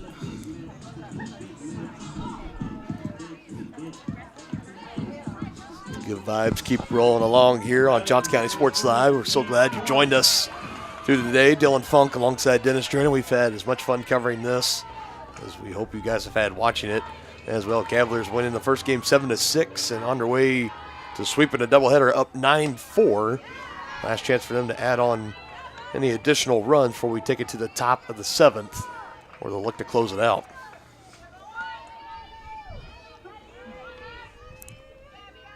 Let's see. Think they'll get her out this time? Well, let's see.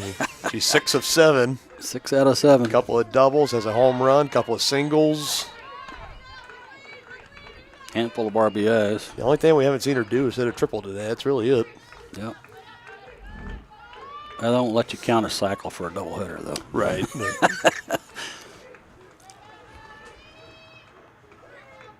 Behind the count, 0-2. Makes contact, it spoils the pitch. Yeah, she's just protecting the plate there.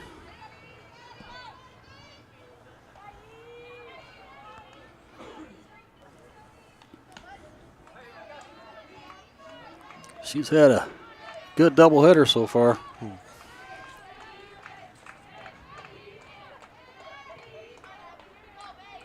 Off to a great start to the season. Watches the pitch fly in for a ball, 1-2.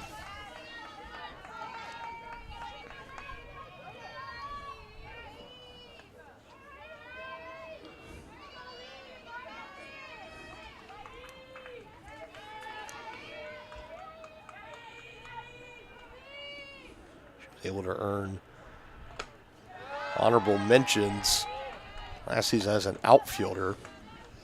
And keeps on playing the way that she has started through the first 6 games now. Yeah. Currently almost about to wrap up game number 6. She keeps this up, she's definitely going to be earning more than just honorable mention. Mm-hmm. Still early in the season, but, man, she's off to a hot start. Yes. 2-2. Another one fouled off.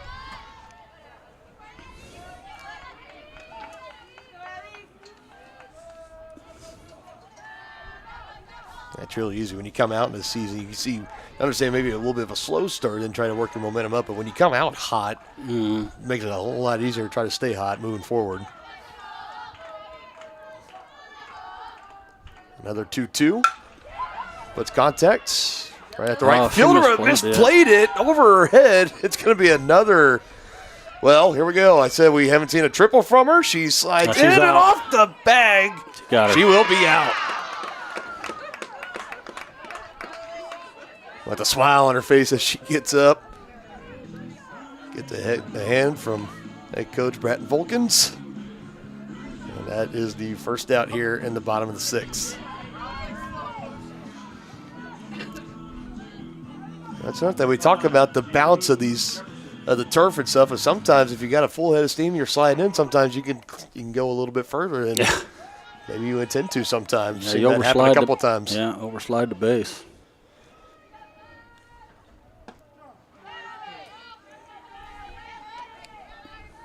How would you put that? Is that she gets a? Well, if I'm the official scorer, I'm giving that an E9. She just misplayed that ball from the very get-go. I'm not saying she could have caught it easily, but everything's tailing that way. She should know by now her first step should be towards the corner on a ball, especially if the ball's hit right at you.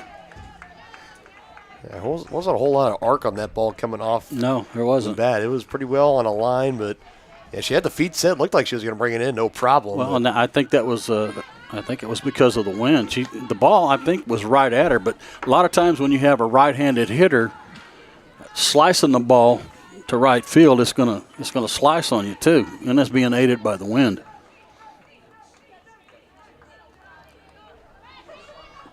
Morris was digging for third, overslid the bag. She never get tagged out, so at least another run won't come across the score off that error from the right fielder. And just so no one gets angry, I'm not the official scorer, so they may have given her a hit on that. I don't know. Oh, you gave her a double? You gave her a double. Yeah. There you go. Yeah. Yeah, I'd agree with that. Yeah. Yeah. 2-2 pitch makes it full, 3-2 now. Jaylee Jefferson back in, the shortstop. Well, that'll make her 7 for 8 on the day with 1, 2, I think four doubles. Four doubles, and a single. 4 doubles, 2 singles, and the home run. Yeah. This one again. She misplayed that one. See, that ball is tailing to the right. She turned the wrong way initially. Again, apologize about the pole being in the way, but you saw she came out in the frame and had to come back working to her left to bring it in near the warning track. That's 2 gone in the bottom of the 6th now for Johnson County. 2 up, 2 down. Back in, Aspen Burgart. But I like Coach sending her to 3 on that because with a 5-run lead, it's good to see what your kids can do. Yeah. They have to make a good throw and a good catch. No harm to be a little aggressive. Warren Berner going to go out into center, and that'll keep the inning alive. A 2-out single for Aspen Burgart. Batting number 15, 8, Edgar.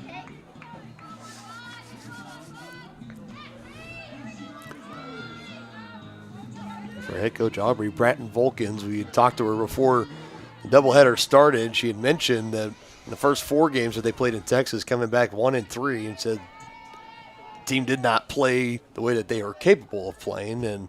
But they were also up against some pretty good competition. Right. Too. But the way that she's seen her squad perform today on all aspects of the game, offensively, defensively, pitching has shown flashes, but has to be more pleased at this point, this early in the season.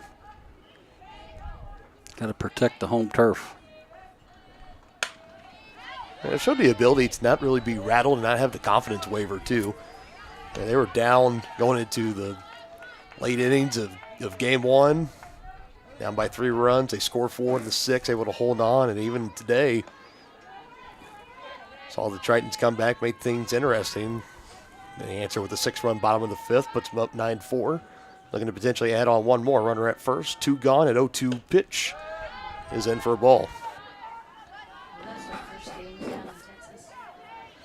Did you tell me those Texas teams probably have already played some games and they're going in there? More than likely. That makes a difference.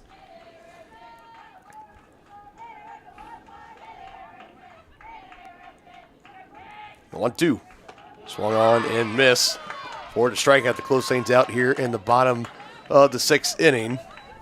We go to the top of the 7th. 5 runs needed to keep the game going for Iowa Central here on Johnson County Sports Live. Hey folks, save $1,000 on your interior painting project this winter. Hire Absolute Painting during November through February and qualify for 10% off your project, a free paint upgrade, and a free color consultation to make sure you choose the perfect colors to transform your home. This amazing offer only lasts until our winter calendar is booked and spots are filling up fast. Call now and save $1,000 on your interior project. No money down, affordable monthly payment options are available. This offer won't last long, so call now to save $1,000 on your interior project with Absolute Painting, where quality is absolute. Everyone loves a special occasion to come together to celebrate. The Meadowlark is one of the premier wedding venues in the Kansas City area. But it's even more. Beyond nuptial and corporate events, the Meadowlark is now bringing live music to the area. Come enjoy a night of dinner, drinks, and entertainment without waiting for an invite. Follow Meadowlark Events-Live on Facebook for upcoming shows. Now you have even more reasons to celebrate at the Meadowlark.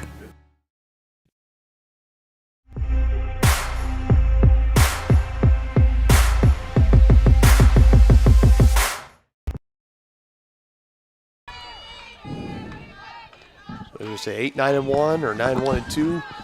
Due up here in the top of the 7th. Yeah, 9-1-2. Shell is 0 for 5 for the day with a strikeout. Conrad looking to close it out in the circle, pitch a complete game. Oh. Another good play at third from Burkhardt. She has Nicely been done. impressive. It's about the 3rd or 4th time this afternoon I can remember a hot line coming off the bat, and she's able to control it with the glove and pick it, throw it over to first And in not time. panic and just, pick it up. Knew she had time. Exactly. To get the out.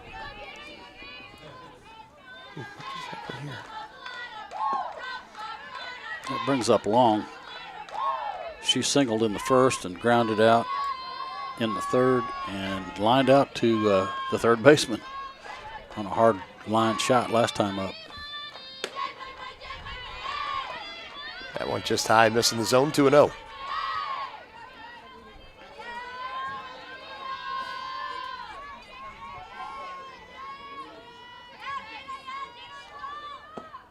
Tritons down to their last 2 outs.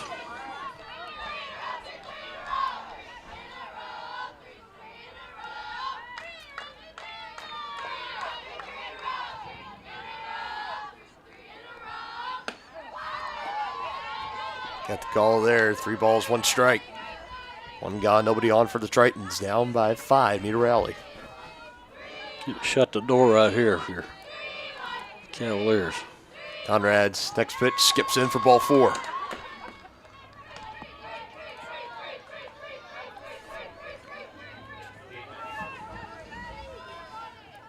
that was the leadoff man Long that gets on. Now comes up the right fielder Tabor. Looking to avenge herself. A couple of rough plays in the bottom of the 6th. 1 for 3 in this game with a double, but she was left stranded there in the top of the 3rd.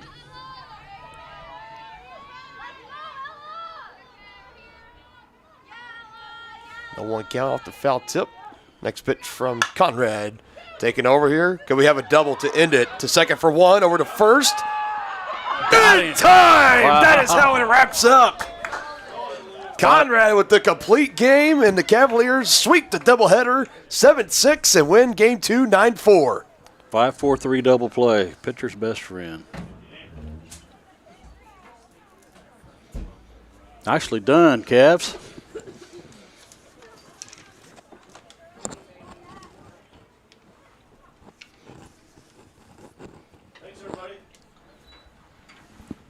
Nicely done.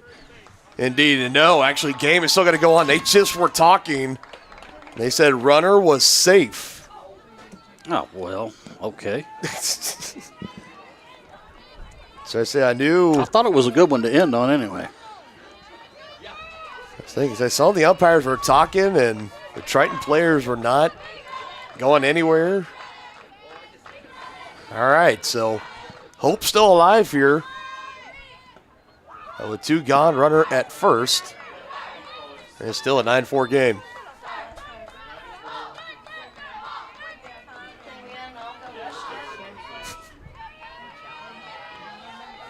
Conrad still looking to close the door. That should do it. Out to right. Brings it in, no problem. Now, officially, the game is over. Cavaliers sweep. 9-4, still the final score here in the second and final game. They win both of them. Having to come from behind in both games and end up closing the deal against Iowa Central. And a couple of great games we were treated to this afternoon here on Johnson County Sports Live. We go briefly into our post-game show. Well, I'll tell you, for game 1, it was pretty cut and dry who to give our player of the game to. It was Eve Morris, who went 4 for 4, had the 2-run shot in the bottom of the 6th, and ended up bringing the eventual game-winning run across the score here in game 2. You know, a lot of candidates to choose from. I always turn this over to you. So who did you see out there for Johnson County that might have earned the honors here in game 2 of our doubleheader? Man, I don't know how you can look past Burkhardt again.